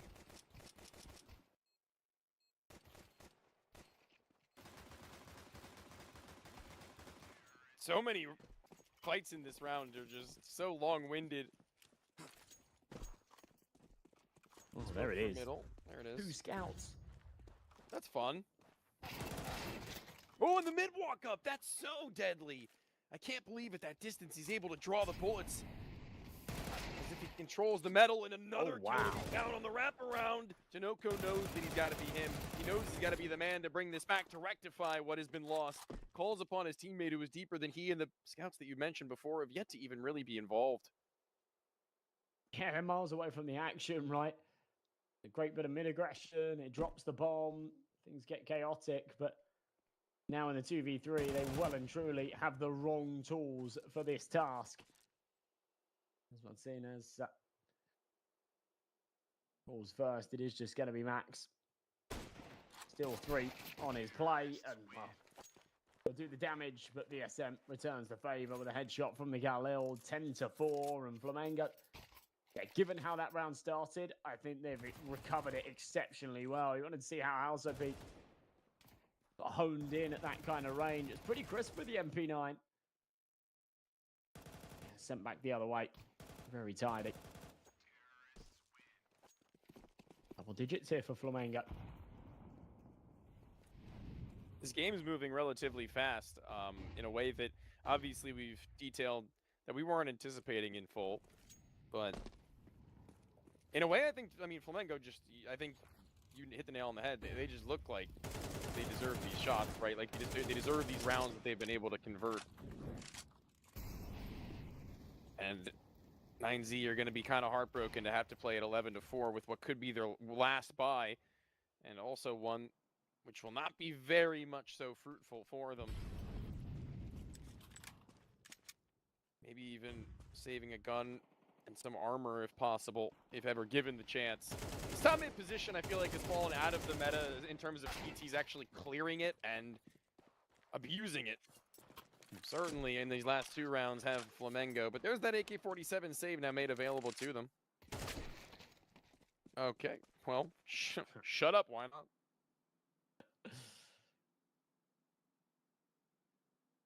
All right, Lucan. Give us a couple more just to help us sleep tonight. No. All right. Knew that the eyes were on him. Nerve-wracking. I don't blame him. I couldn't hit it. Yeah. 11-4. Bit of a last hurrah here for 9Z, right? They lose this round. It's game over. VSM gets the long spawn with the op. Now they're having fun. I like it. I love it. Drops his flashes as well. Says, you know what to do. I'm flying up. Want to see his POV. Blinded. Could have taken the shot. I thought that he had just gained his vision back, but I think the fire was rising as well. It's a shame. He doesn't take nearly as much damage as I would have thought, though. CT Incendiary, Omega Lol. One close in this corner, though, could be a dampening on this. Where positioning that goes unchecked. We were speaking about before. This one, a little more potent in terms of returning to form and returning to this match and match up. As Dust 2 doesn't seem to have yet been concluded. We're not even at map point yet, and 9Z need to convert this 5 versus 3 in order to give me that semblance of hope. Still a long road ahead, even if they do, but you're right. It is a must-win. Starts with 1. Yeah. Then 2, then 5. Then we're almost there. That's merits. Looks through the door smoke. Nobody to be on the other side of it. We max around this corner. They do have a smoke for CT. Whether or not they want to deploy it's another question. There's 3 over towards the left side, though, so they are in for a little bit of a nasty surprise. It's Max on 1-for-1. That's all he really needs to do here. Adames will deliver at least the same, possibly the chance at a second. And, there it is. Lovely stuff, history.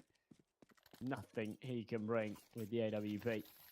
There's 11-5, 9Z. Yeah, they hit that win condition. They put their first foot on the ladder. Neat and tidy in a bow. Something like that. A 4-player alive conversion is about as, you know, big a smile as you can put on your face if you are a member of 9Z right now. If this game were to go on any more tragically, would have been pretty bummed, but here's your time to make a statement and say it wasn't just a one and done. Dabani, the only player with out a rifle in his hands. Fully automatic is that AK-47, and Denoco will let you know of it. Burning out himself, locked away. Any more contact at Cat? It was all a sell for a fake, but they want to just very quickly, once again, shift into a B split. And, you know, it didn't work out all too well last time, but last time they didn't get a pick onto the sight holder with the less weapon. All this timing. Denoco. Can't quite catch it, but he's going to keep him busy. Not for long, though. What a shot from the AWP. If they waste any more time there by the doors, it becomes really problematic. But with that, it then becomes plausible to go for the round. They're going to try and route in through the tunnels. It is just going to be the one. It's Lucan on the other side of the doors. One big prong that works in tandem. Del Boni has to shut it down. Doubles up as history trades back, but just cannot convert for the last. And Lucan will hit strong and just in the nick of time get that defuse in. 6 rounds on the board. Another one that comes real close. That's an important conversion. That might even be an understatement. I mean, the B bomb site in a retake scenario, man. It's a nightmare. Yeah, but again, making it work. Again, keeping themselves above their opponents who are now sinking beneath their debt. Got to take a few moments here to reflect, and good God. A few moments is all that it'll take for the pin to be pulled and the nade to explode in the face of 2. One having expired themselves, the other not far off of it, fast from Martinez, and that's all that you can hope at this stage in the game for him to get warm, like fish in a barrel, up catwalk, a slow crawl, and creep, and he will tear you limb from limb. Only one left. And a good little round for them to just get some confidence rolling to what was already a bit of a dire situation. You string along a couple of convincing ones and then top it all off with an eco slapped right out from any possible bomb plant. Here we go. Good time for Flamengo to call a pause here, I think. Yeah, talk things over. A couple of these rounds have come really close, but close doesn't cut it. Del Pony's had a really good map. He's 21-11. We keep seeing these multi-kills. We saw him actually take that Deagle entry out onto the B site and then a double kill to try and fend off the retake. Any of his teammates had matched his freak. That would have done it, but yeah, maybe we need just a couple more magical moments out of him to get it over the line.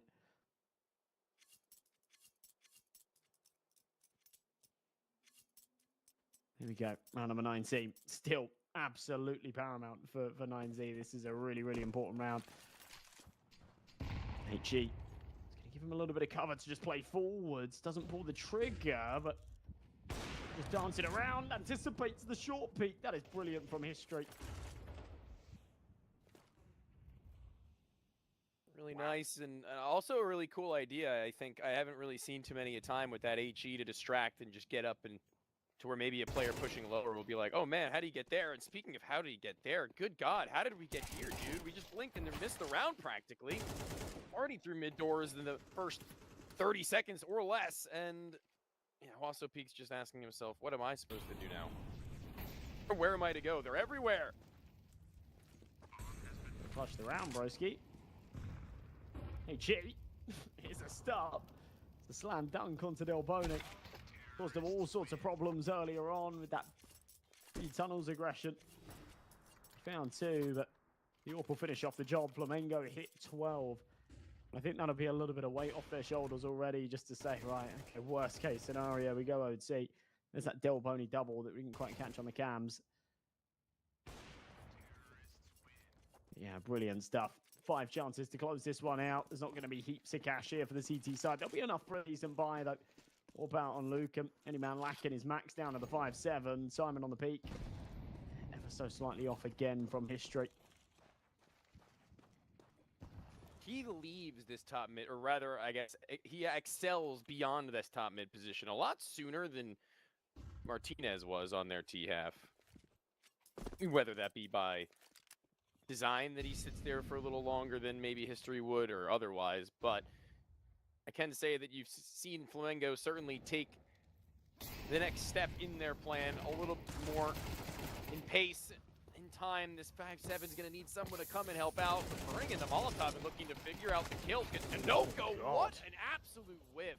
He loses his duel. They lose another player at the corner, however, thanks to how honed and zoomed in history was quite literally onto the possibility of the wider player on rifle. And now Lucan, he finds himself with a sniper just as well. And he's been known to be a sniper in his day. You'll see what he can do with it.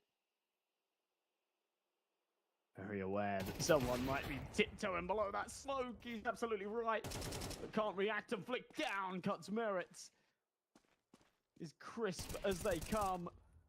Dropping with the AWPs, maybe a little ambitious, but it's probably not going to matter as VSM will execute from behind. And Flamengo, wow, you know, they're not all bark. They really do bite, and impressive stuff from them, to be honest. I thought, you know, when we saw some early rounds, I was thinking, all right, well, there's a bit of something here, but do they have the substance to actually close it? And the answer is yes. That was exceptional. Yeah, I was going to say, I mean, this is a rare instance where against a team about as good, if not obviously better, in 9Z, when Flamengo are playing up against that level of competition, I don't think I have ever seen a game where VSM isn't the number 1 or 2 player, and it looks as good as it did. That is really interesting to me to see that be pulled through in the fashion that it was. The opponent's map pick, the AWP is looking really good, integrated into a system that's effectively brand new to them and to him. I have to say, I'm pretty happy about this one. As far as the South American Counter-Strike goes, I think Flamengo have given me a big smile on my face. Well, they certainly should have. And they've got the opportunity to close this out in 2 bites now as well, right? Their map pick a Mirage up next. I'd be surprised if they 2-0 this. I'm kind of expecting 9Z to have a 10-minute pep talk, dig deep, and take us to a third. But, yeah, Flamengo have definitely come into this series on some top form. So maybe we will see 2 bites. Yeah, we got Mirage in just a little bit, like you say. So we'll see if they can close out there. Or, I mean, 9Z, we'll see a little bit more of them from the CT side, perhaps. They're going to have to in just a bit.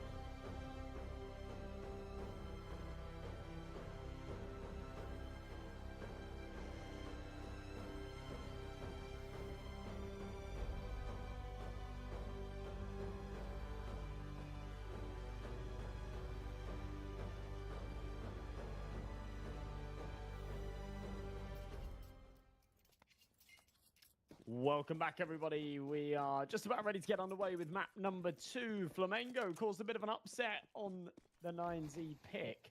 And now are your ever so slight favourites to take this one. Fast Molly into window. Lucan. No mind. He's going to just right through the smoke. Okay, first blood. Good start. Yeah, they don't want to really wait that much longer given how that last map had ended. They very quickly want to show themselves as a force on the, obviously, the map pick of their opponent if they're to trade it out. These dual Berettas, long and labored again are some of these pistol shots. This time on Mirage and this time Owasso Peak. But Martineza, knowing that one player may be low, wanted to back a nade off this wall. Be careful with how much you want to actually invest into the timing of doing so. But cuts Moretz, speaking of timing. His lurk from the A site. Red, eventually, Lucan, the first and last to find kills in this round. Finds himself a pretty nice little trophy in that USP, as well as a first round. I guess that's pretty cool, too. Yeah. Oh, it's his USP. He dropped it out for a Glock. And back over again. Indecisive. Knows what he likes, I guess. He went back to it eventually. Yeah, or that.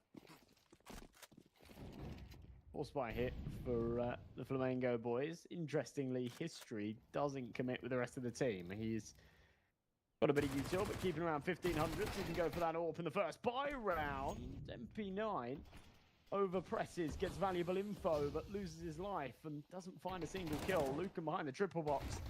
Needs to kind of go big here. 1-for-1, won't cut it. Danoko takes another. Martinez trying to play through the bench smoke. This is all going wrong, Tony. Owasso Peak's just been flashed. Really needs to. I will convert it.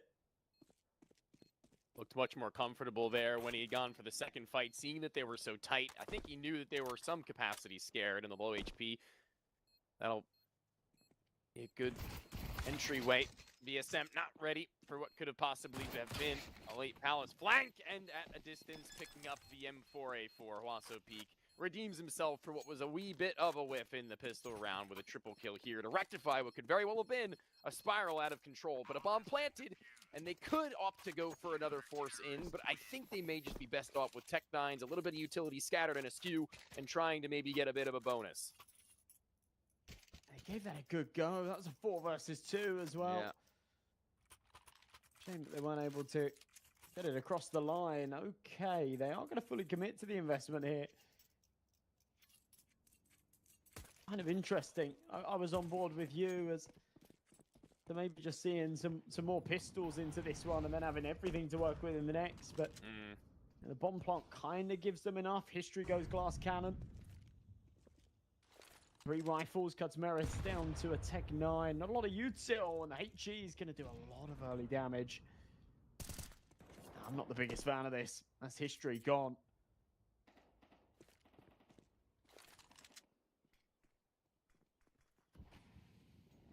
SM may be a little bit pressured actually at some point if that A-lurk comes in. But no, actually they've pulled the player back over towards spawn. Martinez meant for the rotate, and clearly for the right reasons.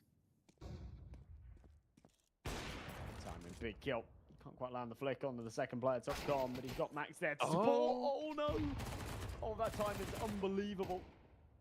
Lines up the crosshair with the leg before he pulls the trigger. Danoko drips his head off his shoulders. Delponi's going to tiptoe up, look towards short. Now we'll take the contact with the jungle man. That's Max now down, 3v3. And this round is well and truly flipped on its head. Flamengo. Bayer criticised a little bit just a moment ago. So far, so good. They're making it work. Delponi follows up for another. Lucan on a big trade, though. Cuts Merits now with 2 more to find, but he's been fed the first. He had a decent idea. The second was maybe coming in from underpass. Yeah, he knows what's up here. What a read. Yeah, he's just going to sit here. Waits ever so patiently, but how much patience does he possibly have in his body with 3 HP? 7 seconds on the clock. The no-scope needed to be the one. I'm a little bit surprised even Owasso Peak didn't just preemptively spam that wall, but all's well that ends well. Off recovered, and Owasso Peak again the one to bail them out. Such thin margins. That round literally comes down to half a second if he stays on that angle longer. It's easy stuff. hindsight, maybe could have gone for the plant, but I sort of know, and especially when that time pressure was on at the end, there was no way he was going to be allowed to get away with it.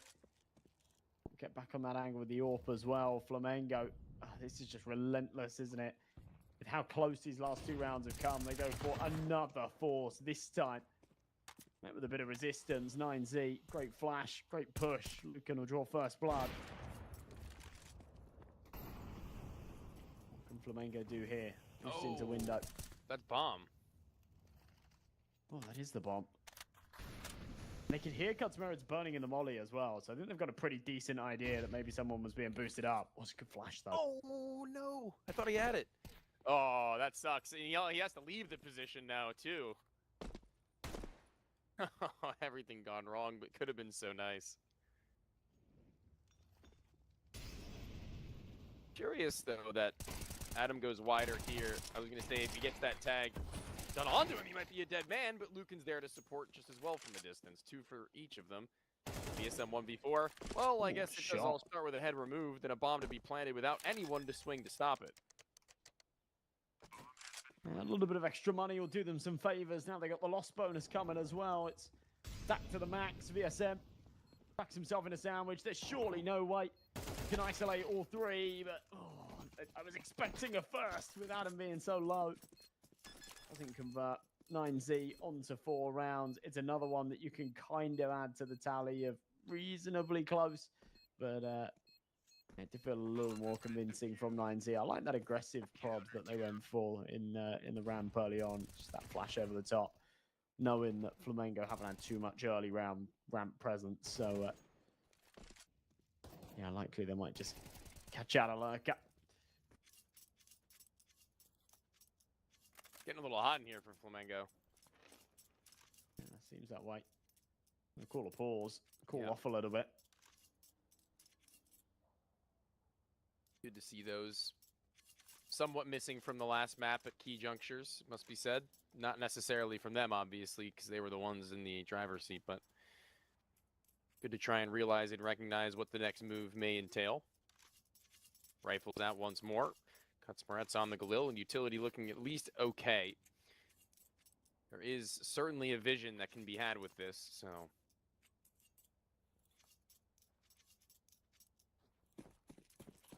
Martinez also not really being a driving force to shutting down a lot of these instances is, I wouldn't say worrying for Flamengo, but something that they need to take into account. You know, that the AWP is the least of their worries in most junctures of these rounds. Yeah.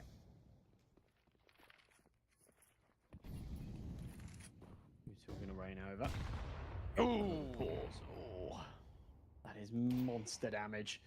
Adam S is a little bit exposed, and his teammates have left him high and dry. Yeah. Second con smoke going into place. Feel like they could safely fight with him, so give him up. They'll give up the man advantage with it. Minute 10 on this clock. Del Boni might be able to catch crazy timing and get a freebie here instead. Denoco ends up next on the chopping block. Flashbang's good. House of Peak. How do you fight your way out of this? Ooh. I mean, going 2 for 1 is really the best you can ask for there. Oh my god, what is this round? And it's VSM to trade around every point. Martinez, he pulled off of A, anticipating it was going to be a B hit considering all the information that his teammates had garnered, right? But nope, not anymore. VSM, the one to bring them that chance. Catwalk is where spam out through the smoke doesn't need to be held by VSM, so he can still just train his attentions on towards either jungle or CT. Dangerous game they both play. No utility for the post-plant, but for the retake, they've got a plethora of it. Do they anticipate there to be a double ramp setup, or will VSM go around the world? No, back to Palace. I think it sort of makes more sense, but yeah, at the same time, it is a position that he could have just turtled up into from the start. Might be able to catch the timing, though. It's the awful cross. There you go. Hold towards ramp. Peek out. Merits will be able to trade. It's a nice shot from Martinez, but doesn't have time to pull that bolt back and adjust for the second. As soon as you get that rifler out of the equation, there's just nothing the AWP can do. a better round from Flamengo, but one that came in a real messy fashion, flanks upon flanks, and Yeah. yeah, just positioning that gets that one over the line, really. Flankers flanking the flanker's flanker. It was literally one after another. It felt like somebody got the drop put on to them. Around with wild timing. Bizarrely, that breaks the bank. It's just a testament to how close all 4 of those rounds really were, right? Yeah. 4-0 up, you lose 1, money's gone. Door wide open here for Flamengo to get back in.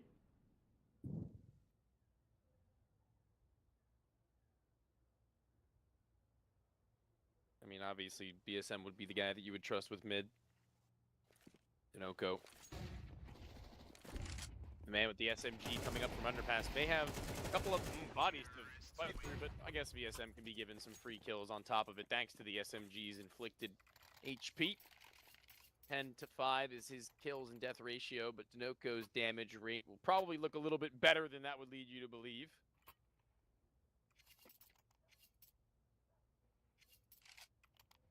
Money would have been pretty cool, but not really something they're hurting for at this point in time. On the come up, History gets his sniper for the first time and has not looked all too hot on anything else in this map in particular, but we know what he was capable of delivering on the last, so let's see. This is exactly what he needed in order to get reinvigorated. Okay, he's gone. Yeah, he doesn't even let you finish bigging him up, right? Just dead within the first 15 seconds. All good. Maybe next time. That's going to pull the plug on the app's presence as well. We just met with a lot of early util. It was enough to pull the plug. And boost one up onto the site. And I think if any contacts made elsewhere, AdamS will be quite eager to just leave the MP9. Still scoped in though.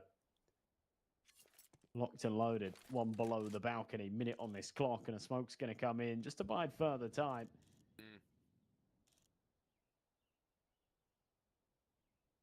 Kind of weird, though. They're really hinging on this mid player before getting their push through. It's 3 players Palace. There's nobody to pop them. Luca's playing on the other side of this smoke. Next couple of seconds. Start to realize no one's home. Oh, no. The timing on that. Absolutely massive.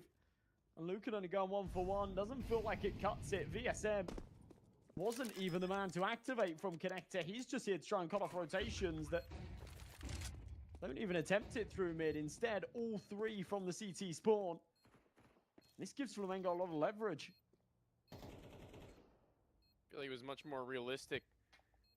Play a little deeper from CT spawn. That's a big avoidance that could have just been the round much better found. And Lucan didn't need support from ramp. He needed it from the Palace walk up. Now, though, he's got a line.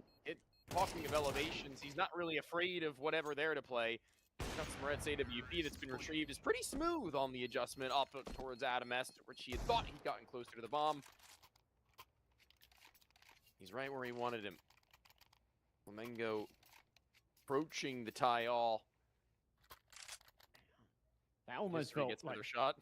bored or impatient, right? As you say. Yeah. That late in the round, there's absolutely no need to be exposed the way he was, but yeah, you start to sort of get a little bit complacent when there's 20 seconds left and you think, oh, well, they're not hitting my bomb site. Surprise, surprise. What with their pants down. And we'll take a pause here, but there isn't really money to buy around this, so things should tie up at 4 apiece. Should. Yeah. I'll hold my breath. Last time we said that when all they had were measly Glocks, we held bated breath. But I don't think these Desert Eagles are going to be able to really group up as easily on a CT side. Someone's going to have to be an individual mastermind if they're going to want to have any shot at taking guns out of their opponent's hands. And right now, Adam's been pretty solid in many of these instances, you know, bouncing off of Lucan pretty regularly as well, and Huaso Peak filling in any of the gaps Martinez barely has to activate. He can sit as a stationary turret. So I know the formula was working out and making some pretty mean results earlier, but now we might need to spice things up. Maybe not now, but next round.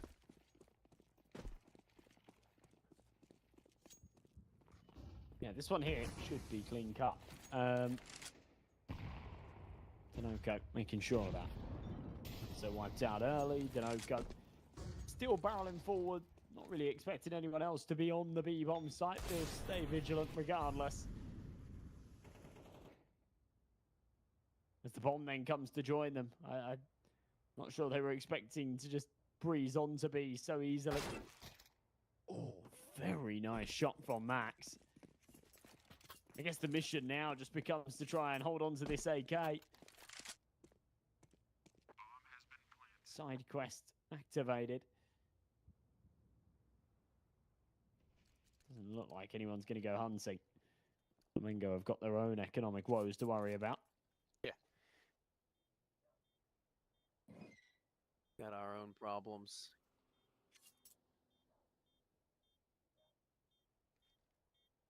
Seeing now the AK-47 maybe actually... Oh, I was going to say boasts up the ability to buy an AWP soon enough. The loss bonus is hit 3?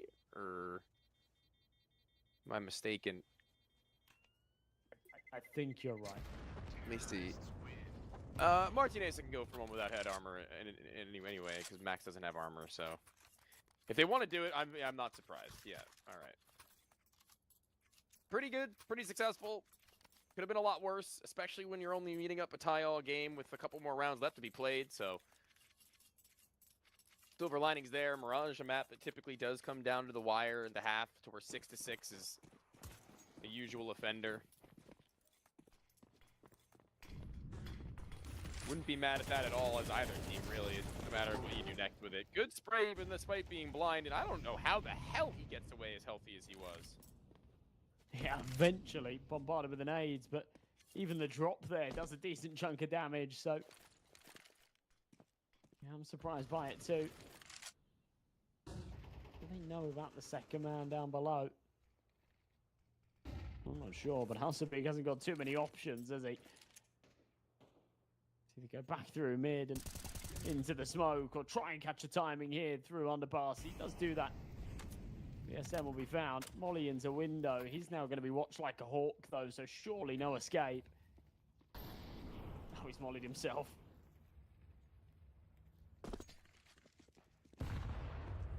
So Peak trying to be refragged.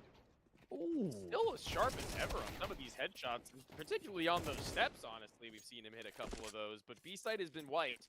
In the time in which he had delayed for so long, they've made a new avenue of opportunity, and they've helped their way forwards and past anybody from 9Z who looked to hold things down. And I think with Martinez at the top side of Con, I think the save has been called, and rightfully so, but what a shame. Felt like he had the info on the apps players quite a while ago. It surprises me that he didn't see a slightly earlier rotation, but I guess it wasn't like a safe call, was it? Hadn't seen the bomb. Going to be a 5th for Flamengo either way, 9Z. They'll have enough to buy, actually. Yeah, Lucan and Max have got a bit of cash in the bank. There'll be the opportunity, of course, for Vladimir Martinez to drop over as well. They'll have a pretty hefty investment going into this next, but it wasn't the money, it wasn't the firepower that was the problem in this round. It was a combination of other things. Most importantly, losing control of that B site.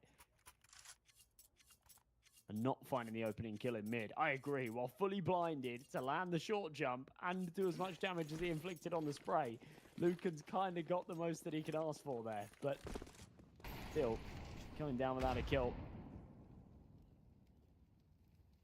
Cause him some issues this time round. Doesn't want to make the same mistake. He'll cross into sandwich. Good position.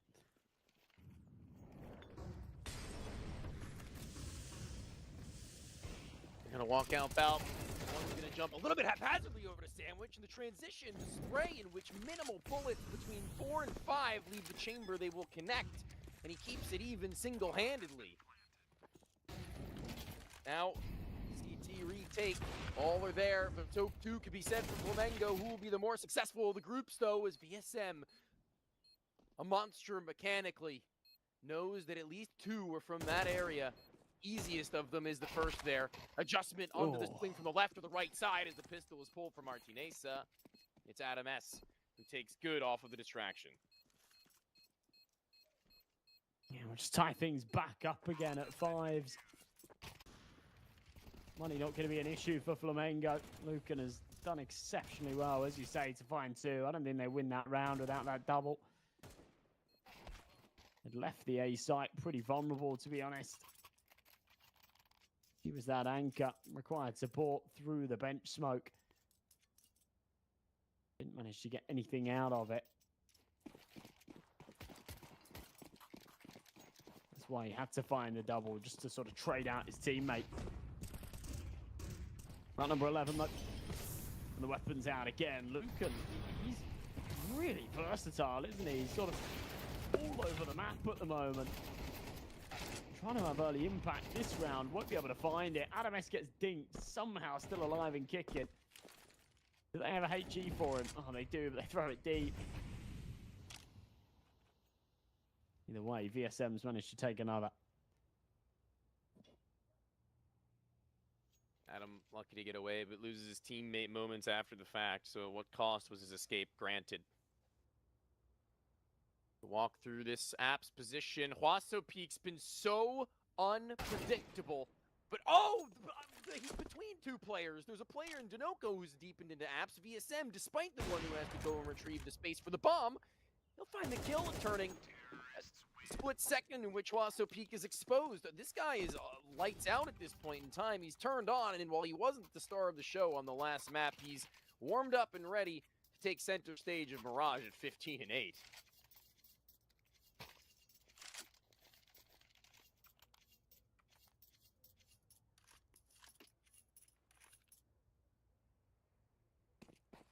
Really has taken center stage, hasn't it? No one else on his team outputting even really half of the damage that he's pulling off here. History, who's had a quiet map, has that AWP out for the final of it. Well, the final of the half, I should say.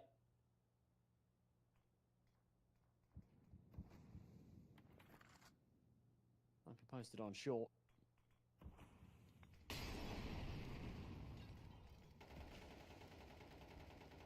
Well, he deployed, playing behind the flames.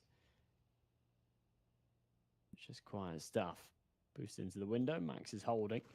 The smoke starts to fade. He'll be aware that it's a possibility, but again, VSM's drawn first blood. Martinez. Still not being given a chance. Needs to make sure he doesn't overstep. Delboni might see him. Big. Huge. Massive. Gargantuan. Now the lone Adam S. He's witnessed it all unfold around him, but had to be a silent viewer, a spectator amongst the chaos. And the lowest HP of them is unfortunately the first in which he lays eyes on after they make their way through, and damage is incredible from him in this round, and just barely unexposed to Martinez's scope. Bomb will get planted. They've got 2 flashes and an HE. Oh, and a smoke that they've thrown to lock him from con for only moments, though. That HE's off the mark. Yeah, it takes an awkward bounce off of the step, actually does. But a teammate damage. Doesn't blow the cloud open. House of Beat just says, screw this, I'm going to play through it. We haven't got time for this. Yeah. Neither have got kits. That smoke will go on the bomb. Is someone just going to commit to a full 10-seconder? No, they'll tap it. HG's going to blow it open. Sightline there. Oh my God. Shots from Martinez. I think there might be time on this. It's going to come really close. Oh, no, not quite. That's a real shame.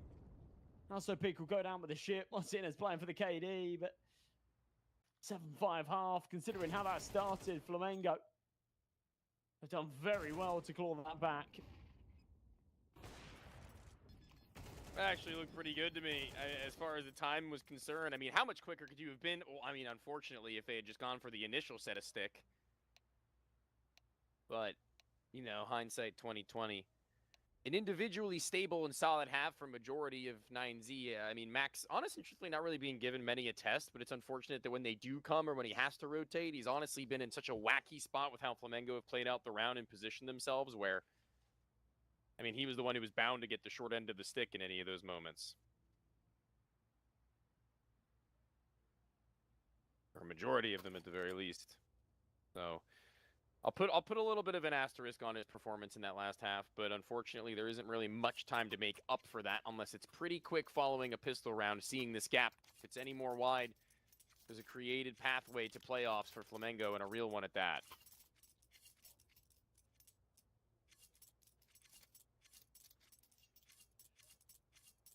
Bit of revenge as well, right? Feels like somewhat of a grudge matchup.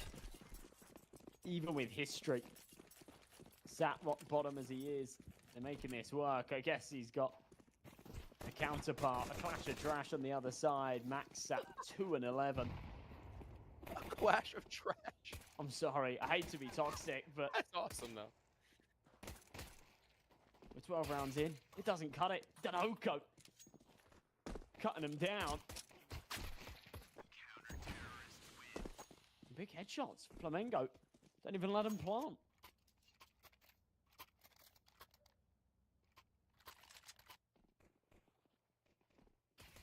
Danoko in a power position. Talk about how easy the shots were served up on a silver platter on Dust 2 for VSM. Yeah, I mean, it's a little easier even. Bro just had to click twice. He didn't even have to move his crosshair, frankly. So there you have it. Another one onward. And finding now another Glock round. At 9-5, or when they'll start their return, start their come up.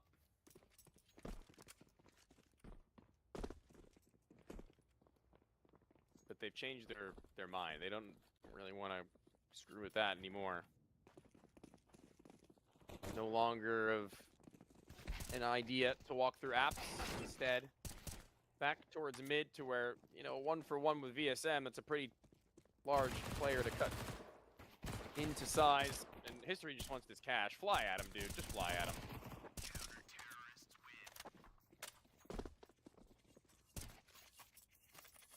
Just get it out of your system. Yeah, not wasting any time with that one.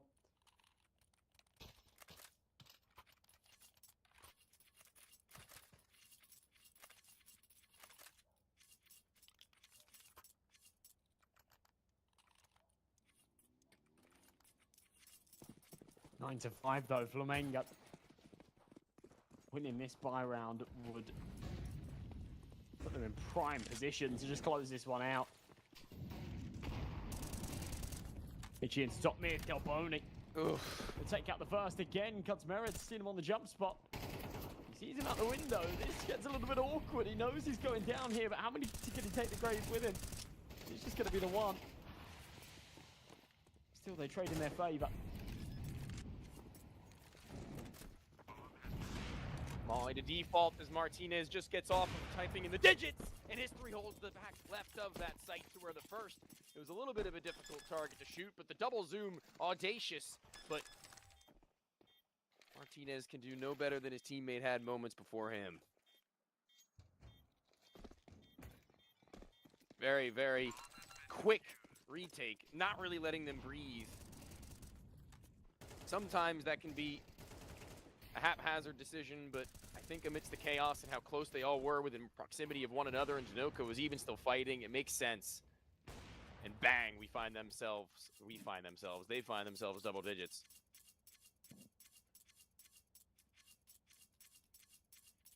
For 9Z, I guess that sort of silver lining, but a bit of a salty one is that loss bonus means that they're still going to have somewhat of a bite.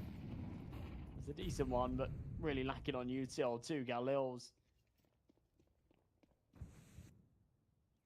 fully reliant on firepower here. Gotta try and make this work. Bomb's been left behind in the spawn. Oh, history. A nice flick. Not lethal, but it does the damage. Could be unconfirmed damage. I'm not sure he knows that he's actually landed that leg shot. Have a decent idea, I guess. That, or he's saying to himself, how is he alive? How did I miss that? Yeah, well. If it was me, I'd just pretend. I'd say, yeah, definitely hit him. He's 1 I HP. hit him. He's 10 HP, yep. Yeah, for sure. Bomb nearing the A ramp, and everyone else following in tried and true, as Adam is only the one to be on any sort of an extremity. Out towards mid boxes, just awaiting a rotation in the dying embers of this round, really, and history does not miss twice. This time, bagging. Lost OP. Okay, Lucan, though, another from CT spawn that he knows of, considering history was here moments ago. It's recent history, but one that will now be long forgotten as he's been fragged, and that's Maretz and Delbani on two different sides of the world right now in trying to pull this retake in without any utility. Although they've got the kits, so quick kills, not necessarily necessary, but kills from Cuts Maretz now, knowing that there's only one left alive. I mean, ramp is the logical place for him to be. Max on a jiggle, going wider and wider still. Eventually exposes, knowing that the bomb is planted for him, only has to hit one more bullet. And there was a real world where he may have been able to finish the 34 HP captain in IGL. But that's the more important round for him to come alive with a kill or two. Finally, and there's 6. Got messy. Just about over the line. I like the way they were sort of clearing these angles, right? There's these hard commitments to every peak. And yeah, Max kind of lucky that he landed the dink first time around so that it was easy enough to finish off the job with just 34 HP. I think another second there would have fried him. Either way, 9Z, stay alive, right? Losing that round would have been really bad. Flamengo. Still with enough cash. 3 M4s come out. Guts Merit is down to a deagle, but history still got that sniper. He's had a really slow game up until these last couple of rounds, but he has come to life with it since moving over to the CT side. It's important that we continue to see that big green in play. Here we go. Fast control again into middle. Adam S. Full W.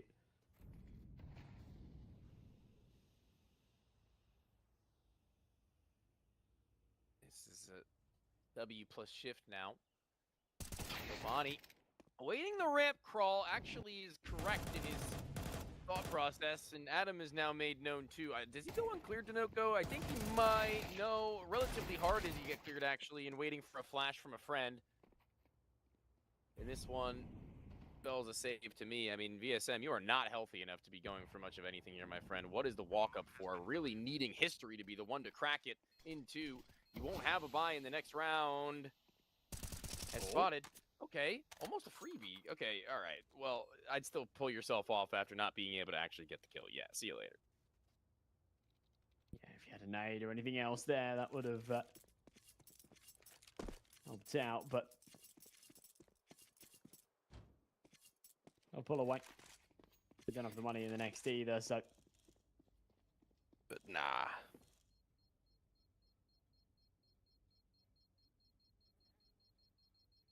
I'm gonna head out. Gonna be 7. There can't really be any kind of buy around these 2 save rifles, so unless they have their own impacts, then they shouldn't have too much bearing on this next round. Yeah. Very surprised if they go for some kind of crazy force around it. Yeah, not the time for it. 2,400 loss. The Flamengo's lead just narrows. Oh, and an elevated history. I mean, the weapon that they needed to have an early impact, heard around the world, Max removed, falling from above. And history, again, the best weapon for the job to be soft as he is now following that first endeavor. VSM, though, on a familiar territory, not so far off, has not been heard, but has been held by Lucan as the volley will have forced him forward or back. AK's irretrievable for a long time.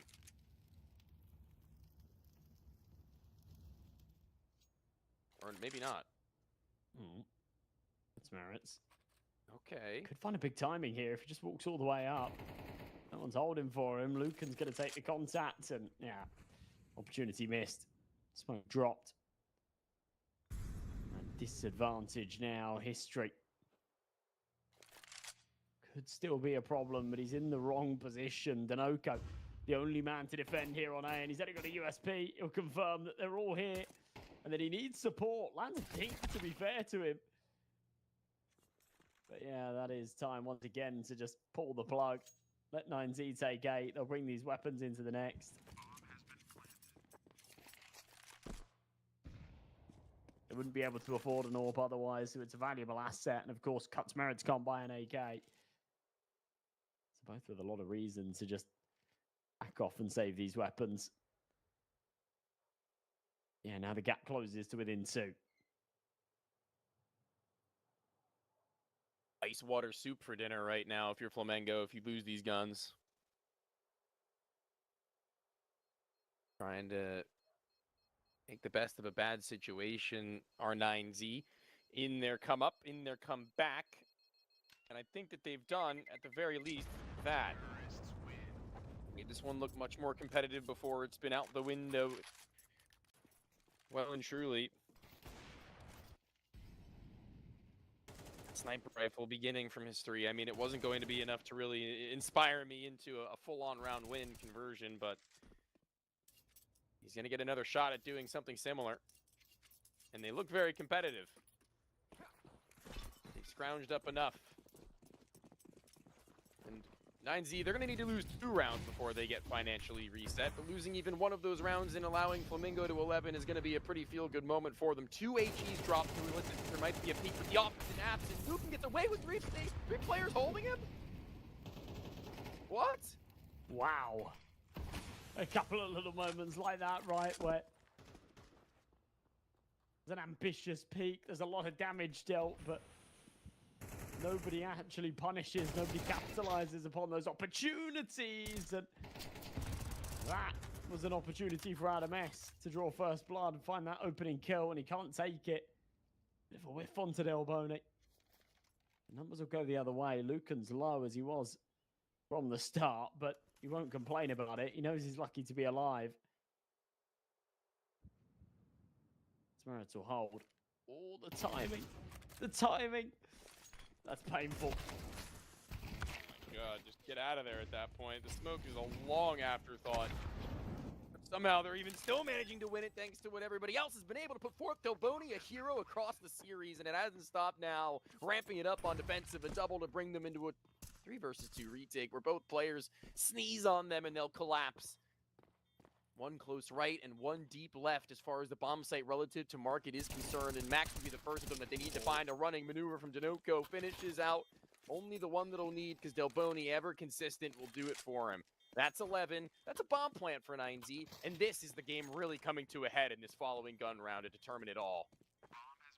As I know Delboni's Molly there thinking, okay, well, this can be an important asset, especially with 1 sat van, low on health, and then no, Denoco just fully running guns out. He did actually pull out the Molly just as a preemptive measure in case that shot didn't connect. Either way, 11-8, Flamengo 2 away from the finish line. They have to overcome 1 more high hurdle, I guess, which is this 9Z buy. They can do so. Things get a whole lot easier for round number 21. Like map and series point, they'll be looking to close this out. And as you say, Bagham spells a spot in the playoffs.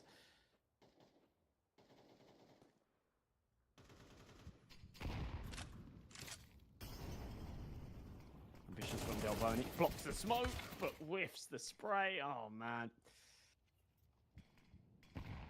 Rough. I'll have to deploy another one, though. Be too upset with that if they can just shut down player on one of these other extremities that are being held pretty aggressively. Denoco, namely, in ramp, just jiggling it out with 1 player on the other side, yet to fully extend. It's apps where Bomb is just chilling and finding as much info as possible before going for the final plan. The final call is just under a minute left. That'll soon be realized in mid. Murat's timinged, but okay. You know, again, talking about information, that's actually less information for 9Z and more for Flamengo.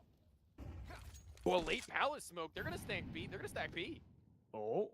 Because they had that ramp information. There's a player under balcony who's heard nothing in Palace. Oh, man. This could get really messy. History is on the right angle. They just need to commit to this call now with 25 seconds left. All of the pieces in the right place. And well, history's just kind of doing it all. They don't even necessarily know about this third man. Cutmeris is just going to play time, 15 seconds. And as he's able to dispatch the AWP, he knows that the second's coming in from behind. It's beautiful footwork to just tuck himself behind the bench. And even if he doesn't find the kill, the round is still won. Denoco survives. And it is going to be map and series point here for Flamengo. A massive round win. And AWP will survive, but look at this hold on the B site. This is brilliant. Cutmeris, man, instant movement and reaction, knowing that something's got to be happening around him. So heads up. Flamengo, I guess if there's one phrase I could use to describe them today, and I was alluding to it a little bit before on Dust 2 at the end of that first half, is just reactions, man. They're always making a move of some capacity, never stagnating. Even if it may not be the right move, that's something you can rectify later. Constantly making something happen. The 9Z have yet to respond to it accordingly. A glass cannon in Martinez, and he's not been met with anything just yet. Instead, his teammate has been shoved a bullet down the throat of as the history sniper works out better for them. VSM unlucky to the draw once more, and they've gotten through so far deep into spawn to where the double up makes the A site a vulnerability. Oh, eagle shots flying. Denoco seems to just be able to block it out. Focus on the fight at hand, but he runs out of bullets. That is ridiculous. The falling Deagle is what prevents this from being a 2v2. And a very winnable round for Flamengo instead. It's a tricky clutch, but the HE should be able to finish. No, AWP dances around the corner. M4 still pressing. This is ridiculous. There you go, finally. And he's just going to fall away. Oh, man. I kind of fancied his chances at the 1v2, to be honest, especially with how so low, but I guess no kit. Only the smoke. Has to be done, but it's going to be the first series point that they miss out on. It comes very damn close. Look at that shot. Absolutely crucial for Halso Peak, and he does deliver.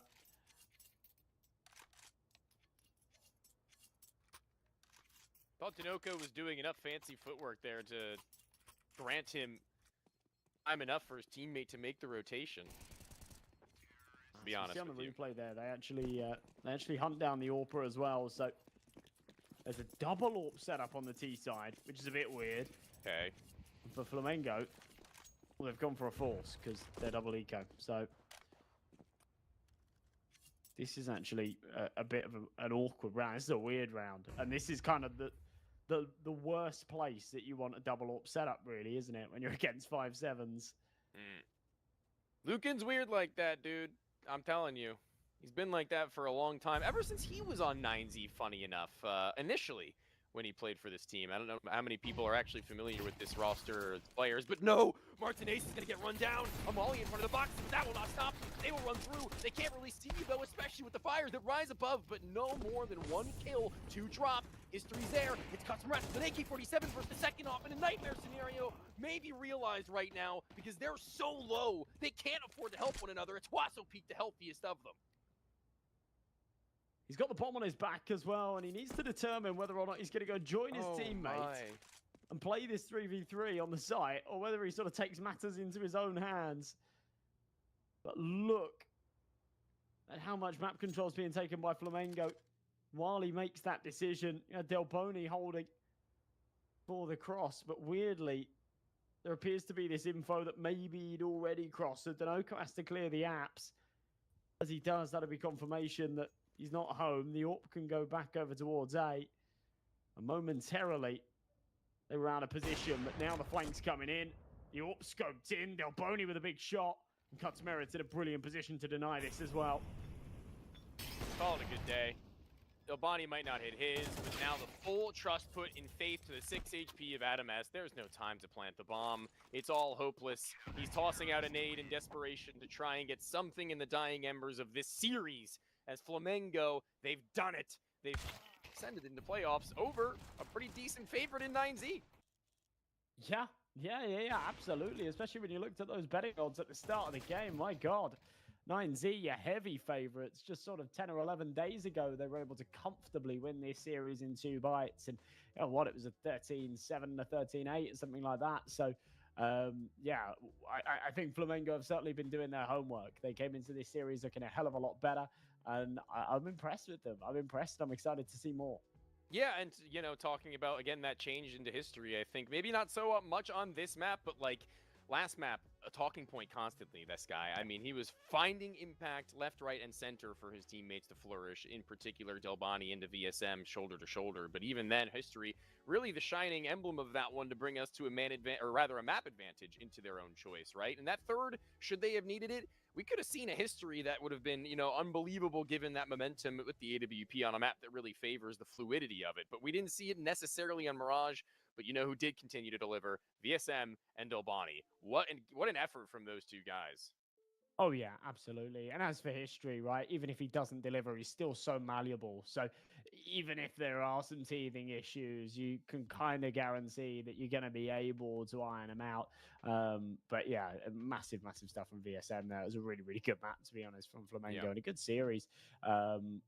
Especially there on Mirage, I feel like they had a lot of moments where their sort of backs were against the wall. They had these disadvantages and they were able to dig deep and still manage to convert. So, yeah, a lot of credit to them to sort of stay locked in and get that one over the line for sure. Yeah, and commiserations to the 9Z guys. I think Lucan in particular was somebody who was doing as best as he could in moments where he needed 2 or 3 kills to even give them a chance. And he actually did pull away a couple of times with those kinds of rounds. And, you know, Huaso Peak being a constant thorn in the side on the defensive, walking through the apartments and through underpass and constantly pulling players' pants down in moments where, again, somebody needed to step up and do something a little bit crazy. And he did it. But again, it just falls a little bit short. That's going to conclude us for the day, though. That's the end. That's the finish for our series on Thunderpick, though. South America has seen 2 teams go on into that next stage so far from groups A and B. And looking towards the future, they are not eliminated 9Z. Instead, they play against tomorrow the winner of Bounty Hunters and Keed Stars for the final spot in the decider. And that's going to be a pretty decent banger, I would say, too, if we get a rematch between the Bounty Hunters and 9Z, because that was a pretty fun one. But anything you got to say before we do it its justice and wrap it all up? Not really. Thanks, everybody, so much for watching. I think that 9Z should still be able to get out of the group, right? I think they came into this one saying, well, statistically, we're the best in the group, but we're definitely top 2. So even if we can't get it done against Flamengo today, then yeah, I reckon they fancy their chances tomorrow. But I'm sure they would have much preferred the break. So yeah, definitely one to tune in for, as you say. A Bounty Hunters rematch would be an interesting one for sure.